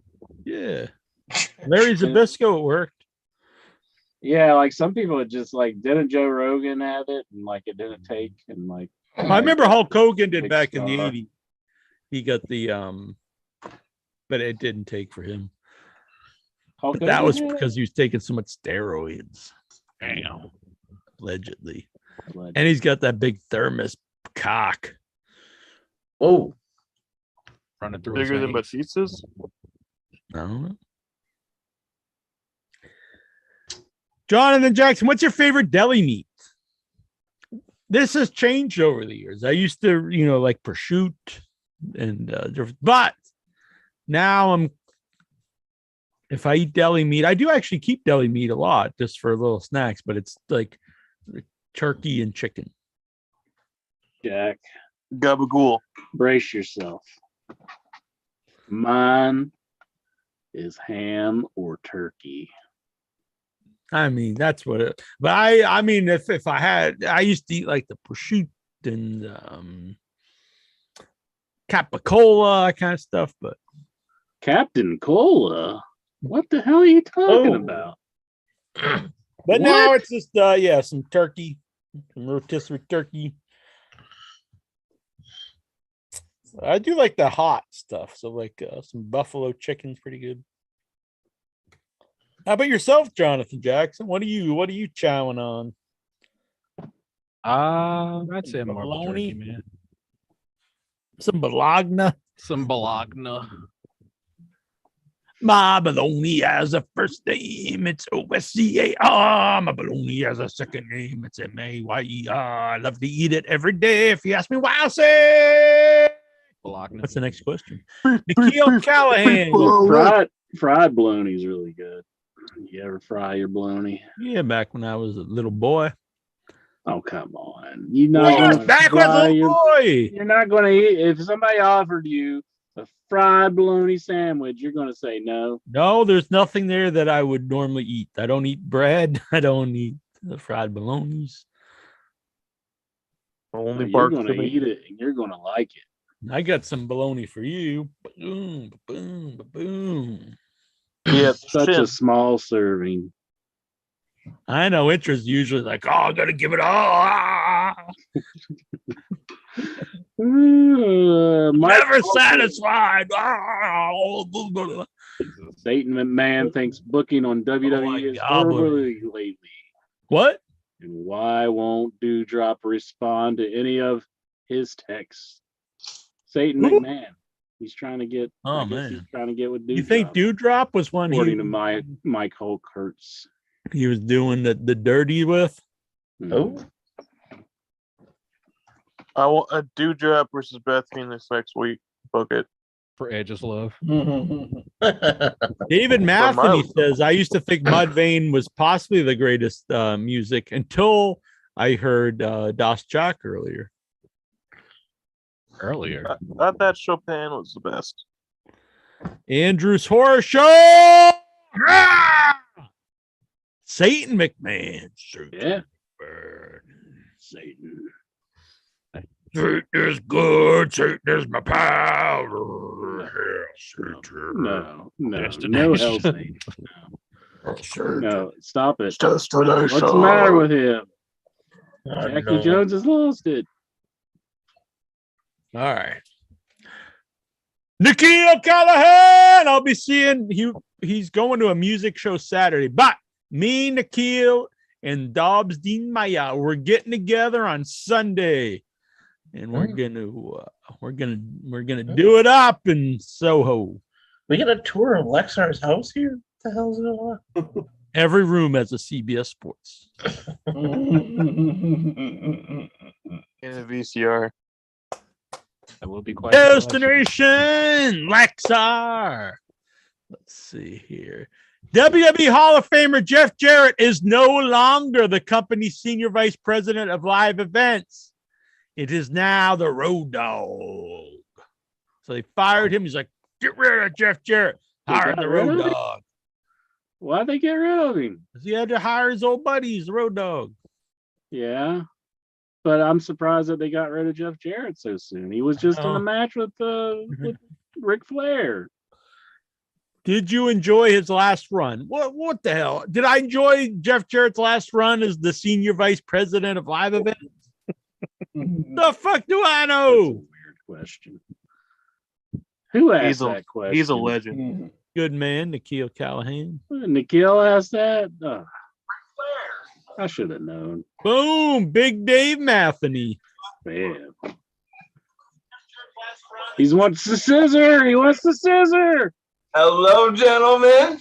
Dave Matthews kind of looks like Louis C.K. Uh-oh. Is he going to pull a gear? I'm actually pro Louis C.K. I know not everyone is, but And I would have no issue pulling it out in front of you, gentlemen. as long as you ask first. Oh, The gentlemen. The beef baloney. Yeah, just go for it.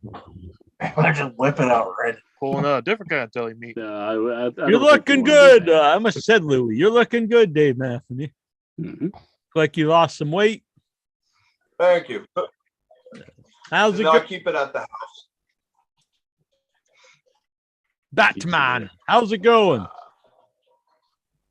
I'm doing really well. I'm trying not to spend any money because I'm broke, and I'm having a lot of fun just playing with the old stuff.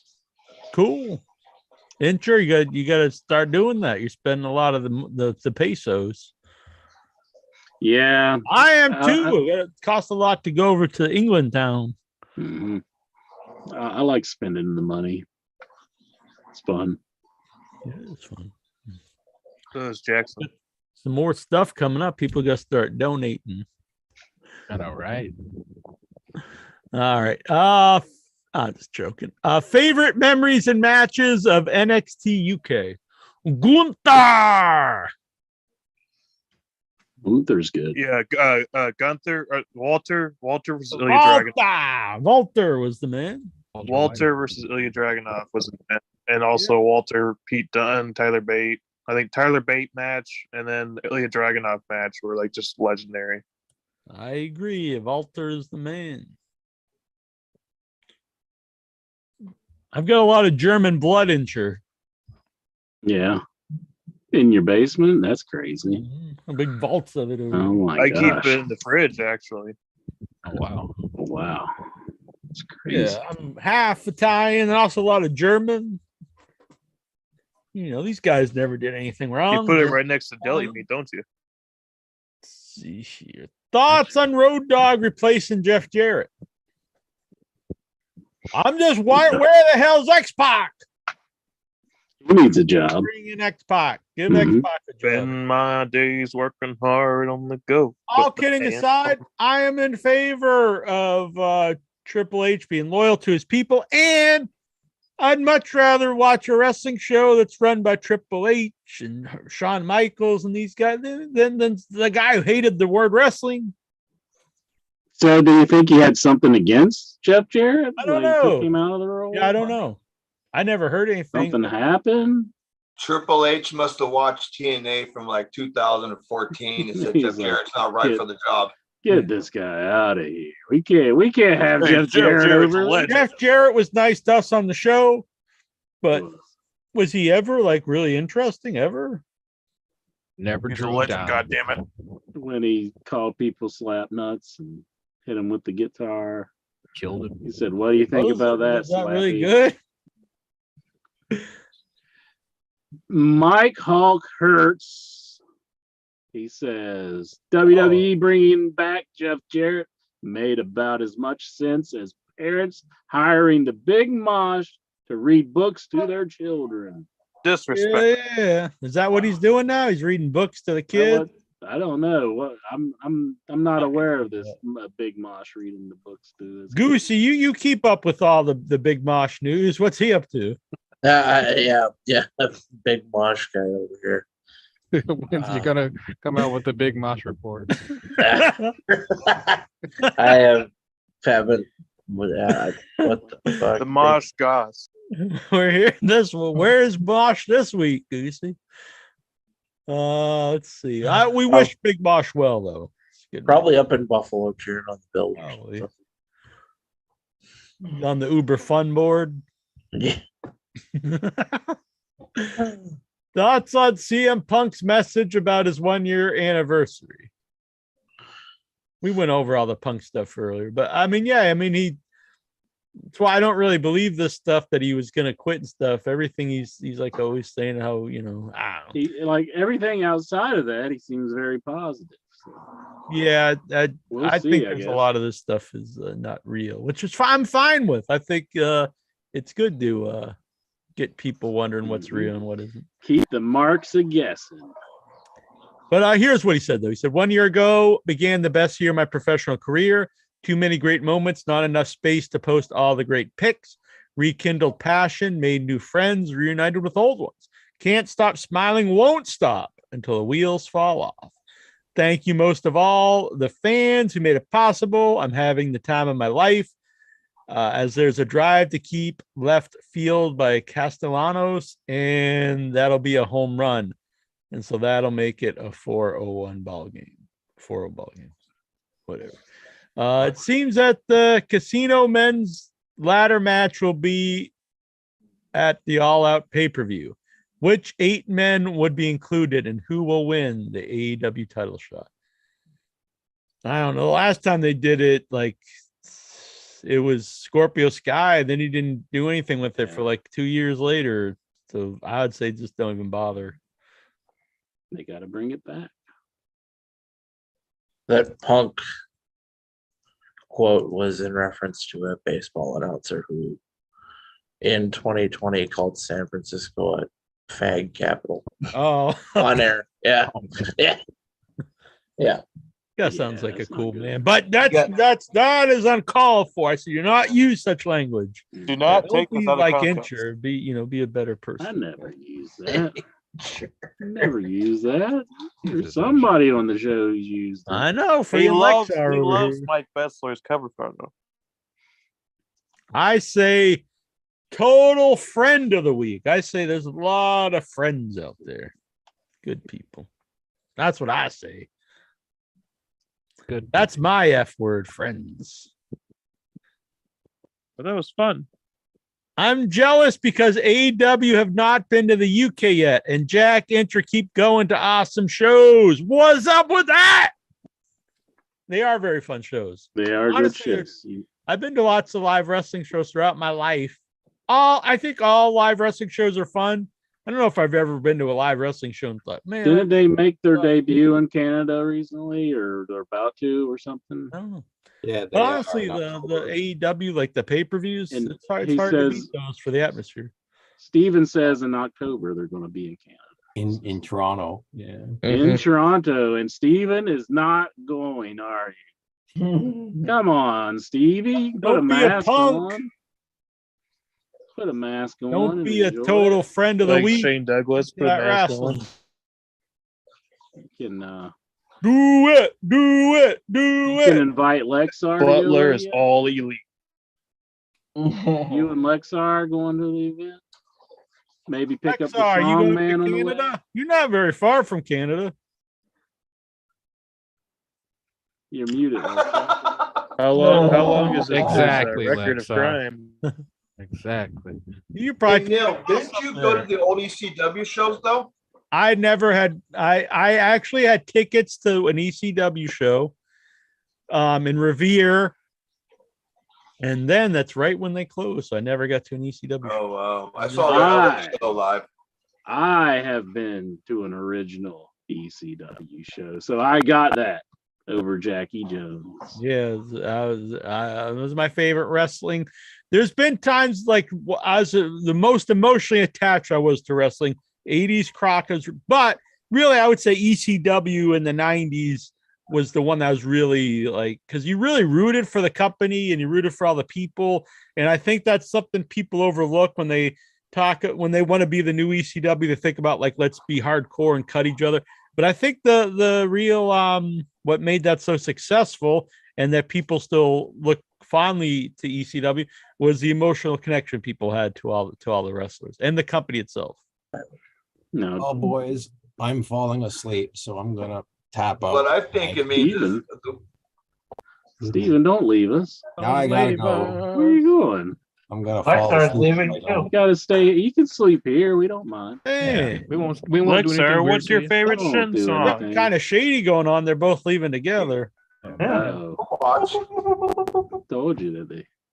They'll be doing Lexar still. friendship activity. You're You're muted. still muted, Lexar. We can't hear you. Just cursing us to the That is heavens. What's your brought favorite up a Shin good song? point, though. My favorite Shin song, Reptilia. What? Thank you, Lexar. Welcome. Reptilia. Jack and Yeah, Chair, listen to more some do the Das research. Jack. Listen to Destination. some the used, you know, The the what? used, yeah, the used. The God chicks love the youth. Did he say the news? Like, The used. used. Oh, Not yeah, I Huey love the Lewis in the news. news. The used. Huey Lewis in the news. I like that. The Yeah. Shin. Hey, Paul. Don't need money. Don't need fame. Don't need no credit card to ride this this train. Oh. Yeah.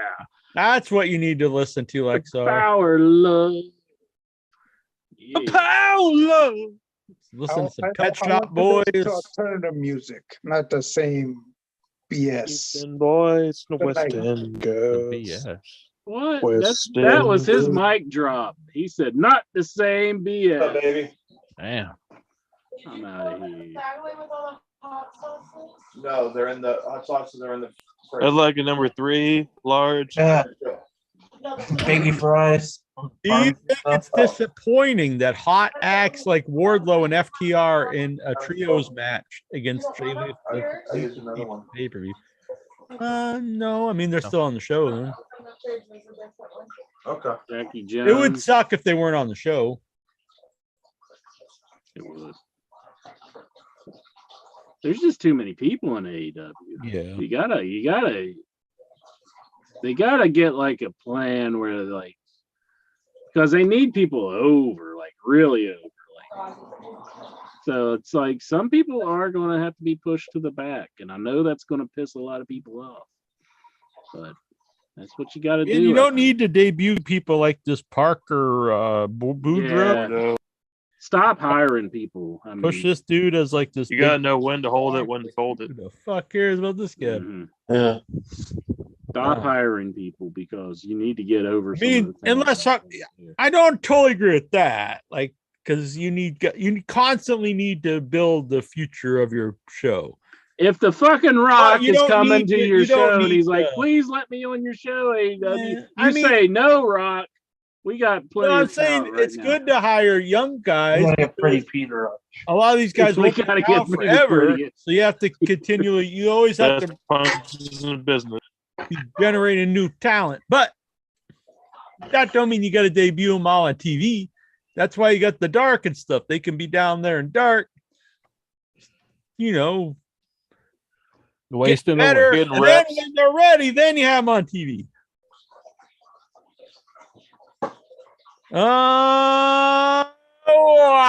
Favorite CM Punk match since he's been back in AEW.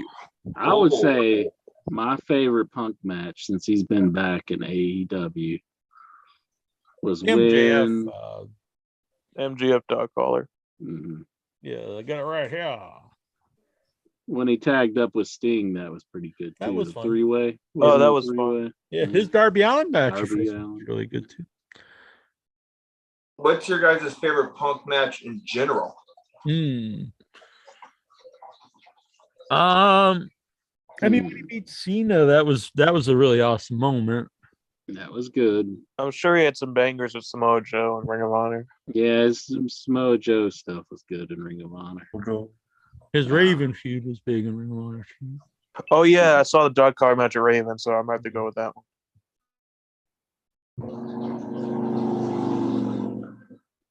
I loved his match with Mike Jackson. I like Mike Jackson. I wish Action Mike Jackson. Oh, no, I'm at the UFC. Never mind. Oh, yeah. Oh. I thought you meant Action Mike Jackson. I don't think they've ever crossed paths. Okay. Is he related to you? I mean, I think all Jacksons are related. See, that's how I only know professional wrestling. Like I don't know like We need any other Mike more Jackson. so we can have the new Jackson 5. Is John I know a the young Michael buck? Jackson. That might be. Have seen Matt and Nick on occasion. They were like, you know that Michael Jackson song Thriller? And I'm like, you mean Action Mike Jackson? And they're like, this guy's a fucking idiot. Gonna rock with you all night. Come on. What is your favorite Michael Jackson tune? And are you intrigued?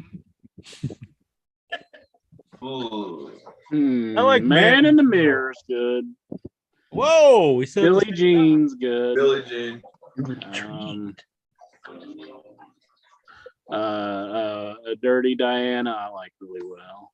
I think I said this on the Smooth show, Criminal. but I'm like an old man, so I repeat my stories. But this was a couple months ago in Boston, and they have like people singing on the streets. Sometimes it's like homeless people asking for money, and I give people money when they're doing that. But this was like not a quartet; it was like they were singing a cappella, and they were it was like these three very white girls, and they were kind of dancing like along. And I was like, what is that? Because it was something familiar. And then it was I stopped. I had my headphones. I took them off, and they were singing, "That kid is not my son." Da, da, da, da. And I was like, that is not appropriate for the way you're singing. It's very weird. I wish they should have claimed ownership for that child. What's wrong with Smooth Criminal and Beat It. Beat It's good. Smooth Criminal, it's good. It's got a lot of good songs. Yeah, I think he might make it if he wasn't dead. Make him one of these days. Where am I? Thriller's good. Yep. Vincent Price. That's a cool video. You should see the Indian version of Thriller is the best. Oh, I love Thriller. that. Golimar! Golimar! Golimar! Mar. Guys are going nuts. I don't think I would. That's ever the new say that's the Shanky. best. You need to look it up. You'll see Shanky. I discovered Bollywood movies just recently because my theater I go to in Boston shows them. And so I get 3 passes every week. And sometimes there's a couple movies. And then so I usually go and see something I might not see normally. And sometimes it works out, sometimes it doesn't. So one day I went and saw a Bollywood film for the first time. And I was like, holy shit, this is awesome. It's like, so they're so crazy. There's like action. There's inappropriate, like all the heroes in it are just beating people up and like mistreating women. I was like, these rule. Mm-hmm. And everyone, they just break out into a dance, even if it's like a really serious action movie or like a weird horror movie. Suddenly they just start dancing and singing in the middle of the movie. And I was like, these things rule. And they know how to have fun. And so I missed it this week, but I saw the trailer last time I went to a Bollywood movie, which was just a couple weeks ago. And I'm watching the trailer and I was like, what the hell? This is the Bollywood Forrest Gump. They even had a legless guy who was Lieutenant Dan. Yeah. But he had like a turban and he's he's talking all Indian. I was like, this movie's amazing. And at the very end, I was like, I couldn't believe it. I thought it was like a skit, but it's real. He's like, Mama always said life is like the goobity goop. And it was, so I had to look this up and it's like some Indian dessert. But I was like, he even says like life is like a box of chocolate line, but it was, goobity goo or something. Like a box of mud thing. I was like, God damn it, I gotta see this. And it opened Friday, but I did not get to see it, unfortunately. Hey, when are they gonna make the Bollywood Joker movie? The Joaquin Phoenix version. Fuck that. I wanted to see this Bollywood Forrest Gump. He's running down India. He's got a big long beard. It was like, holy. I actually might look that up. I forget the name of it. Apparently, people started correcting me because I just thought it was the Bollywood ripoff. Shanky McGee, he bought the rights. It's a remake. I was like, okay. They didn't rip it off. He actually, has permission to make. I ate at a bubblegum shrimp place in New York once. Yeah. Did you tell the waiter you just started listing off every way you want the shrimp? And then they just looked at, yeah, buddy, everyone does this joke. Yeah, but I did it with metal subgenres instead, and they bought some chapstick. You're like, yeah, I get it. Mud vein in the shins. Pirate metal, shrimp metal, doom metal. It was the Bastard Pack's birthday today. Favorite memories and matches of the Bastard. Kenny Omega, 30-minute Iron Man match. I like this match with Orange Cassidy. That was Orange's first real match. And I was there live. So that made it cool. I actually saw him as Neville at WrestleMania 33 on the pre-show. Neville. Whenever I hear Neville, I think of the book. What's it called? Harry Potter? No, I Am Legend. Neville. And the guy in it's Neville. Yeah. I actually want to see Pac versus Brian Pillman Jr. I think that'd be a good match. How's Pac doing in AEW? He's got this wacko belt. That Intercontinental Pacific. Something, some made up belt. But here he is. He's in the trios tournament though. Oh, the All Atlantic. The All Atlantic. That's it. The All Atlantic Pacific. Here he is. I got a picture of him holding it up. There you go. Wow. Now he's the Bastard. I dig it. Yeah, the Bastard Pac. Best cakes in the business. They named him after Incher. Oh, I'm not a bastard. I meant Pac. Oh, it is. Oh, because he's got a six-pack ass? Yeah. The I'm Good Brothers. Retired wrestler. So I'm going to be tapping out. Man. What? Good hearing from you.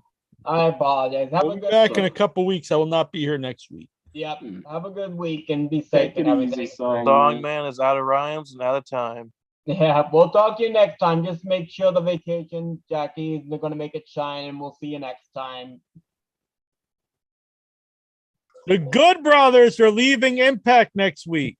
I hate the Good Brothers. Will they return to WWE? Oh. How will they recover? They're going somewhere else. They probably wouldn't leave Impact. I think they'll go to New Japan. The thing is, they could go because when I remember them saying that Triple H sat him down and you got to think about your family, and so that's why they stayed in WWE because he and then Vince McMahon fired him. Which, no matter what I think of them, they were really done dirty. So maybe Triple H is going to do right by him. Yeah, you come back with the deal that AJ Styles still works there, so maybe he'll. Yeah. And I would respect that because they were done wrong. That was messed up. Vince was laughing his ass up on that deal. So I'm on the old internet, and I found that there's a Bollywood movie with Bryan Adams and Brian Lee starring.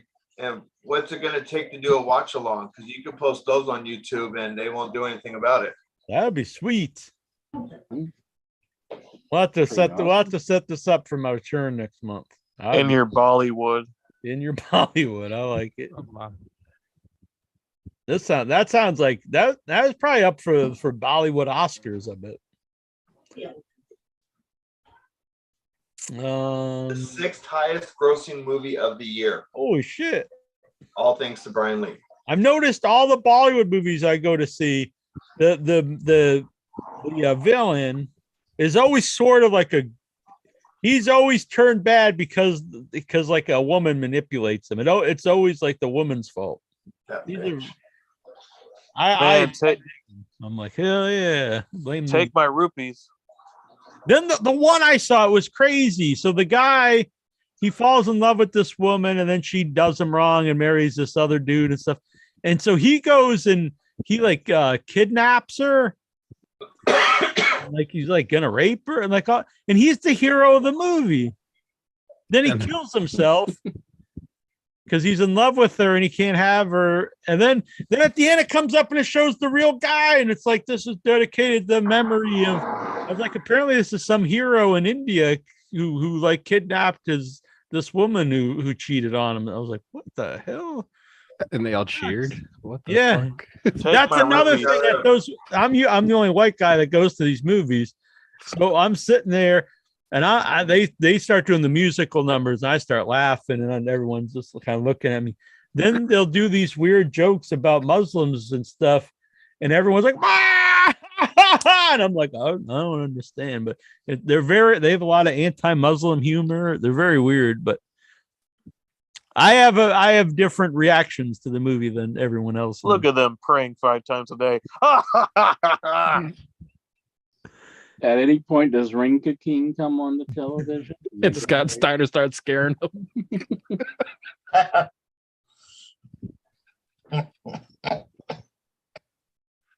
This last one I watched, the hero, it opens up. So the hero, everything's like a very like 80s action movie. So he's riding his motorcycle and they show in slow motion, and he gets off and he's got this big flowing hair, and he's got like the cool sunglasses, and he's just kind of walking like he's awesome.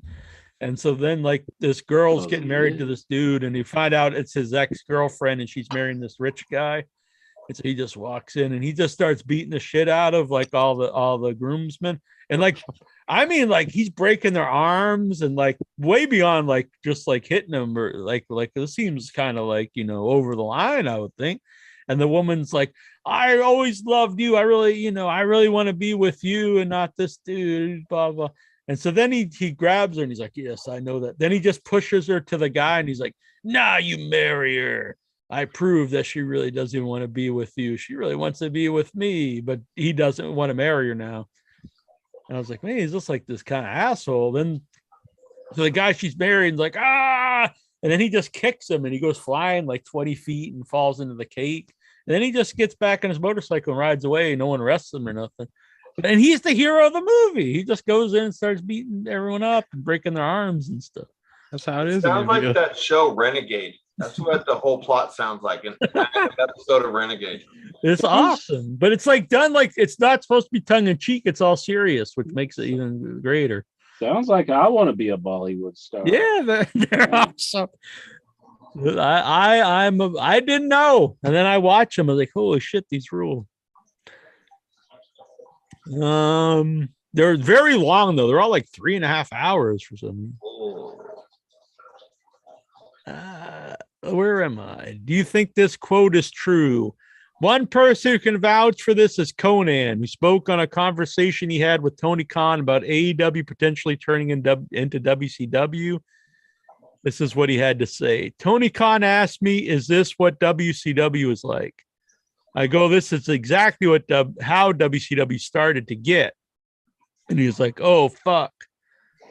Then the last time I was there, bro, you have no idea how many people came up to me and they were pissed with the booking. They weren't happy with how they were being used, and they were very vocal about it. I mean, I don't know. I think the thing is, like Inter and I were saying, I heard that clip though that he's talking. There's so many people there that you know, a lot of the guys like Miro, for example. I think he's doing awesome stuff. And he really got over. I think everyone, you know, his initial stuff was not good. Then he became great, but you never see him. So I would think someone like that, you need TV time, is what I'm saying. So I'm sure a lot of people are just aggravated that you're not on TV all the time. Yeah, just because there's so many people there.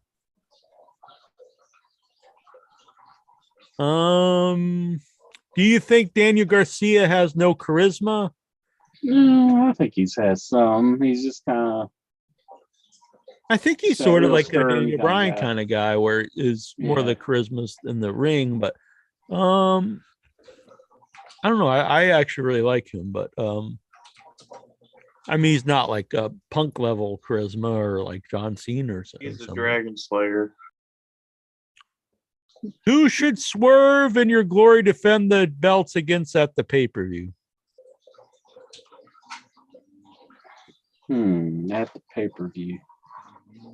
It's been like the big team against them, like. Yeah, because they just split up. Maybe the Ass Boys, I guess, but like I can't think of the Acclaimed. No, the Acclaimed though, they're like faces though now. Yeah, it'd be kind of hard to have a match between two faces. And I assume they might do something at the pay-per-view. Maybe, you know, since they Billy Gunn turned on his kid, so I assume probably Acclaimed and the Gun Club will do something at the pay-per-view. I don't know who are the other teams they're pushing, because the Bucks will probably be in the trios. Dean Maya, he says, morning all. He's in the chat room. Good morning. Dean Machine. I'll be seeing Dean Sunday. Sunday. He could come over and visit me Saturday too. You can spend the night, but I only got one bed. Who's going to be the big and spoon and the little spoon? Let's see here. I got this weird room. It's got no windows and it's soundproof. I think it sounds like it's made for serial killers or something. It doesn't sound like a weird room when Neil Jones says it. I say it sounds like my kind of place. Where am I? Thoughts on this? The former Bear Country and now the Iron Savages with JT Davidson. I'm actually a Bear Country fan, so I do like that they gave him a new look. I think they need a new gimmick, so I'm willing to see it. Yeah, I did think Bear Country was very good. No, but they're I like them. I like two big, raw, big hairy dudes. I'm glad they got a new gimmick. Yeah, that gimmick wasn't necessarily doing it for me. I agree. It was so good seeing Don Callis back on AEW. I agree. I'm a fan. I'm a fan of managers, and I'm glad that they use managers. And I think Don Callis is good, and I think Sanjay Dutt's doing a really good job. But some of those guys, like Sterling and that Hathaway dude, I think they just suck. Oh, Stokely! I think I seen Stokely while I was driving into the. Oh, really? Yeah. Stokely's funny, and Don Callis, I've actually used to listen to his podcast with Lance Storm, and he used to commentate at New Japan. I used to like his New Japan commentary. You know what else he used to do? He used to do commentary on the ECW pay-per-views. That's true. Don't tell nobody though. That's just a secret between all of us. I heard about this Hathaway guy being good, but I think he stinks. I think the Jackal was the best cult leader gimmick in wrestling, better than Seth Rollins, besides Jimmy Jacobs, of course. Screw Jimmy Jacobs. He sucks. That's got heat with me. He sucks. I think the original Wyatt was family was a lot better. Oh yeah, that's true. That's true. Yeah, I take that back. Where am I? Is it really believable the Gunn brothers would turn on their father? I mentioned this earlier. I don't think it matters if it's believable. I think it's funny. That's how I feel. Not everything has to be like this is. I mean, it's wrestling. I don't really believe any of it. You know what I'm saying? Is it believable that there's a wrestling MMA zombie who has a guy that was all white going, "Oh yes"? No, but favorite of all time. Busey was naked when he just got up. Were you getting hard? Oh, what the hell? He was touching his kitty, actually. I was like, what? I think he was. I thought he was too, honestly.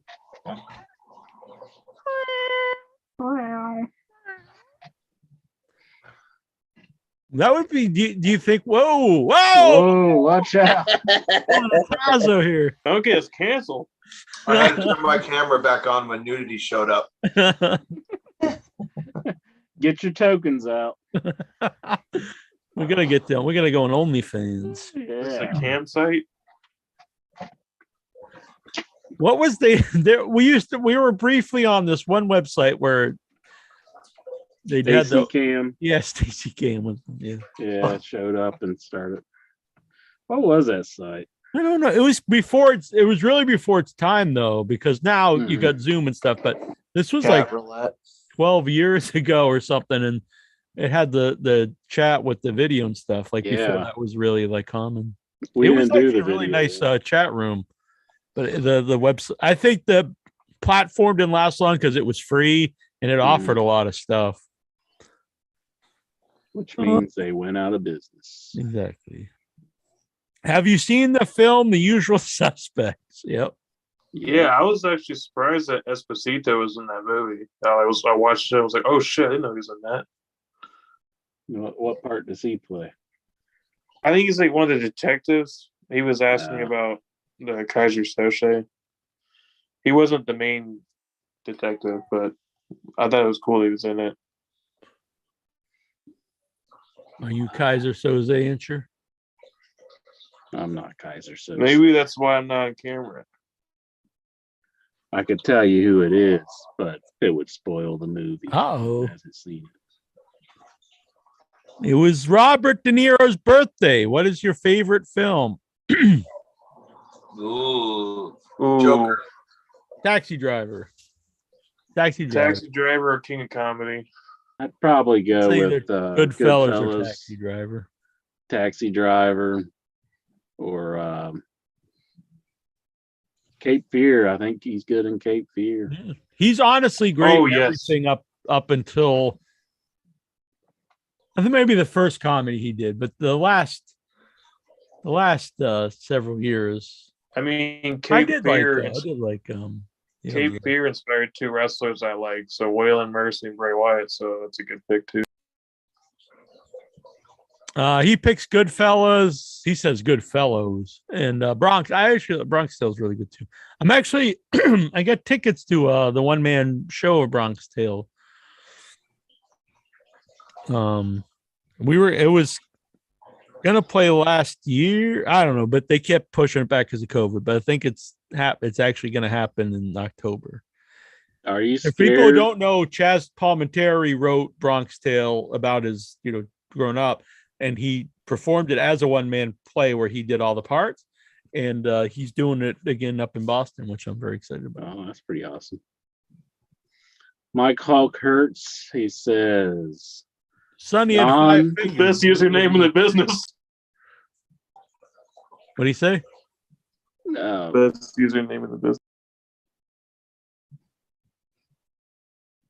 Don is going to report you to the network. So are you scared? Exactly. He was, before other places talked about the network. That's what Don was doing on ECW when they were on the Nashville network. Good gimmick. Also, I thought it was cool that him and Raven both think Jerry Lawler is best of all time. Just a random Don Callis story there. Best punches, I think. His business. Who wins, Moxley or Punk tomorrow? That's true. Very shocking. That's on free TV and not on the Moxley. So I assume something happens. David's with Moxley. Moxley? Yeah. I'm a big fan of both of them. I mean, and I hope Moxley does the Great Muda Mist, but with whiskey. No. Well, I think he doesn't drink it. Oh, Kanemaru does that in New Japan, actually. If this is all a work and they want to fuel the fire, Moxley would win. I think if they want people to think Punk really does have issues. Yeah, maybe. If you want a big pop, though, it's in Chicago. Yeah, that'd be rough. Moxley winning in Chicago. Or they never do no contest stuff. I predict they actually do it here. Oh my! This won't happen, but I think maybe MJF comes out.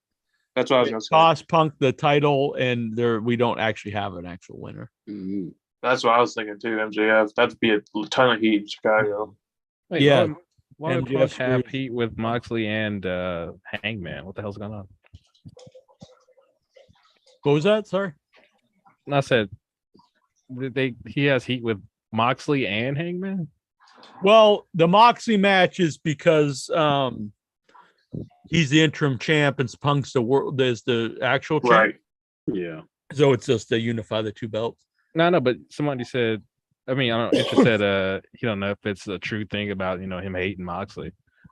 No. Like he has issues with AEW was what I was thinking. Like they're saying like he's been threatening to quit and everything else, but if that is in fact true, to fuel that fire, or to if you're putting that on to fuel that, you put like Moxley over. that would make people think, oh, well, Punk really is about to leave. But I see what you mean. My mistake. Yeah. I thought you were saying like, I mean, He's playing he had 40 heat with cents over everybody. here. nah, just Hangman, and I guess he's upset about things in AEW. They say the Hangman stuff mostly is the story that we've been given. That was it for. What if Colt Cabana interrupts the match? And wins the title. Yeah. Ooh, that's Boom, drama. boom. Cashes Colt's in from the Chicago as something. well. Colt's from Chicago. Chi-Town. Mm-hmm. When you go to Chicago, they got this big fucking billboard. Honestly, Colt Cabana. I was like, whoa, I didn't think he was that popular. Really? Yeah. It's just his So is face. Colt Cabana the originator of that awkward hipster open mouth smile that is all over like Twitter these days? Because did he do it first with his to market his show? He just kind of. I don't know. I'm not sure. Maybe. I know when we had him on the show, Intro was a huge fan. Yep, I believe he I trademarked like that smile. Colt. I like Colt all right, but I think when we had him on the show, he kind of annoyed us. He wasn't wanting to answer any questions. Yeah, it was annoying. I was like, "Oh, what was it like to work with so and so?" He's like, "What do you mean work? Like at McDonald's?" I was like, Yeah. come on, dude. What an idiot. Why do people Roger wants to know, why do people watch WWE? Well, I started watching it. I had actually not watched it for 3 or 4 years now. Because people are old. But I watched it. I thought I wanted to give it another shot now that Triple H is running it.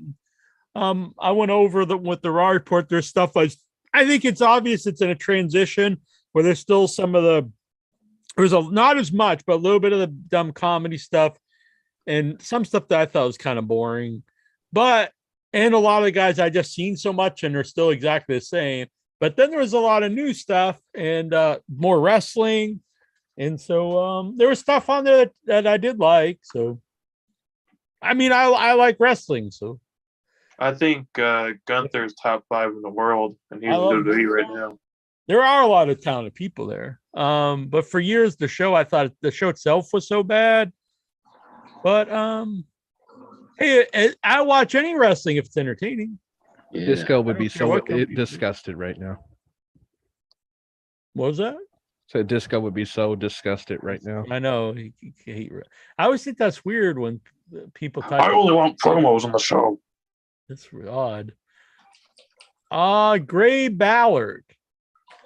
Are the Road Dogg and Jeff Jarrett a package deal because they've been swapping positions and legit been working together for almost 30 years? One takes one job, then the other one takes one's gimmick. Interesting. I don't know. I know Jeff likes. Wouldn't it, instead of a package deal, wouldn't it be like it's him or me? Yeah. Can't have us both. And every time they've gone to Road Dogg, days working hard on the go. WWE is not big enough for Jeff Jarrett and the Road Dogg. I think Road Dogg's winning that feud. That would make it a little awkward. You're taking your friend's job, you know. They're on the same podcast network too, which makes it even more funny. Yeah. I wonder if Road Dogg will continue doing his podcast days back in the day. Probably not. I'll say put it on the network, pal. Oh wait. Get ready for his resignation there. What's his name? It's a Vince McMahon podcast coming out. No chance. You're fired, pal, with Conrad Thompson. Pronouns, pal. It'd just be Vince berating Conrad all show. Saying how much you can't believe they're still saying wrestler. Mm-hmm. Maybe he'll join up with Vince Russo. Maybe. Jeff Jarrett, Lex Owens, Jeff Jarrett is out of WWE. Where would he go next? Global Force Wrestling. So they fired him. He's totally GCW. gone. Jeez. Yeah. Oh man, he's going home. That's where he goes. I guess wherever He's going to Mexico. I mean, I don't want someone to be penniless. I don't know, wherever, whatever. I have no idea. He can go to art school so he can learn. Not how like to draw he's going to down. actively wrestle anymore, so I don't know. He's a legend. Lexar wants to know, Sasha Banks' car was burglarized. The thief only made out with hair products. Your thoughts? I mean, that's bad. I do not condone burglaring cars. Was that the Repo Man that took her stuff? If it was the Repo Man, this would be the best feud she's ever Maybe good. actually put forward. Dr. Britt Baker said that she wants AEW to be more mainstream. Well, I mean, everyone probably wants that, I guess. A lot of people are bitching about the promo they did for the new video game with Tony Schiavone. I thought it was Britt funny. Baker. I thought it was funny. I mean, a lot of people were saying though they put all this money into the video game and it wasn't a very good ad. Best ad in the history of our sport. I haven't played a video game since Dig Dug, so I don't know. They've gotten better. What? How can they have gotten better than Dig Dug? Was there Jack's out there like, now? well, Dig Dug early. 2? Yeah. What button do I push to blow the person up? Tony Oberstars wants to know, which contracted WWE male wrestlers bathwater would Incher love to drink and why? Which contracted WWE wrestlers? Yeah, male bathwater? wrestler. Would you want to drink their Male. Male. Gotta be a guy. Finn Balor. How about a Curtis Axel? He is Heart Perfection. Contract anymore. Curtis Axel. Oh, man.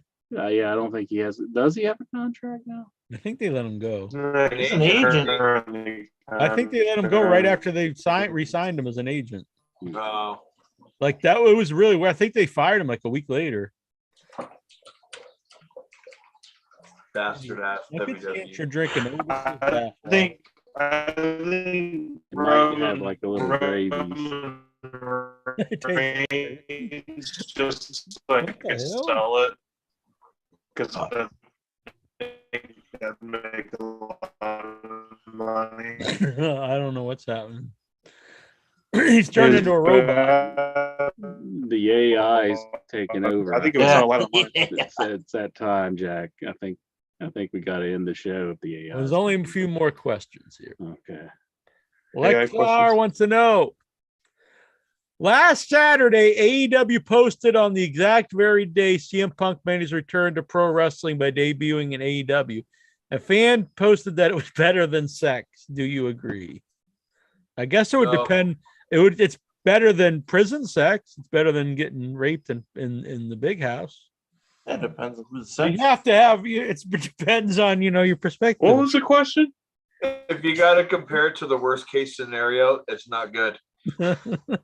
It's probably better than banging like Nia Jax. I saw that tweet. I assumed they were having fun.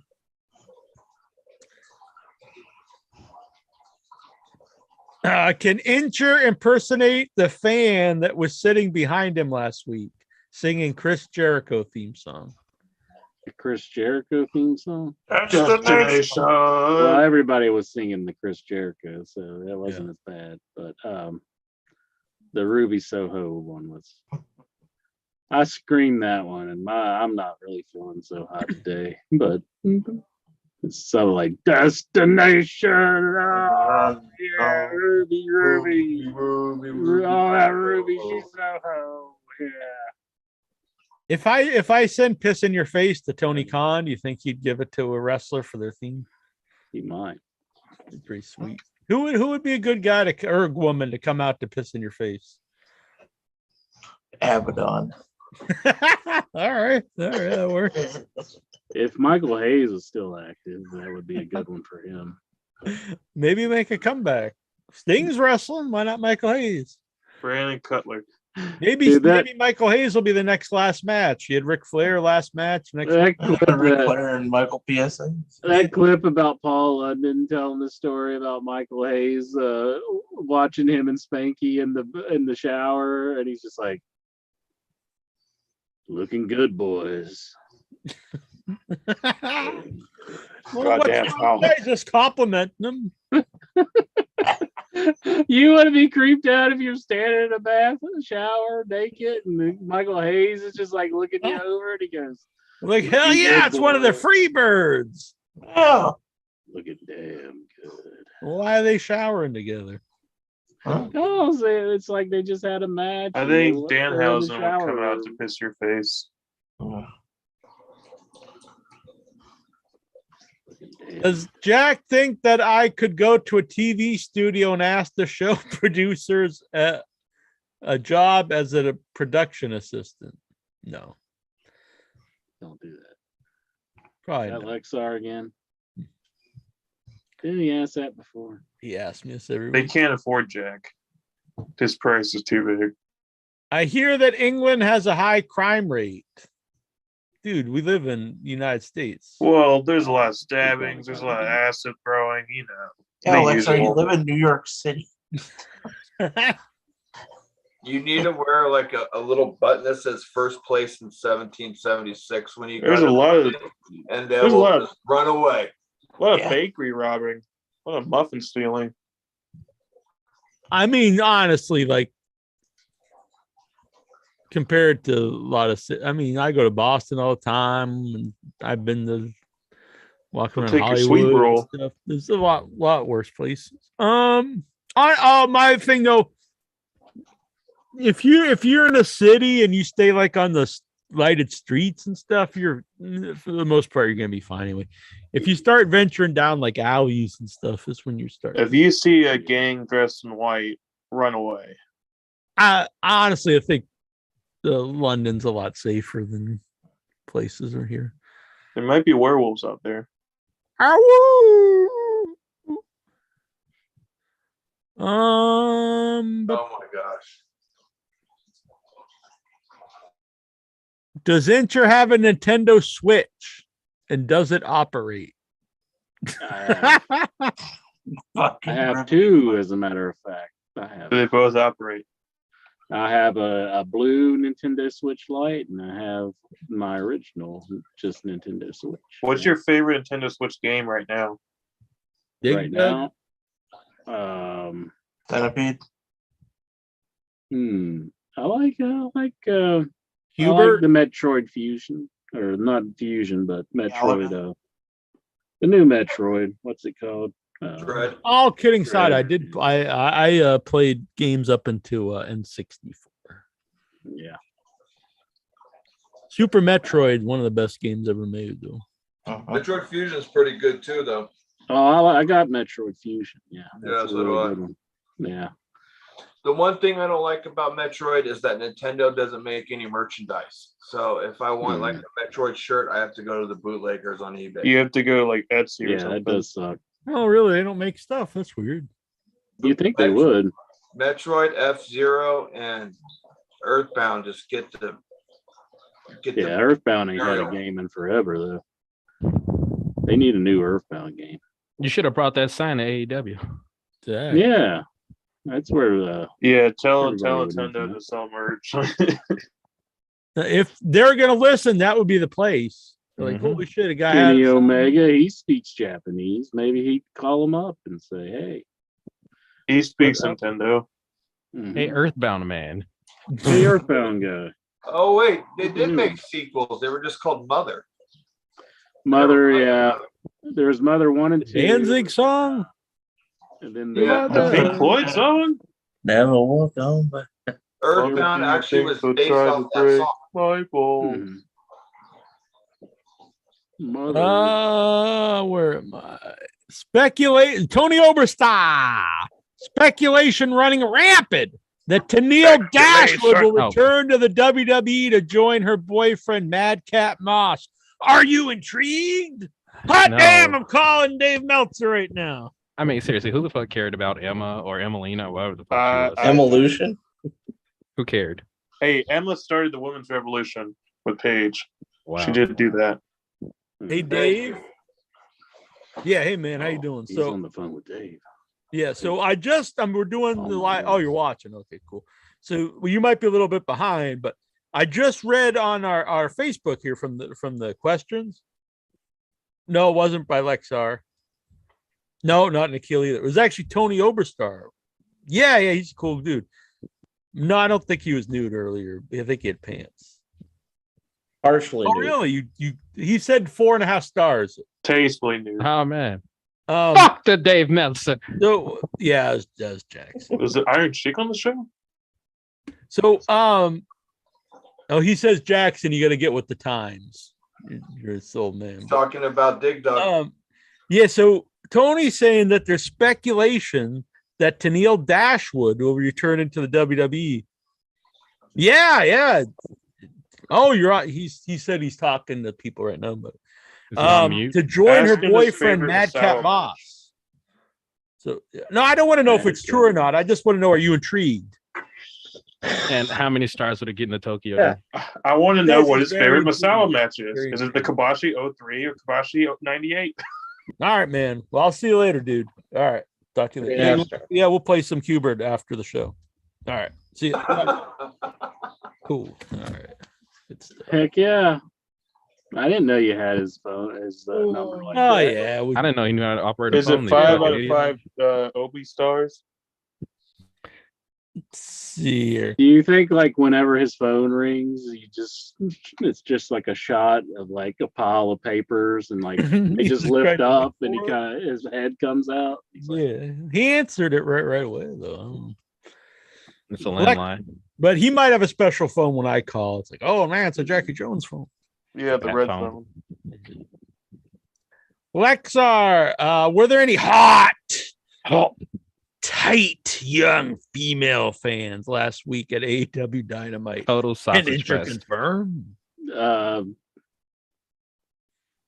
there was some floor seats that was open. Don't hold out on us. Yeah. All dudes in black shirts. I wasn't really seeing much of what was doing. All dudes in black shirts. He was looking up lyrics on his phone. Yeah, I didn't really see any. No. Stop looking like that, Jackie Jones. I'm telling you the truth. Ooh. Tony Obesta, the former Wes Blake and No Way Jose debuted on AEW Dark Tapings. Finally, yes. About time. Jeez. Are you intrigued? No. What are your thoughts? Who the fuck cares? Same story as Emma. I say yes way, Jose. Yes. Like I know you've got you got Punk, you got Daniel Bryan, you got MJF, you've got Miro, you've got the Young Bucks and stuff, but you really need Wes Blake and the former No Way Jose. All right. My question should have been, how many roster members from the new ECW that WWE put out is in AEW currently? It sounds like all of them. CM Punk is one of them. Yeah, all of them except for Bob Holly, and he should be there. ECW's on, but he's dead. Mordecai is not there. Punk's there, Big Show's there, Christian's there. Kevin Thorne needs to be all elite.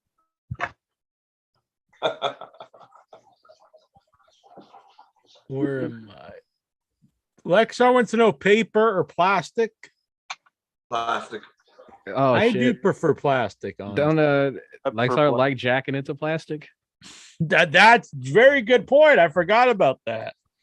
He if you don't know this, Big Dave, he went into detail about this. He'll take this is bubble wrap, but he uses the plastic bag to jerk off with. So when he's done, when he's done, he just tosses it in the laundry basket. He also, I think it's also so he stays straight, so his hand does not touch a penis. So when he's done, he just does like that.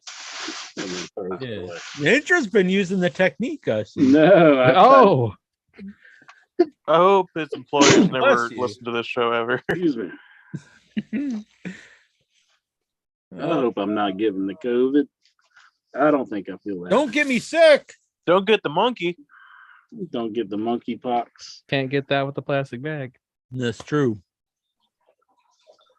That's a good reason to start using the plastic bag. See, yeah, you couldn't have this. Ooh, that would be rough if he was jacking it with the paper bag. Doesn't that make a lot of noise though? I mean, like everybody in the neighborhood's got to know what he's doing at that point. I mean, I'm pretty sure the plastic bag's making a lot of noise too. Yeah. You hear Got some that? thin walls, pal.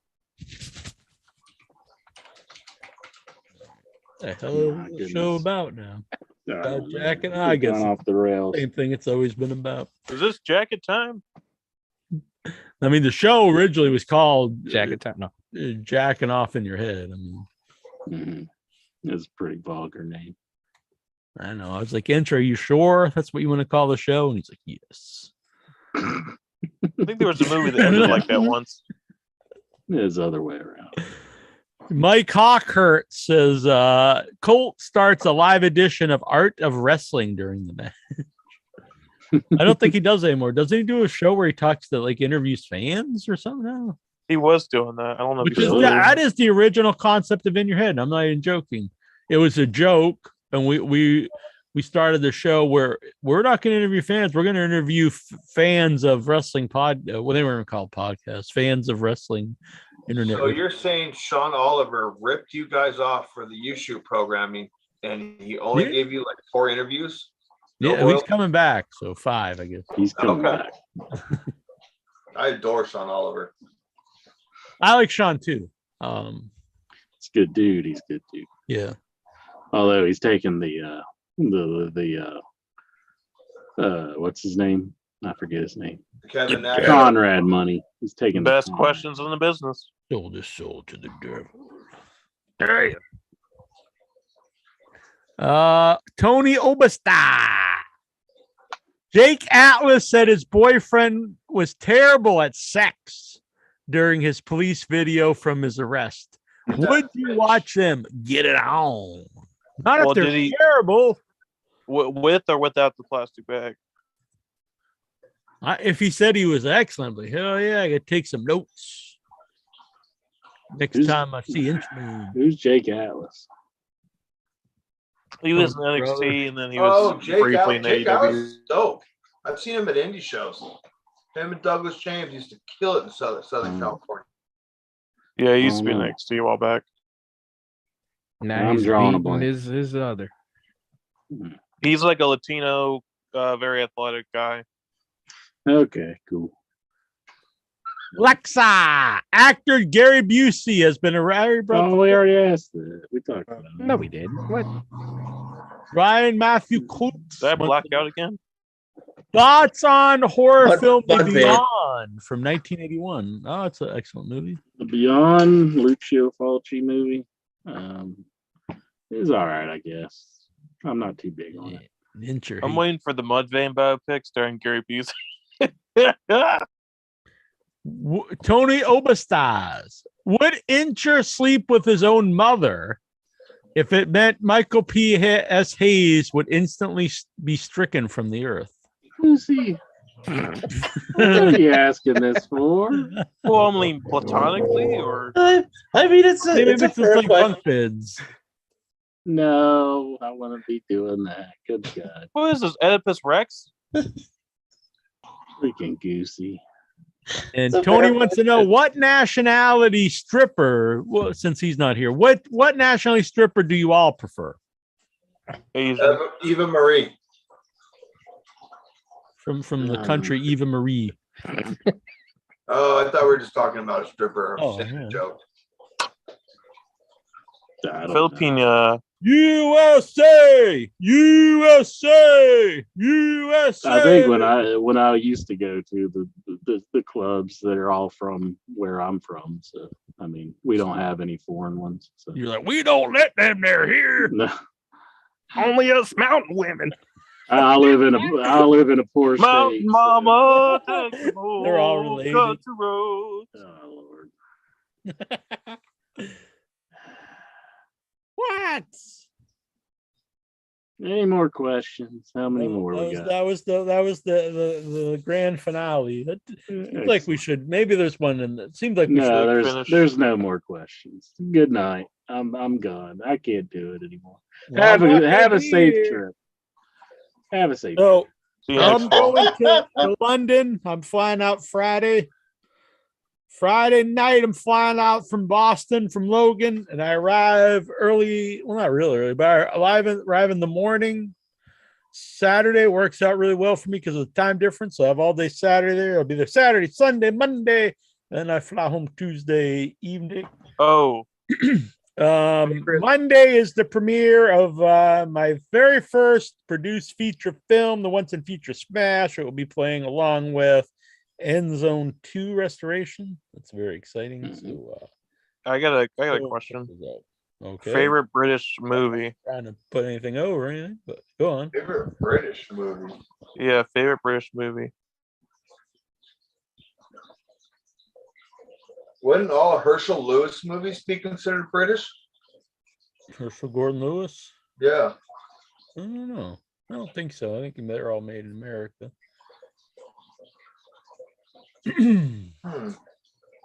Favorite British movie? Jeez, I have no idea. Movie. Guess maybe Snatched or what's that Yeah, one? Snatch was dope. Benny Hill, the film. Benny Hill's dope. Yeah.